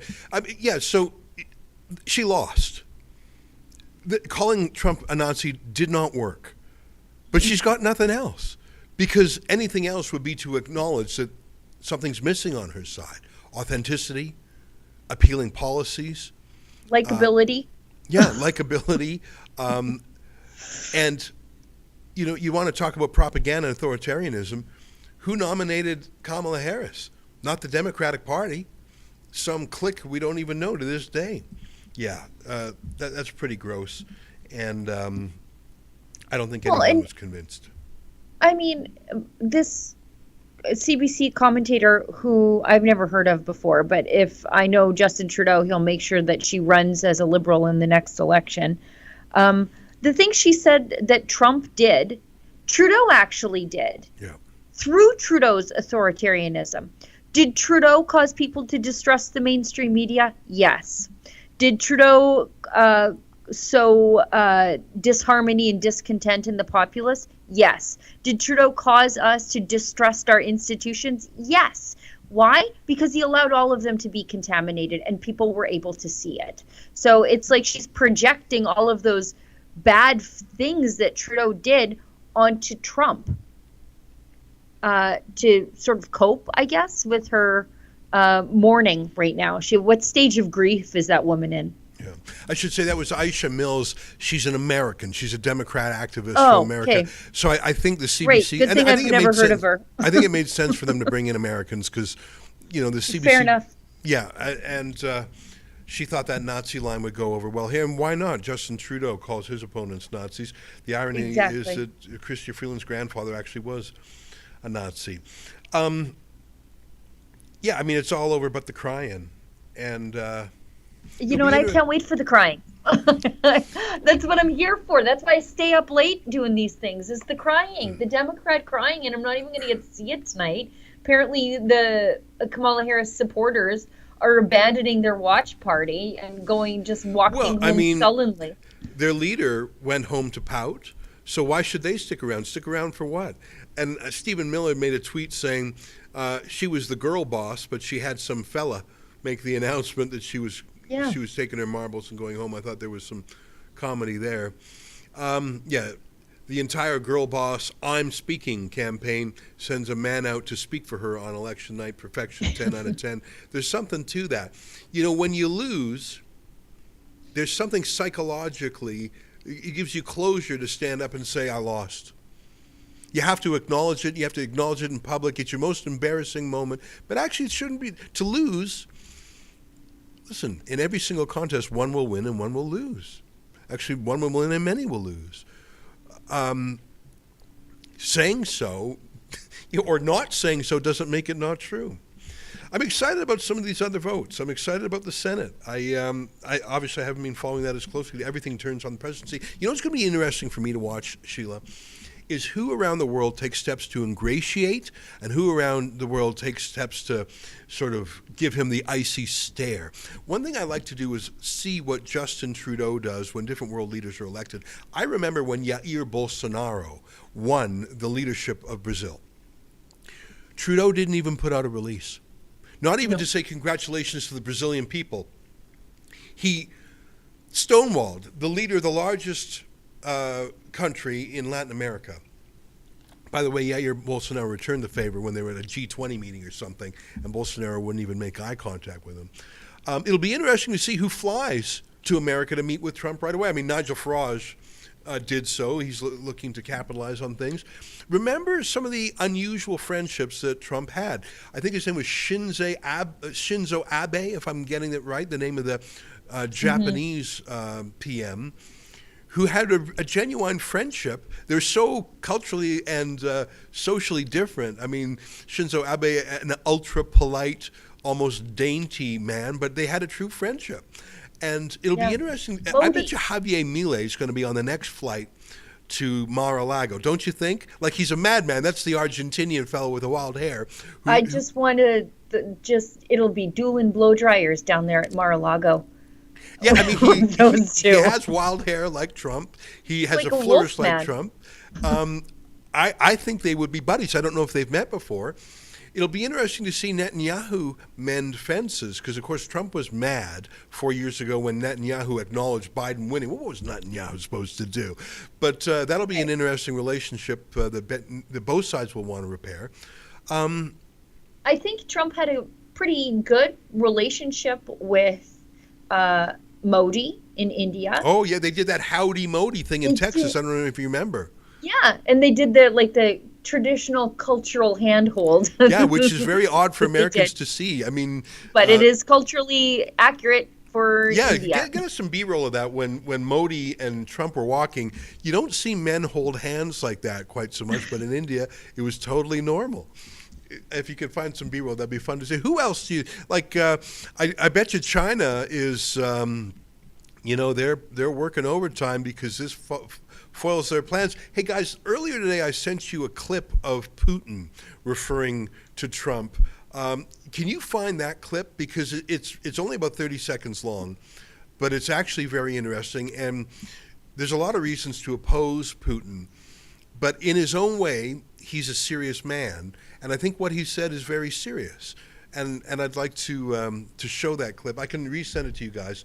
You can find it very quickly if you. I think there it is. Viktor Orban will probably have some nice things to say. In fact, he outright endorsed Trump. He wasn't pretending that he had any friendship with Biden or Harris. Orban will be on the plane, absolutely. Anyway, here's Putin and a translation of what he had to say. It's a very quick clip. Let's take a look. But the fact that Mr. Trump, as a presidential candidate, says that he's ready and wants to stop the war in Ukraine, we take that very seriously. Well, I haven't seen his ideas on how exactly he's going to do that, and that is the key question. But I have no doubt that he says that sincerely, and we support that. And what does that mean? Well, as you may know, in early 2022, there was an attempt to broker a peace deal. The Israeli government was involved. Obviously, Ukraine was there, Russia was there. It was tentatively agreed. And then Boris Johnson came and said, no, do not sign that, Zelensky. And the war has continued for a year and a half. That's not a controversial report. Basically, all parties to it acknowledge that. So how do you stop the war in Ukraine? How do you stop it in a way that both the Russian and Ukrainian sides can buy into it? What is that solution looking like? And how can America get that solution? Trump has said he'll end it in 24 hours. I think he said something like that, or very, very quickly. I mean, when the UK has really been one of the biggest boosters. I mean, Justin Trudeau has talked a good game, but the UK has really been a serious booster in the rest of NATO. That will be a diplomatic trick, but Donald Trump is a deal maker, and he has clearly fed up with sending money over to foreign countries rather than to solve American problems. Don't you think that's going to be an interesting first diplomatic test? And actually, Sheila, who will win if that war stops? Well, I suppose the devil's in the details, but you're going to stop the slaughter of young men and women every day. Right, on both sides. Yeah. Right now, it's just young men being thrown on the bonfire of some neo-Cold War. Another Trump ally in Europe just popped into my head, Georgia Maloney. Oh, yeah. And she's buddies with Elon Musk. He had to deny that they were having a relationship because there was, can you grab some B-roll? She's beautiful. Yeah. And, I mean, there's a lot of tweets saying someone should look at you find someone who looks at you as fondly as Georgia Maloney looks at Elon Musk. And look at that. Look at that photo. I mean, and what's not to like each to the other? The Tony Stark of our age, a billionaire engineer, gadgeteer, rocket man, and a lovely, beautiful Italian prime minister. What's Margaret not to Thatcher. like? What's not to She's like?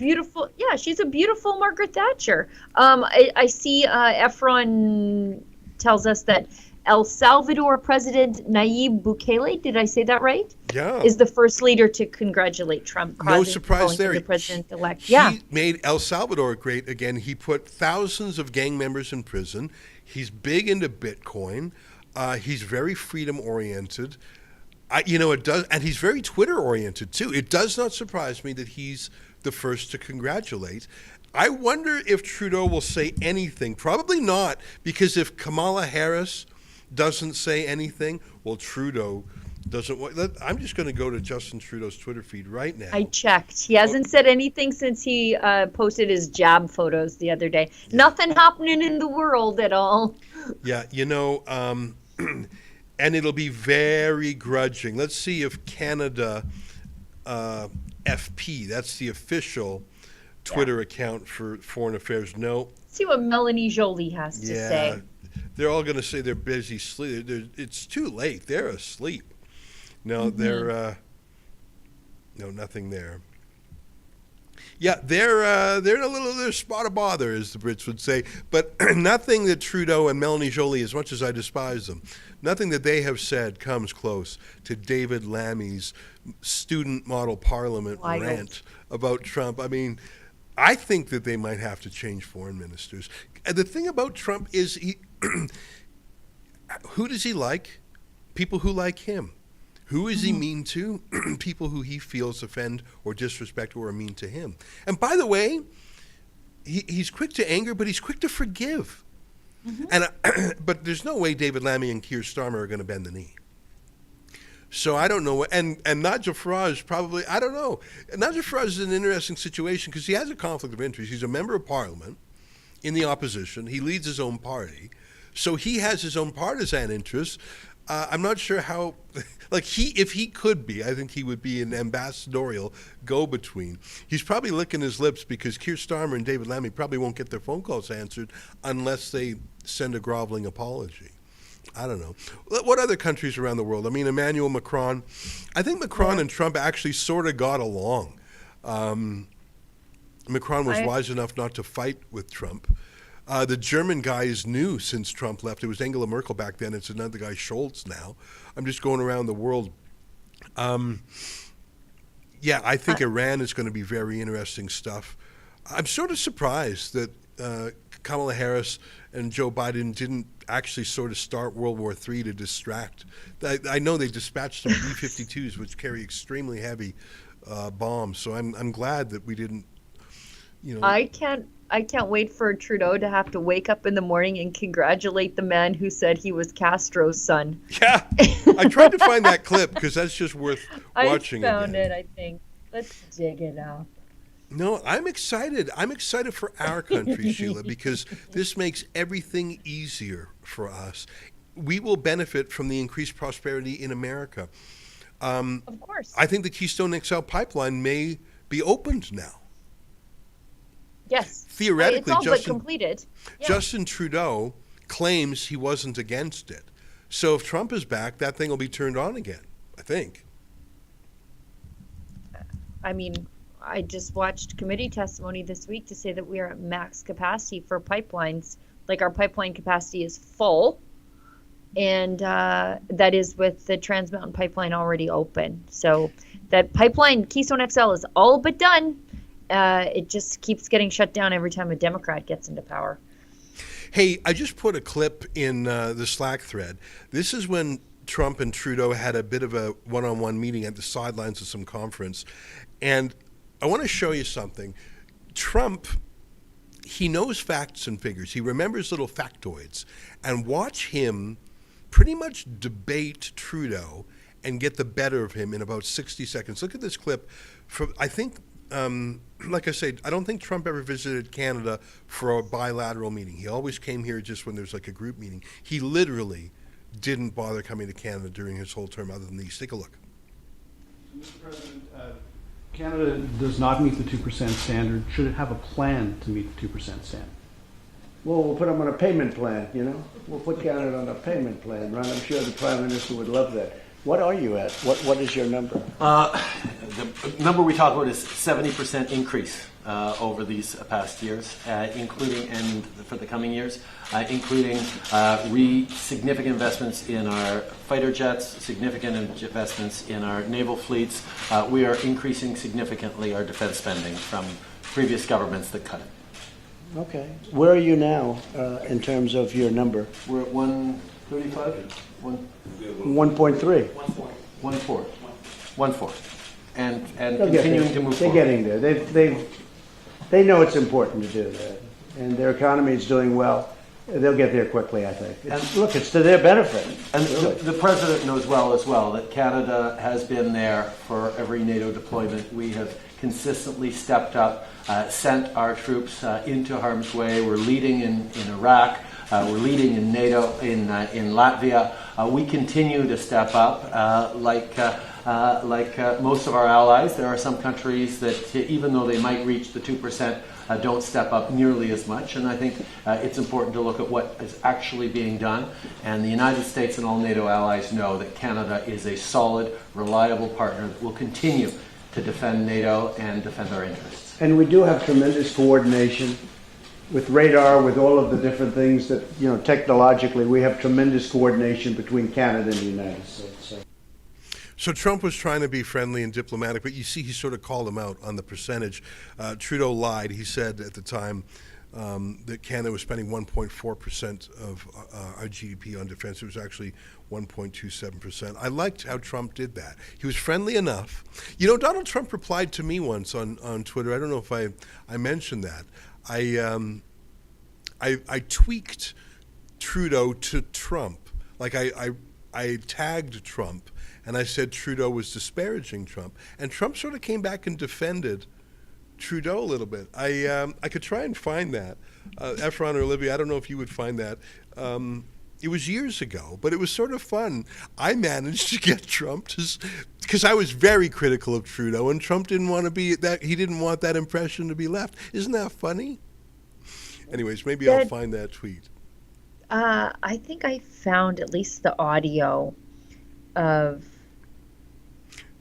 Trump making fun of Trudeau for being Castro. Oh, Castro let's take a look at that if you dead. found it. Isn't that funny? I did. That just warms my heart that Trudeau's got to wake up tomorrow morning and send a very congratulatory tweet about Trump. Let's take a look. Here we go. the He's chat turned over to a liberal, actually.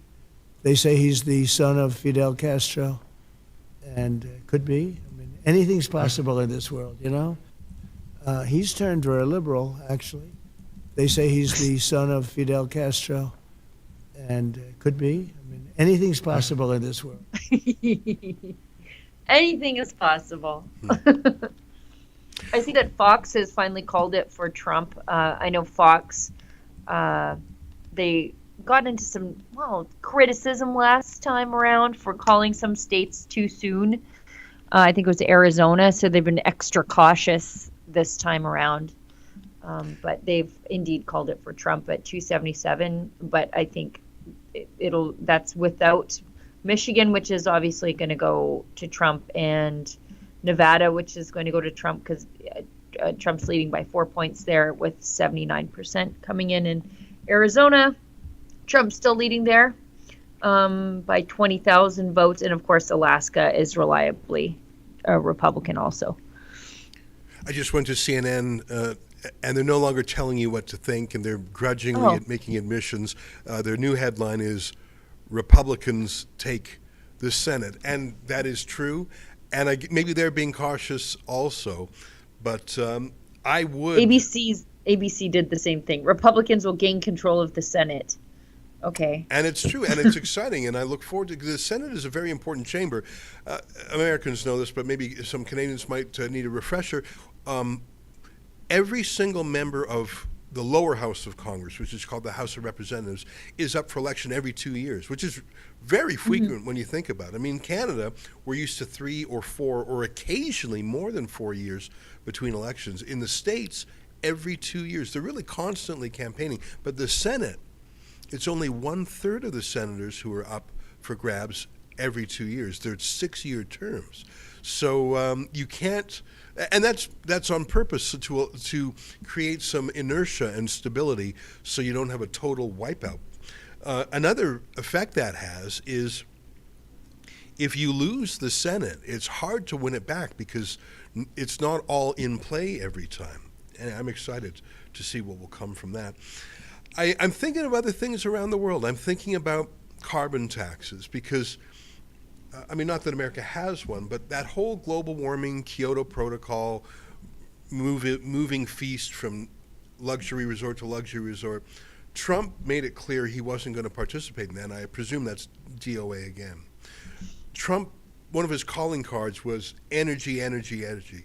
Drill, dig, frack, whatever, even in the Arctic National Wildlife Refuge. Assume that is all back on big time. And like I say, I think that Keystone XL pipeline is back on big time. What are some other Canadian things that will be affected? I think that I don't know enough about, for example, softwood lumber or battles like that, or dairy battles. But not that the Democrats were any gentler to Canada than that, so I don't know what's going to change on those issues. What are some other bilateral issues that you think will change, Sheila? Do you know what? I was thinking more internationally. I absolutely can't wait to go to Davos, to the World Economic Forum, where all these oligarchs are going to lose their marbles because the power has come back to the people and they're not really in charge anymore. Also, I'm very excited to see how Trump handles the next United Nations climate change conference. I forget where it is. It's always in some fancy place. It's never in the Yukon, right? But I remember Trump, he always sent coal companies and fracking companies and oil and gas companies to represent the United States at these events, and they'd have the big United States pavilion there where it's all talking about fracking and the how that's driving down emissions, much to the chagrin of the likes of the bloated Canadian delegation. So I'm kind of looking forward to what's going to happen there, seeing as that's sneaking right up on us. Well, Sheila, let me interrupt you because I just Googled it. And the next UN climate change conference is in Baku, which is, if I'm not mistaken, Azerbaijan. That's which is right. a huge energy producer, if I'm not wrong. And that is next week. Right. And I remember we had a discussion about why we maybe would want to go, but also not want to go. And it's for the reason that there's not a lot of press freedom there. And so if you're not officially accredited by the United Nations, you can't be wandering around as a journalist just doing journalism in some place like Azerbaijan. Yeah. So we didn't think it was safe enough for us to go. And that's what happened when it was in Egypt. We actually hired a lawyer in Cairo to give us media advice. And they said, if you don't register as a journalist, they said, if you register as a journalist, you'll be fine. The worst that'll happen is you're deported. But if you don't register and you try and do citizen journalism, you could be arrested and Straight detained. to jail. Yeah. And I thought, there's no way we're going to be detained in an Egyptian prison just so we could scrum Stephen Guilbeault. So this is happening in Azerbaijan in a week. My guess is there won't be as many Canadians aching to go to Baku. I'm sure it's lovely, but it's not like some of the other locations. It looks nice. They've had Cancun, they've had Bali, they've had Kyoto. There's some gorgeous, gorgeous resorts they've been to. I'm not saying it doesn't look nice, but it's not like Paris. The first global warming conference after Trudeau was elected was Paris, so everyone and their dog wanted to go there. I mean, that's the dream city for What I Canadian understand, locals. it's like a little mini Emirates because it's so oil rich that they have these in the middle of a place that still has the very Middle Eastern feel, the old city style of, like Morocco, Marrakesh, where that was another place where they had one of these climate change conferences. But they have the crazy buildings that they have in Dubai. Okay, I didn't know that. But you can imagine how their agenda has now changed to only one subject, which is how do we handle Trump Part 2? That's delicious. How do we solve a problem like Trump? Yeah. A lot of the UN's plans, they're small arms treaties. A lot of their treaties are now scuppered. There was something called the Christchurch Call, which Jacinda Ardern was trying to push on countries around the world, basically a global censorship pact. And not only was Trump against those things instinctively, but Elon Musk is on the warpath because a lot of those censorship groups targeted Twitter to put him out of business for the reasons that we know, because they wanted to cut off this election. Donald Trump takes credit for it, head and shoulders above anyone else. But the only number 2 person is Elon Musk. Everyone else is that too. Elon Musk other than Trump, Elon Musk more than anyone else in the world deserves credit for what happened tonight. I'm very excited by it. Well, Sheila, look, it's 2:06 a.m. Eastern time, and I know that's just midnight out west, but I have to say, even if they pull some shenanigans in Pennsylvania, this thing's done. Michigan, it ain't going for Kamala, whatever. Luckily, I don't have to remember that name anymore. Who cares? Yeah. I mean, a 6-point lead with 3/4 of the vote in. Michigan's going for Trump. Wisconsin, 4-point lead. It's going for Trump. Minnesota will go for Tim Walz, that knucklehead. It would be embarrassing if it didn't. Nevada looks pretty firmly Republican. That's amazing to me. Arizona really is a tight race, but this thing is done like dinner. Not only is it done on the presidential side, but his coattails were enough to pick up so far 2 Senate seats. Looks like they won the Senate in Michigan. Looks like they won the Senate in Wisconsin. Looks like they're going to pick up a Senate in Montana. It's so close. It's extremely close in Nevada. It's within 0.3%. Those are all interesting things, but frankly, who the next senator of Nevada is I don't think interesting enough for us to wait an hour or 2 to find out. I have to say, it's a wonderful night. And you could say the garbage truck driver took out the trash, Sheila. Well done, boss. That's not a very nice thing to say. That's what a Democrat would say. I think we're just waiting for Trump's speech. You know what? Stick around for Trump's speech. What am I saying? We got to stick around for his speech. Can we check yeah. in on Avi to see how he's doing at Mar-a-Lago? We'll see if we can make contact with the lad. We've got a clip from, speaking of Davos, we've got a clip from Trump at Davos. And he did that sort of, you mentioned John Paul II, St. John Paul II, earlier in the show, where you said, where there's life, there's hope. Well, one of the great things about John Paul II is he went right to the Soviets and he told them off to their faces. He did that in Warsaw. And Trump did very much the same thing with the World Economic Forum. Walked right in there and told them off right to their faces in the most Trumpian way. So we've got a quick clip of that. It's about a minute long while we round up Avi, if we want to show that. But to embrace the possibilities of tomorrow, we must reject the perennial prophets of doom and their predictions of the apocalypse. They are the heirs of yesterday's foolish fortune tellers, and I have them, and you have them, and we all have them. And they want to see us do badly, but we don't let that happen.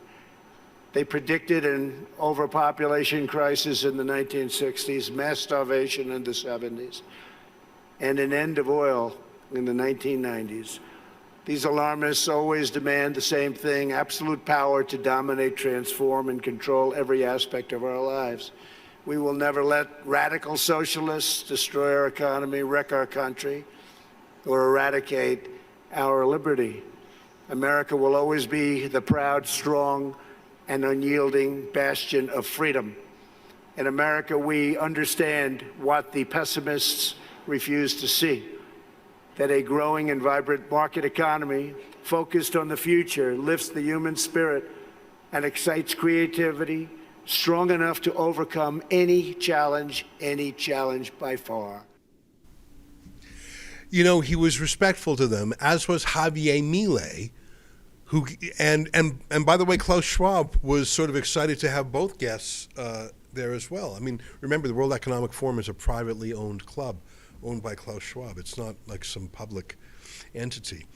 Any luck connecting with our man Avi in Mar-a-Lago? Oh, he's on standby, you saying? Can't join. Okay. That's too bad. And how about Alexa? Should we try and connect with her outside Trump Tower? I take it David doesn't see any riots tonight. Maybe Kamala Harris calling it quits for the night is enough confusion and resignation to dampen the riots. I haven't seen any riots, although I saw police take action in Seattle. Out of the corner of my eye, some riot police went after some Antifa in Seattle. But really, that doesn't feel on point for an election night riot. What do you think, Sheila? What should we try and reconnect with Alexa Lavoie in New York? I think so. All right. Remember the last time we saw her, she was outside Trump Tower, which is a personal residence, really. It's not an official, office. There are offices there. Police shooed people away. I don't know if she'll be going back to Times Square. What I really want to see is if there's a reaction on the street, exuberance from Trump supporters. I want to see how the Harris supporters take it. I mean, remember we saw those two men back to back. That's I can't remember if that was Yankee or if that was Alexa who interviewed them. Who talked about masculinity. Mm-hmm. They are fully inducted members of the cult. How are they handling it? Do you want to play that Halpern clip one more time, Efron or Olivia? Because I've been thinking a lot about that. Because look, there's a sport of politics, and there's the science of it, and there's the economics of it. There's the winning and the losing, but there is the personal side of it. And when Trump was president the first time around, I remember reading stories in like the New York Times, people saying they divorced their husband because he was for Trump and they weren't. And they were sort of boasting about it in the New York Times as some sort of proof of their moral righteousness. And I thought, that's incredibly sad. Like, you're married and you have a political disagreement. And of course, that's quite major because it speaks, but you're getting a divorce over it? That's not healthy. Well, get ready for that to the power of 10. Watch this clip again. Tucker at first doesn't believe that Halpern's speaking plainly. But then the light goes on for Tucker, and I felt the same way. The light went on for me when I watched this interview. That's why I want to show it to you a second time. Here, take a look. Let's say Trump wins 3 weeks from today. What happens? The Democratic Party as you said, a lot of Democrats, maybe the majority, believe that Trump becoming president again is the worst thing that ever could happen. So how do they respond to that? I say this not flippantly. I think it will be the cause of the greatest mental health crisis in the history of the country. I think tens of millions of people will question their connection to the nation, their connection to other human beings, their connection to their vision of what their future for them and their children could be like. And I think that will require an enormous amount of access to mental health professionals. I think it'll lead to trauma in the workplace. I think there'll be some degree of Are you being protest. 100% serious. 100% serious. I think there'll be alcoholism. There'll be broken marriages. What? Yeah. They think he's the worst person possible to be president, and having won by the hand of Jim Comey and Fluke in 2016, and then performed in office for 4 years and denied who won the election last time, and January 6th, the fact that under a fair election, America chose by the rules pre-agreed to Donald Trump again, I think it will cause the biggest mental health crisis in the history of America. And I don't think it will be kind of a passing thing that by the inauguration will be fine. I think it will be sustained and unprecedented and hideous. And I don't think the country's ready for it. So mental health crises often manifest in violence. Yeah, I think there'll be some violence. I think there'll be workplace fights. There'll be fights at kids' birthday parties. I think there'll be protests that will turn violent. I hope they're not, but I think there will be some. But I think it will be more. It'll be less anger and more a failure to understand how it could happen. You know, like the death of a child, or your spouse announcing that your wife announcing she's a lesbian and she's leaving you for your best friend, like a something that's so traumatic that it is impossible for even the most mentally healthy person to truly process and incorporate into their daily life. I hope I'm wrong, but I think that's what's going to happen for tens of millions of people, because they think that their fellow citizens supporting Trump is a sign of fundamental evil at the heart of their fellow citizens and of the nation. That's how they view it. When you hear it said that way, is so obviously true. Now we're being on high alert for Trump's speech. I want to, what word came to mind when I was listening to him? The word millenarianism. Have you ever heard that word, Sheila?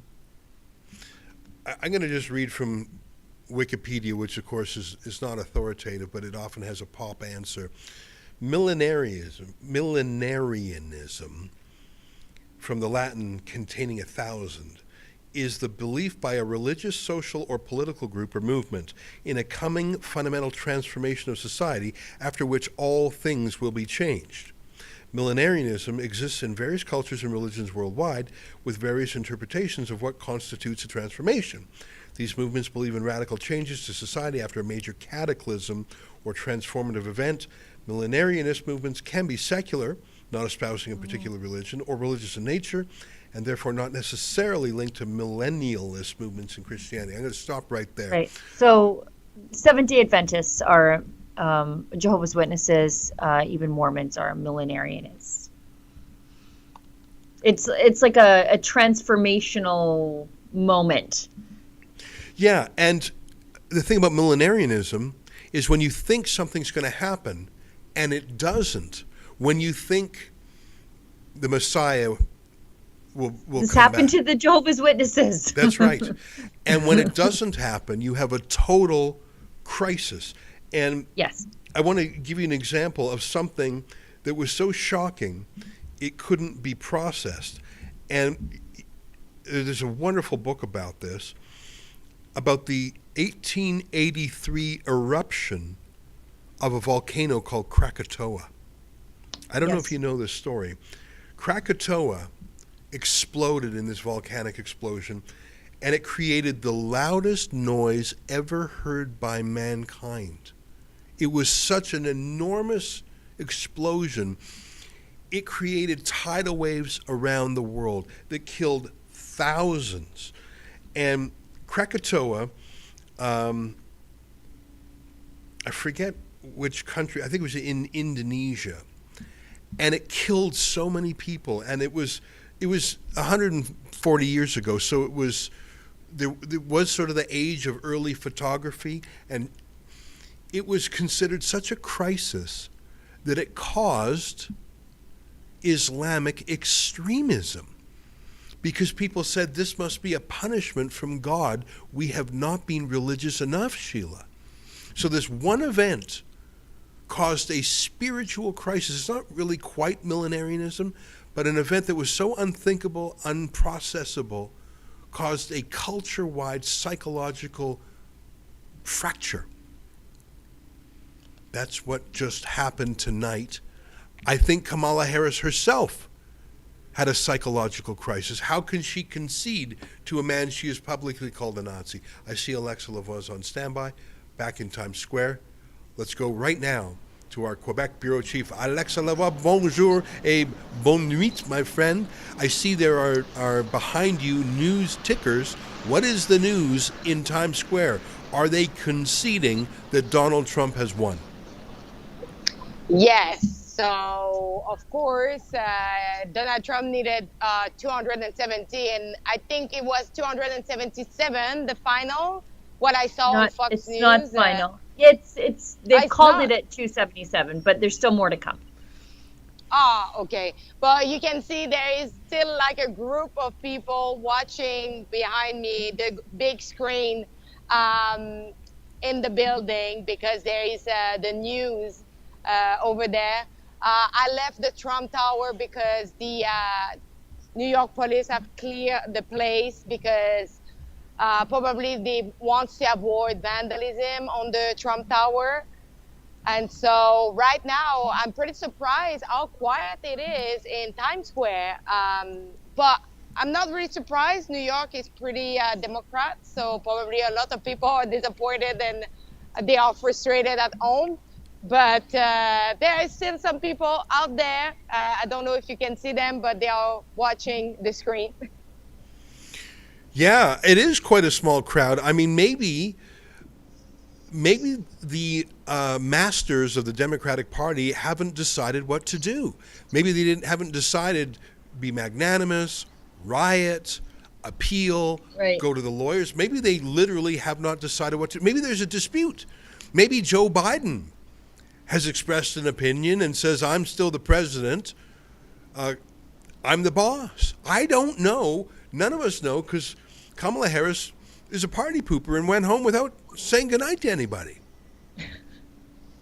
Oh, and by the way, a lot of people have expressed concern about the trial of Donald Trump that's coming up. Some people think that it might, be, they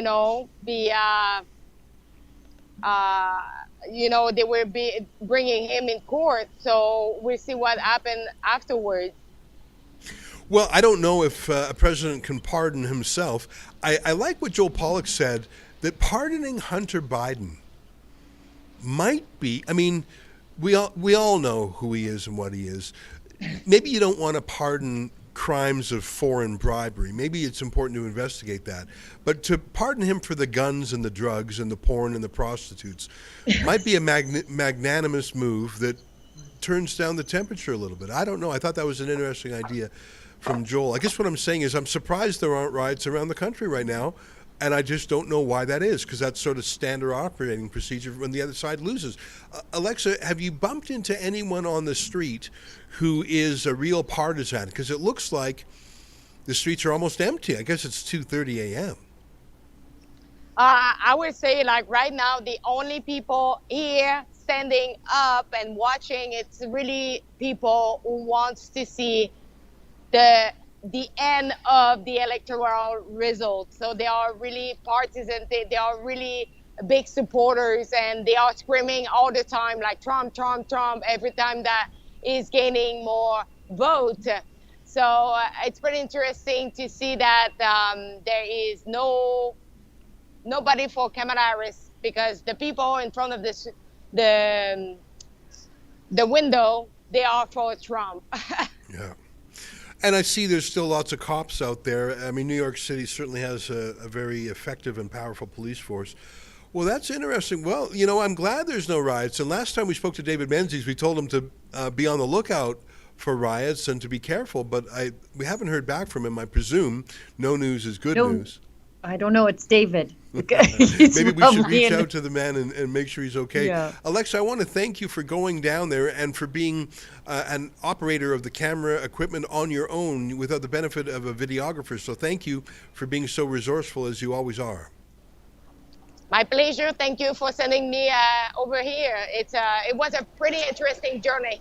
Yeah, I bet. I mean, Donald Trump and New York City in many ways are synonymous, although he has made Florida his home for ideological reasons. It's incredible that he's back. Give me your personal thoughts. What do you think Donald Trump's victory will mean for us back home here in Canada? How will things change in Canada now that Donald Trump has reelected? Or will there be any change at all? I hope there will be some change. I'm not sure under Justin Trudeau regime. I think we need to change our prime minister, because Justin Trudeau, it seems that he doesn't like really Donald Trump. So I don't think anything will change until we have our own election. It sounds like they're about to go for Donald Trump's about to take the stage. We'll say goodnight to you now, Alexa. Merci beaucoup, mon ami. Thank you for everything. Have a good night, everybody. Okay, bye-bye. Here's Donald Trump at Mar-a-Lago.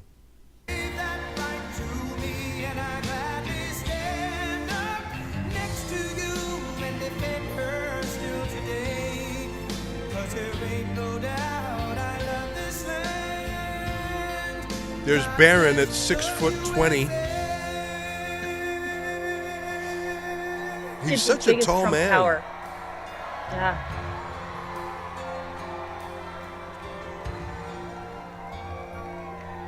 From the lakes of Minnesota to the hills of Tennessee, across the plains of Texas, from sea to shining sea.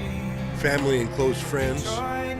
You know, Melania is 5'11", so that makes sense that their boy is as big as Trump Tower. I see J.D. Vance and his wife there. I saw Dana White from UFC.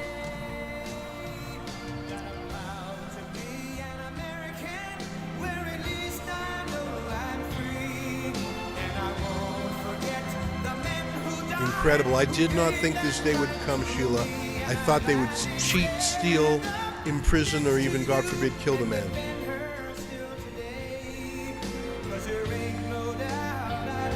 Melania and Barron.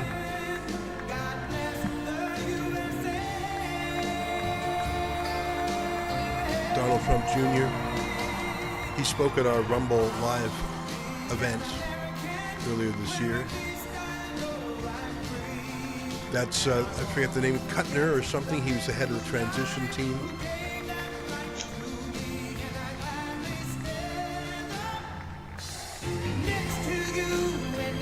Ivanka, J.D. Vance.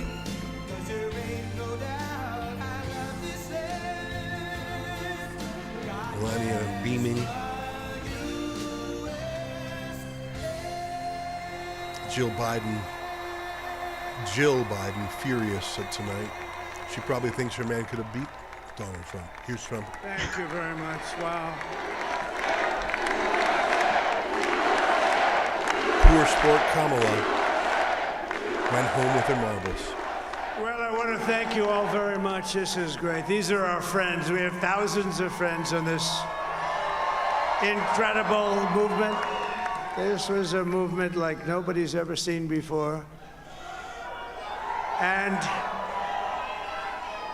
frankly, this was, I believe, the greatest political movement of all time. There's never been anything like this in this country, and maybe beyond.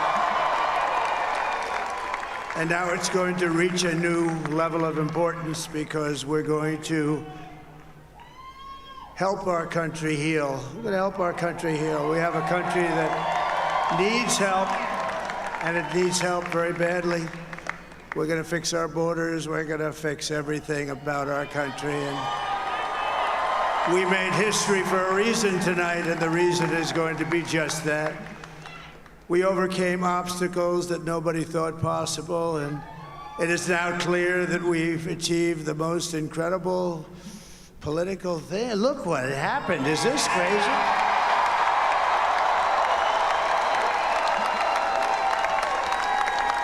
But it's a political victory that our country has never seen before, nothing like this. I want to thank the American people for the extraordinary honor of being elected your 47th president and your 45th president. And every citizen, I will fight for you, for your family, and your future.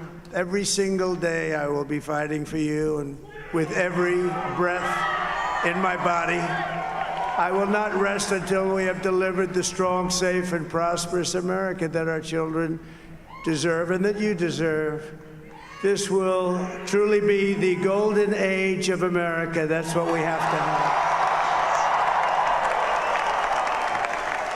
This is a magnificent victory for the American people that will allow us to make America great again.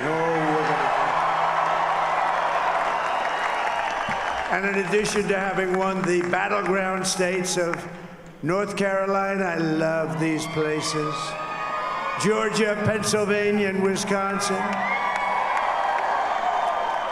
we are now winning in Michigan, Arizona, Nevada, and Alaska, which would result in us carrying at least 315 electoral votes, but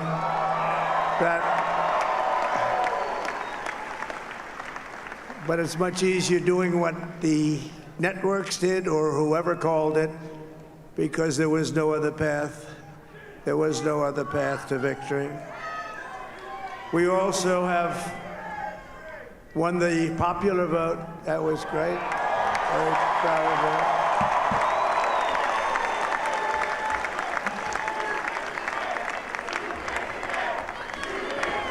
Thank you.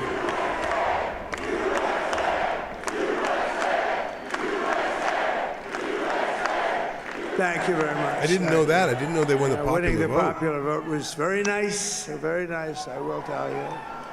It's a great feeling of love. We have a great feeling of love in this very large room with unbelievable people standing by my side. These people have been incredible. They've made the journey with me, and we're going to make you very happy. We're going to make you very proud of your vote.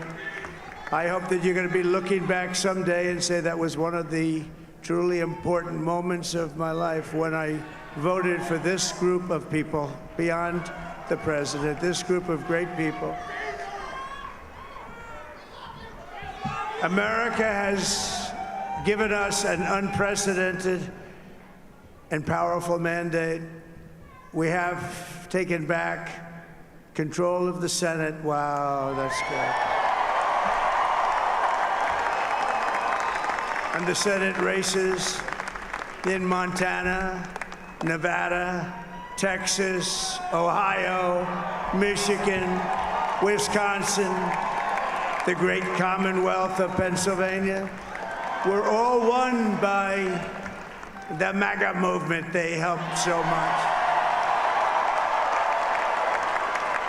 And in those cases, every one of them, we worked with the senators. They were tough races, and I mean, the number of victories in the Senate was absolutely incredible. And we did tele-rallies. We did tele-rallies with each one of them, and sometimes we did 2 or 3 and it was amazing to look at all of those victories. Nobody expected that, nobody. So I just wanted to thank you very much for that. And you have some great senators and some great new senators. And it also looks like we'll be keeping control of the House of Representatives.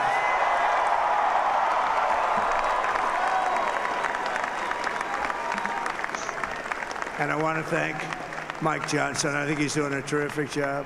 Terrific job. I want to also thank my beautiful wife, Melania, First Lady.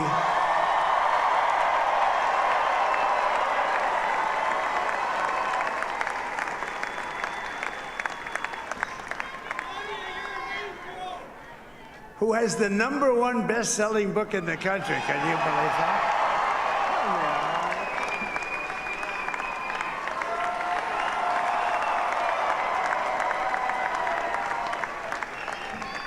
Oh, no, she's done a great job, works very hard to help people. So I just want to thank her. But I want to thank my whole family, my amazing children, and they are amazing children.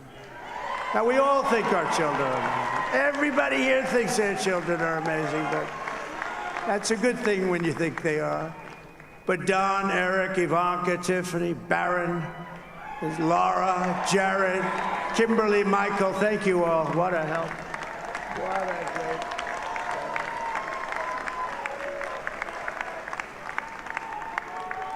My father-in-law, Victor, is tremendous, and we miss very much Melania's mother, Amalia. We miss Amalia, don't we, huh? She would be very happy right now, standing on this stage. She'd be so proud. She was a great woman, that one. Beautiful inside and out. She was a great woman. I want to be the first to congratulate our great, now I can say, Vice President-elect of the United States, J.D. Vance.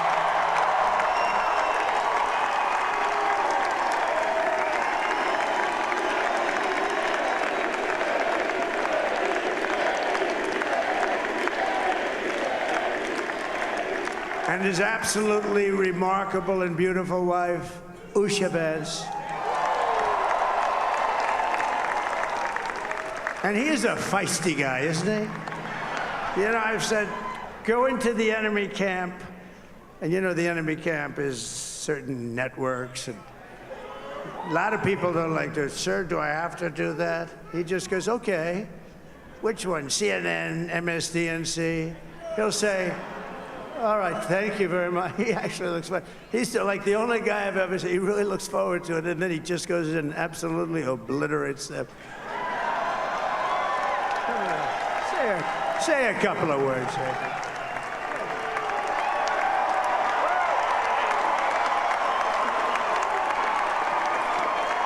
Wow.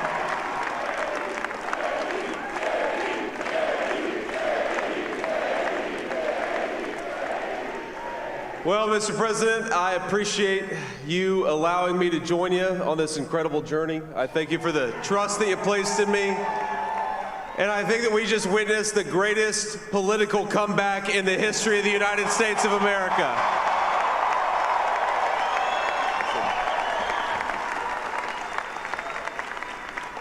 And under President Trump's leadership, we're never going to stop fighting for you, for your dreams, for the future of your children. And after the greatest political comeback in American history, we're going to lead the greatest economic comeback in American history under Donald Trump's leadership.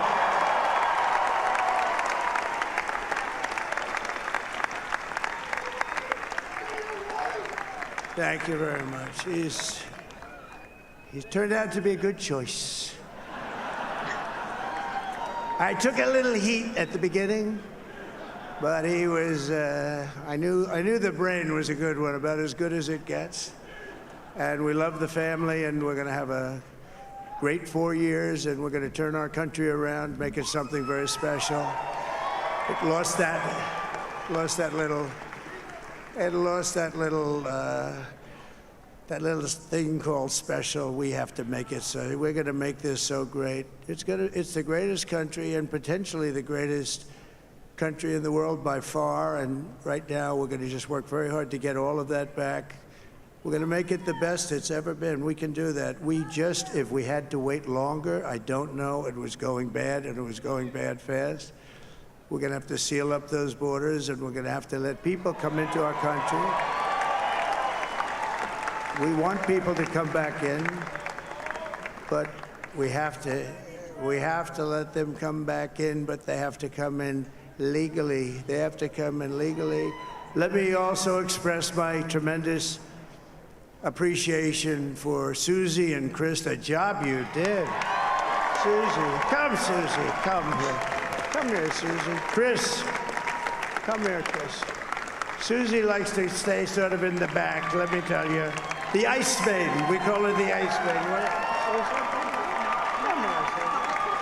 Chris, come here, Chris. Susie likes to stay in the background. She's not in the background. Come here, Susie. This wasn't expected, but I just want to thank, obviously, President Trump for this journey. It was a great one, and he's a hell of a candidate, and he's going to be a hell of a great 47th president. And this team that we had, the best team, and, of course, even my boss, Susie Wiles, the best. Thank you. Thank you, and thank you, Susie. Look at her, she's shy. I've never seen her be shy before. Susie. They're great. Everybody up here is great. Everybody up here is very special. But the Trump, who did you say? Oh, let me tell you, we have a new star. A star is born, Elon. Now he is. Now he's an amazing guy. We were sitting together tonight. You know, he spent 2 weeks in Philadelphia and different parts of Pennsylvania, campaigning.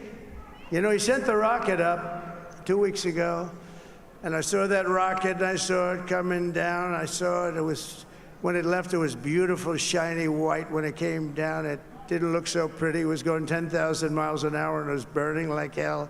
I said, what happened to your paint job? He said, we've never made a paint that could withstand that kind of heat. And, but I saw it come down and turn around. And it was, you know, it's like 22 stories tall, by the way. It looks a little smaller than that, but it's big. And it came down, and you saw that fire burning. And I'm saying, only Elon can do this. It must be an Elon. And I tell the story. I told it last night. I had a man on the phone. I had the screen muted, no sound. I was talking to a very important man, happens to be here. And that very important guy, one of the most important people in, I would say, the country, actually. But, you know, I was president, and now it looks like I was going to be maybe president again, so I figured I could ask him to hold. So I asked him to hold. And because, especially because you're going to be president again, they hold. So I took the phone down, and I'm looking at the screen. I'm seeing this crazy thing that's going around and coming down. It looks like it's going to crash into the gantry. And I said, oh, no. And I said, do me a favor, do you mind holding for a couple of minutes? I want to see this. I thought it was a space-age movie or something. I put the phone down. Bad part, I didn't pick it up for 45 minutes, and he was holding. But this spaceship came down, and I saw those engines firing, and it looked like it was over. It was going to smash. And then I saw the fire pour out from the left side, and I put it straight. And it came down so gently, and then it wrapped those arms around it, and it held it. And just like you hold your baby at night, your little baby. And it was a beautiful thing to see. And I called Elon. I said, Elon, was that you? He said, yes, it was. I said, who else can do that? Can Russia do it? No. Can China do it? No. Can the United States do it other than you? No, nobody can do that. I said, that's why I love you, Elon, that's great. And you know, when we had the tragic Hurricane Helene, and it hit North Carolina, they were really devastated, the water. This was a big water, as big as we've ever seen, water hurricane. It built lakes out of nothing. Fields became lakes, and the danger was unbelievable. And the people from North Carolina came to me and they said, would it be possible, at all possible, for you to speak to Elon Musk? We need Starlink. I said, what's Starlink? It's a form of communication. So I called Elon, and I'll tell you what, he had, and it was very dangerous. People would die. They had no communication. All the wires were down. I called Elon Musk. I said, Elon, you have something called Starlink. Is that right? Yes, I do. What the hell is it? He said, it's a communication system that's very good. I said, Elon, they need it really, really badly in North Carolina. Can you get it? He had that there so fast, it was incredible. So, and it was great. It saved a lot of lives. He saved a lot of lives. But he's a character, he's a special guy, he's a super genius. We have to protect our geniuses. We don't have that many of them. We have to protect our super geniuses. I want to thank some of the guys. You know, we have up here today the U.S. Open champion. He's fantastic golfer, slightly longer than me. Hits the ball a little bit longer than me. Just a little bit. Bryson DeChambeau is up here someplace. What happened to Bryson? Where is he? Bryson. Oh, he was shot. He's hitting balls. Oh, he's on the way. He's hitting balls. Bryson. Oh, look at him.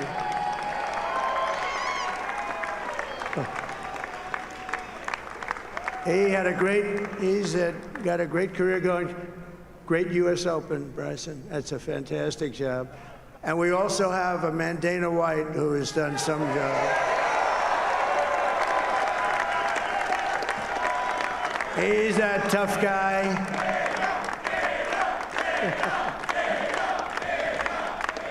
So Dana started UFC and came to me, do you mind if I use your, nobody wanted to give him a reins because they said it's a rough sport, a little rough. And I helped him out a little bit, and I went, and they said, this is the roughest sport I've ever seen, but I began to like it, and he loved it, and nobody's done a better job in sports. And you know, he's a very motivational kind of a guy, what he does. He gets these fighters, and they really go at it, and it's become one of the most successful sports enterprises anywhere at any time. It's doing so well. I'd like to ask Dana just to say a couple of words, because people love to hear from him. Dana,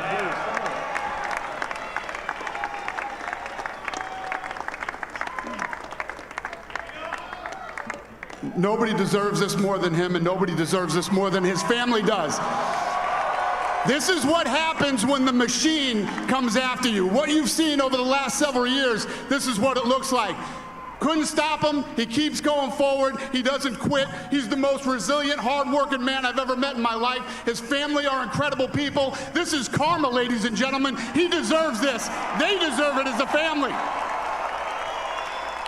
I want to thank some people real quick. I want to thank the Nelt boys, Aiden Ross, Theo Vaughn, busting with the boys, and last but not least, the mighty and powerful Joe Rogan.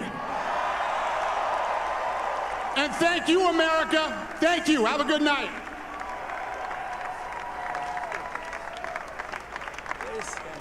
that is a piece of work.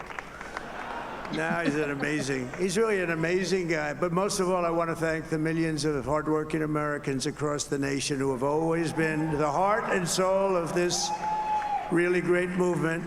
We've been through so much together, and today you showed up in record numbers to deliver a victory like probably like no other. This was something special, and we're gonna pay you back. We're gonna do the best job. We're gonna turn it around. It's got to be turned around. It's got to be turned around fast, and we're gonna turn it around. We're gonna do it in every way, with so many ways, but we're gonna do it in every way. This will forever be remembered as the day the American people regained control of their country.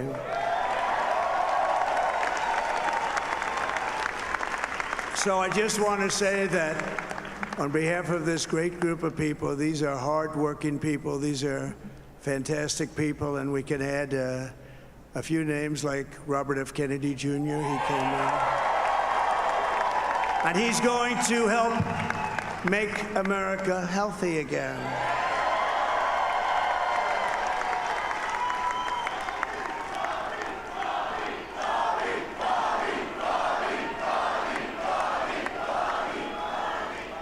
And now he's a great guy, and he really means it. He wants to do some things, and we're going to let him go to it. I just said, but Bobby, leave the oil to me. We have more liquid gold, oil and gas. We have more liquid gold than any country in the world, more than Saudi Arabia. We have more than Russia. Bobby, stay away from the liquid gold. Other than that, go have a good time, Bobby. We're going to be paying down debt. We're going to be reducing taxes. We can do things that nobody else can do. Nobody else is going to be able to do it. China doesn't have what we have. Nobody has what we have. But we have the greatest people also. Maybe that's the most important thing. This campaign has been so historic in so many ways. We've built the biggest, the broadest, the most unified coalition. They've never seen anything like it in all of American history. They've never seen it. Young and old, men and women, rural and urban. And we had them all helping us tonight. When you think, I mean, I was looking at it, I was watching it. They had some great analysis of the people that voted for us. Nobody's ever seen anything like that. They came from all corners, union, non-union, African American, Hispanic American, Asian American, Arab American, Muslim American. We had everybody, and it was beautiful. It was a historic realignment, uniting citizens of all backgrounds around a common core of common sense. You know, we're the party of common sense. We want to have borders. We want to have security. We want to have things be good, safe. We want great education. We want a strong and powerful military, and ideally we don't have to use it. You know, we had no wars. 4 years we had no wars, except we defeated ISIS. We defeated ISIS in record time. But we had no wars. They said, he will start a war. I'm not going to start a war. I'm going to stop wars. But this is also a massive victory for democracy and for freedom. Together, we're going to unlock America's glorious destiny, and we're going to achieve the most incredible future for our people. Yesterday, as I stood at my last stop on the campaign trail, I'll never be doing a rally again. Can you believe it? I think we've done 900 rallies approximately from them. Can you imagine?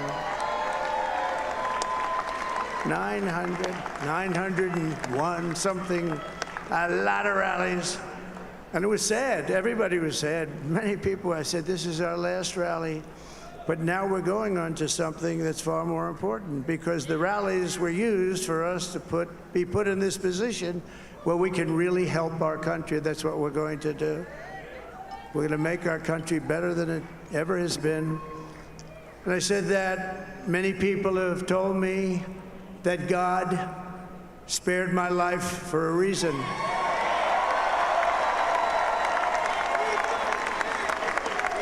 And that reason was to save our country and to restore America to greatness. And now we are going to fulfill that mission together. We're going to fulfill that mission. The task before us will not be easy, but I will bring every ounce of energy, spirit, and fight that I have in my soul to the job that you've entrusted to me. This is a great job. There's no job like this. This is the most important job in the world. Just as I did in my first term, we had a great first term, a great first term. I will govern by a simple motto: promises made, promises kept. We're going to keep our promises.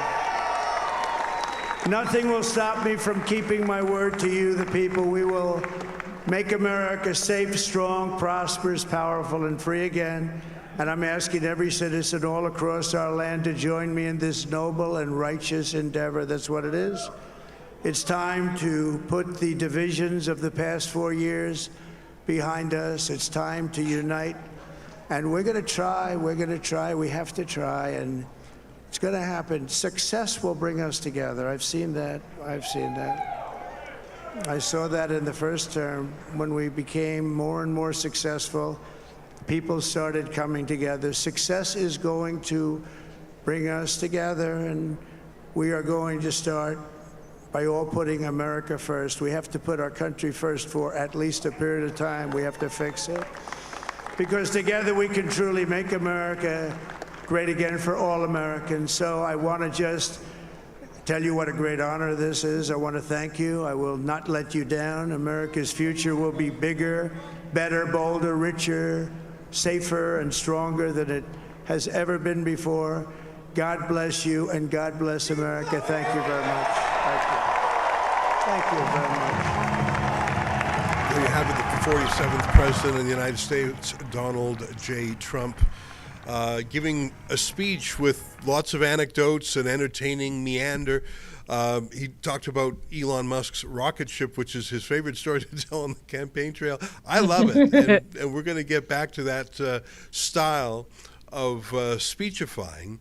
Donald Trump, famous for giving hour-long press scrums and calling first on his most hostile enemies in the press gallery. Remember when Jim Acosta of CNN always used to just pillory and defame Trump, yet Trump always went to him. He liked the banter, how different and how much more authentic than Kamala Harris. One thing I learned in this speech that I was not aware of is that as of now, Donald Trump is winning the popular vote. You know, the Democrats usually have that advantage because they rack up huge majorities in big states like New York and California. That did not happen tonight. The statistics I just saw said that Trump is millions of votes ahead of Kamala Harris. Now, here's the other thing I can't understand. As of when I just checked a moment ago, Kamala Harris had 63 million votes. Joe Biden allegedly had 81 million in 2020. Are we still supposed to believe that? Are we still supposed to believe that stat? I'll just leave that there. But here's what Donald Trump did. He won the presidency. He won the popular vote. He won the Electoral College. He won the Senate. He won the House. And he did all this with the entire establishment against him, the media establishment, the legal establishment, the cultural establishment, Wall Street. He had a fraction of Silicon Valley, but the money isn't what gave him the advantage. This really is remarkable. It really is the best outcome for America. I think I just saw some lefty tweet that, you know, basically that Trump won all of these measurements. And the growth that Trump had amongst groups who allegedly hate him, Muslims, Arabs, blacks, Latinos, etc., is that if you're still using the language of, you know, you're bigoted, you're anti-gay, if you're just still name-calling, if you're on the left and you're still trying those moves, you haven't learned a bloody thing, and you're going to lose again. I take some courage from tonight, some encouragement. I think that people in Canada are fed up with a lot of the same things too. We're not as bold as Americans, but I think our time will come. I don't know. I like that speech. I like his sense of humor. I like the crew he hangs out with. You know, RFK Jr. was not there tonight. Elon Musk was not there, but there is a dream team there. Tulsi Gabbard was not there. We know. I can hardly wait to see who his Attorney General is going to be. I can hardly wait to see who his Secretary of State is going to be. I think he's going to make much better appointments and personnel decisions this time than the last time around because he learned his lesson. I don't know. I'm pretty excited, Sheila. How about you? I love knowing that Donald Trump feels exactly the same way as I do on RFK. He's the right guy to be in charge of making America healthy again, but don't let him near the energy sector. Yeah. You can't touch the oil. You can do whatever you want. Do whatever you want with health and big pharma and agriculture. Worry about high fructose corn syrup in all of the foods. Yes, yes, yes. But don't you dare go anywhere near the energy sector. And that made me feel happy because I have been an RFK skeptic because I do disagree with him on all of his viewpoints on the energy sector and the environment. Yeah. He's been a radical on those issues. But such is conservatism, where you could be completely in disagreement with somebody on one issue and not throw the baby out with the bathwater and see the value in them on the things that they're passionate about. So that made me feel really happy, and I'm glad Trump made a bit of a joke about it. Yeah. Well, again, the New York Times is not the arbiter of truth, but it is a grudging truth teller, and they have finally called Pennsylvania for Trump. Trump leads there by nearly 200,000 votes, and I guess they've just decided that that's beyond the margin of cheating. Wisconsin is 90% counted, and Trump has a 4% lead. That's essentially as good as done. Michigan, a very large 6-point lead. I really think he's going to sweep every one of those states. Arizona's a little iffy. Nevada it's widening, is looking, though. Pardon me? It's widening. The more votes come in, it gets a little wider in Arizona. Before it was like within I don't know what you're looking at. Maybe I'm looking at Fox News. Arizona's which is pretty taking their close. sweet time. Nevada, I'm just so excited about Nevada, in part because it looks like there's going to be a flip in the Senate from Democrat to Republican. It looks like there's going to be a flip. Now, it's still a little bit early in Montana. I don't know. I'm just excited about how the night is going. Every lever of power, a complete repudiation of the Democrats, their policies such as they were, their track record as we can all see it. Americans want to be proud and great and strong and wealthy and prosperous and safe again and healthy again. I like that addition to it. And they managed to resist the mind virus of the left, which is incredible. I see that our friend Avi Yemini is on standby at Mar-a-Lago. Let's go there now to Avi. Avi, I enjoyed that speech. It felt like a campaign rally, some of the same messages, but it was fun. He was having some fun. And I think it's going to be a very fun 4 years for at least people with our point of view.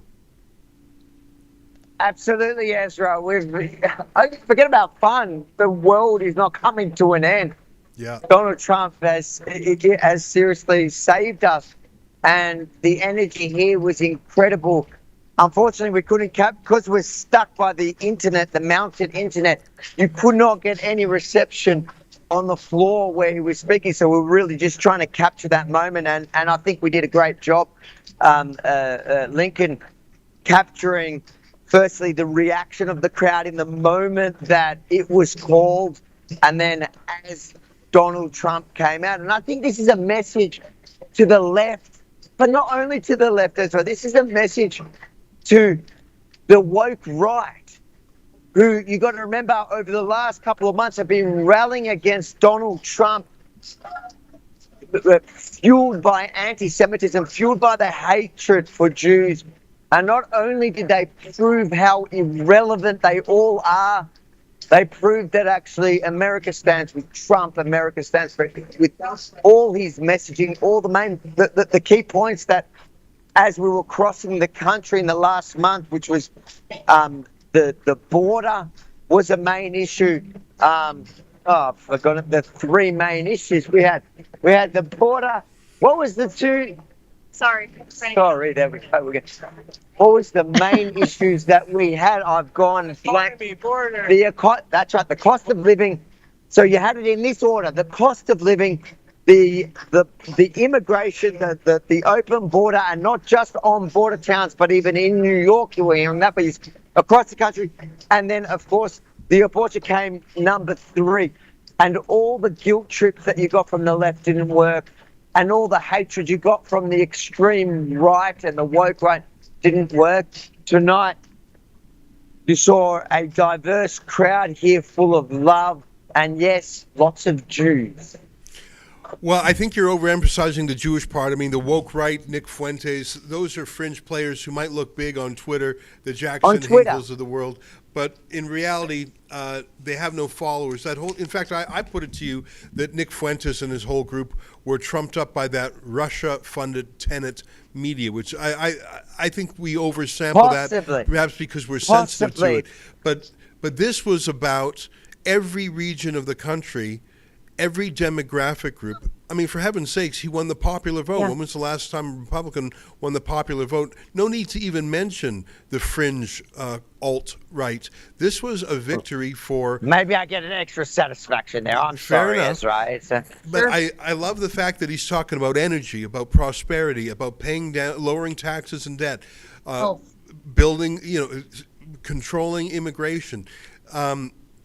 Yeah, when I said fun, it's nice to have a normal guy again instead of that cackling word salad Kamala Harris. It's fun to have a guy tell you how cool he thought it was when Elon Musk landed the rocket like that. He's a normal guy, and I think...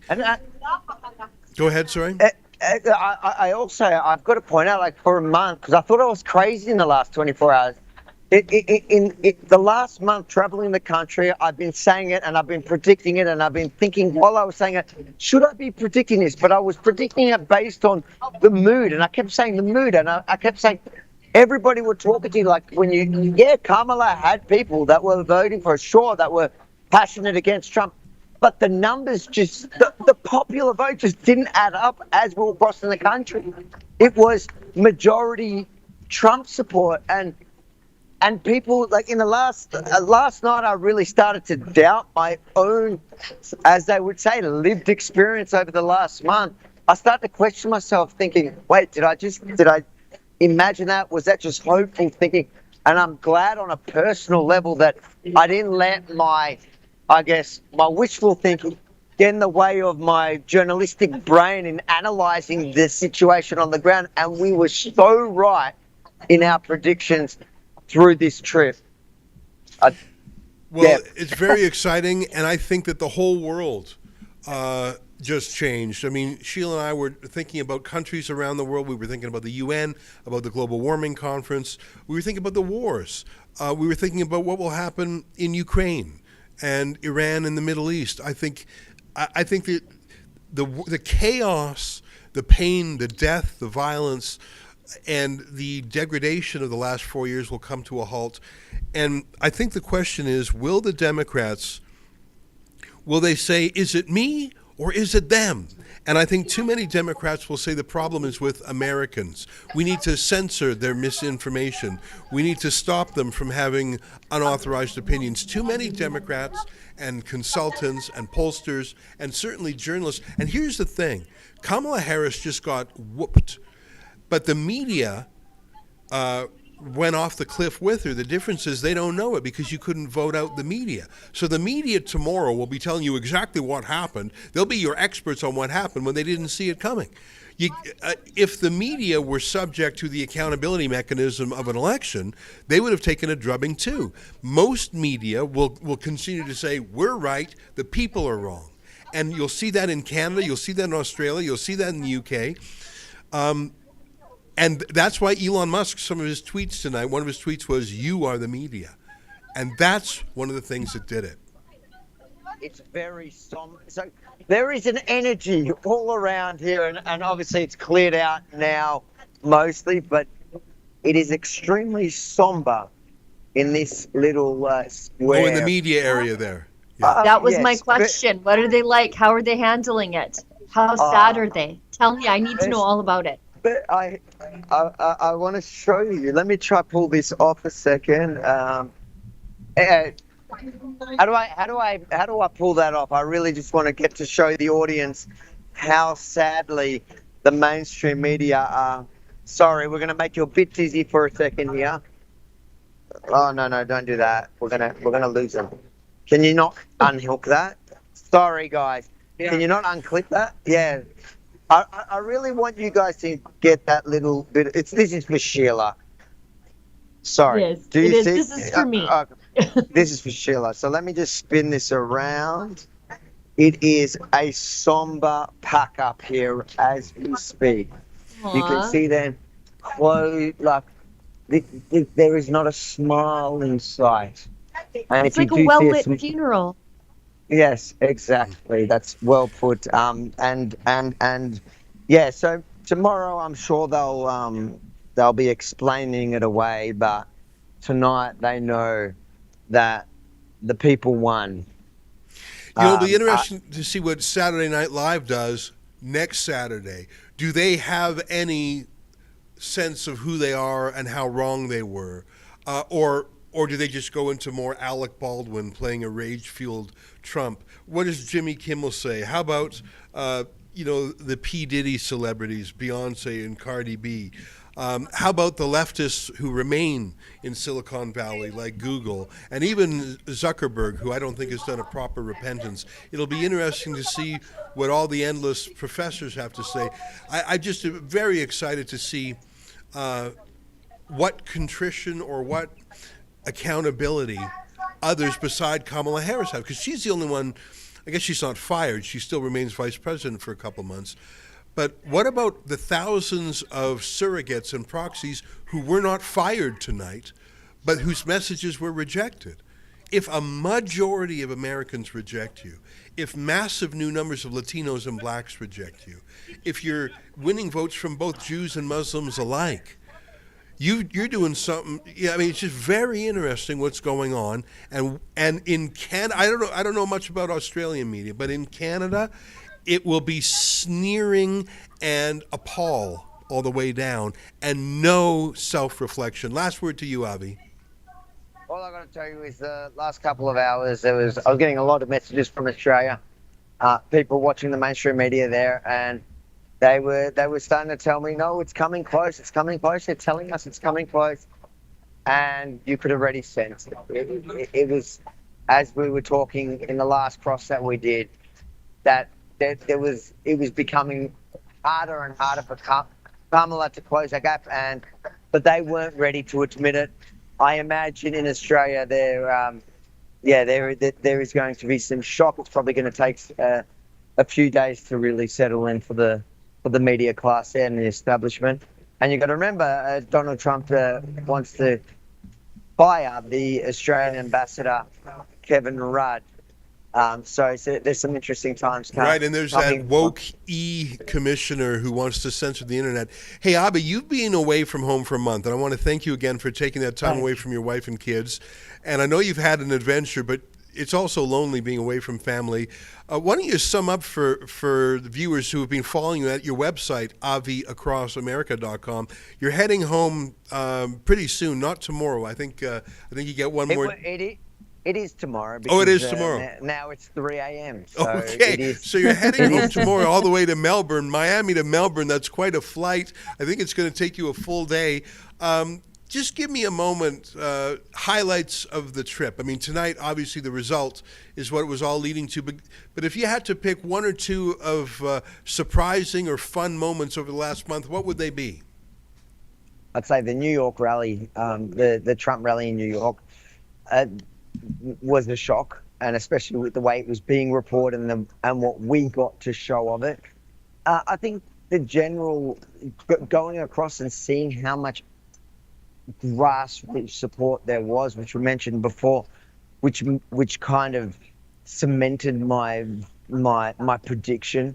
And then there was those, some of the highlights, I guess, in Hollywood, Florida, when you had the typical leftist, that video, went absolutely viral. The video where, she's trying to explain how Trump supporters are just, the fact that they have any opinion on women's rights when it comes to the trans issue was disgusting because they were so out of touch, and it didn't affect them. It wasn't their issue at all, and they have no idea. And then I put it back on her. About how she asked her how she felt about Israel, and she suddenly was very opinionated on that, and I just applied her logic back at it, which just demonstrated how out of touch the entire left was. There were a couple other incredible moments that we had, including here in Florida on the very last day when I went to. I was just, it was at the end, and we just had to ask people, was it Trump or Harris? We just wanted to know what people were thinking. And I pointed the mic at somebody, and the next lady who happened to be a Vietnamese, grandmother who escaped communist Vietnam. Oh, that was my favorite. Can we call that up, Efron or Olivia? I think you called her the most based woman you saw. She was from Vietnam. Just a little clip. That was a great moment, just to show the folks who didn't see it. By the way, if you haven't gone to Avi Across America, it really is fun. It's almost like a reality TV of Avi, videographer Lincoln J, and driver/executive chef Lyndon Dunkley. It's a great little clip. I think we have it handy. Here, take a look at this. Oh, I think there it is. 100%. Why? Trump, because his policy is just so good for us. We don't want communists. We live in a communist country. We know exactly what they're doing. Harris and Team Tampon, not for us. God bless you. Where are you from originally? Vietnam. Vietnamese. Yes. Tim Tampon. Hey, you got it, sister. I love that. Well, Avi, thank you. She's certainly not alone. Yeah, isn't that great? Donald Trump is the master of giving people nicknames, absolutely. Great to have you with us this last month, and thanks for being there. What a perfect ending. You started in San Francisco, a city of decay, a city dominated for more than 40 years by the Democrats, and you end in Florida, bastion of freedom at Mar-a-Lago, and a speech by the once and future president. Avi, thanks for your hard work, and pass our thanks on to Lincoln as well. And let me thank all the viewers. None of this was possible. AviAcrossAmerica.com, none of that was possible without the viewers, Ezra. So I want to thank everyone. I know I'm excited to get back home. And I've got to say that this journey back home is going to be much easier with the outcome that we had. Thank you, everyone. Right on. You're so right. I tell you, a burden has been lifted off of me because I felt the campaign was going well. It looked good. Trump was happy. They had a strong message. They had all these campaign surrogates cheating. And that worry is now being lifted. It's a cheat-proof margin. Sheila, it's I guess we've been here since 5 p.m. Mountain Time, 7 p.m. out here. So that's 8 hours. My tush is a little square from sitting in this hard seat. Mine too. Mine too. And we all put in full work days before this all started. So we already put in an entire work day, and we're like, you know what? Fire it up again. So I don't even know when everybody ate. Did you eat before we came on air? I had some food at home, and then I just had lots of. I had some Red Bull and some tea with a little bit of honey in it. Yeah. But anyhow, it's Sheila. Thanks for holding up the fort. I want to say No thanks problem. to so much of the team. Sheila, as always, you are a pillar of strength, and you're great at the live streams. You're a fan favorite, and of course, you're our longest-standing journalist. Thank you for that. In the control room, Efrain Osvaldo Flores Monsanto and Olivia Bruni, thank you so much for your work, as always, behind the scenes, especially when I throw you last-minute clips to find, so thank you for that. I mentioned Avi and Lincoln in Florida, David and Mauricio, who were in Washington, D.C., I hope they're fine. Alexa. I'm sure they're fine. If there was rioting, we would have heard about it. Alexa, who is a one-woman machine, who did great in New York outside Trump Tower and Times Square. Yankee, who was outside in Florida, got some great clips, including a bit of a scoop, getting our friend Nigel Farage, and of course our colleagues Drea and Tamara, who joined from their homes with their points of view. We had some great guests from around the world also. Ian Malstrong, our alumnus, Gordon G. Chang, Libby Emmons. It was really nice to have her on the show. Also, Alam Bokhari, Ben Weingarten, Joel Pollack. You know, we've got a lot of great friends around the world, and it was a delight to have them. Cat Canada. Chris. And Billboard Chris, who I really think had a big impact. And of course, Father Calvin Robinson. Now that I know where his church is, I'll have to pop in and visit. I think he was surprised that I came to his church in the UK, but I wanted to see the man in action. And I'm sure I missed some people, and I apologize to them, but it's a big team effort. Rebel News is turning 10 in a couple of months, and I should say that we were, other than Conrad Black, the only journalists in Canada to not only predict Donald Trump's win, but to support it. We were very early boosters of him, and we maintained that he was the disruptor, the only person who could take on the deep state and win, and indeed he did so tonight, and I can hardly wait for tomorrow and thereafter. Sheila, last words to you? I'm just relieved that our long campaign watching this is over. It feels like it's just a constant state of campaigning in the United States. I'm really, really pleased to know that the biggest losers besides the Kamala Harris team is, of course, the media, who got everything wrong, continued to get everything wrong, and as you said, will explain to us why we were wrong to support Trump tomorrow morning, to excuse their failures. They'll learn nothing, and as long as they remain bad, I'll always have job security. Yeah. So, yeah, isn't that something? All right, Sheila. Thanks for the last 8+ hours and all your work before then. Hey, everybody at home, on behalf of all of us here at Rebel World Headquarters and around the world, good night, and keep fighting for freedom.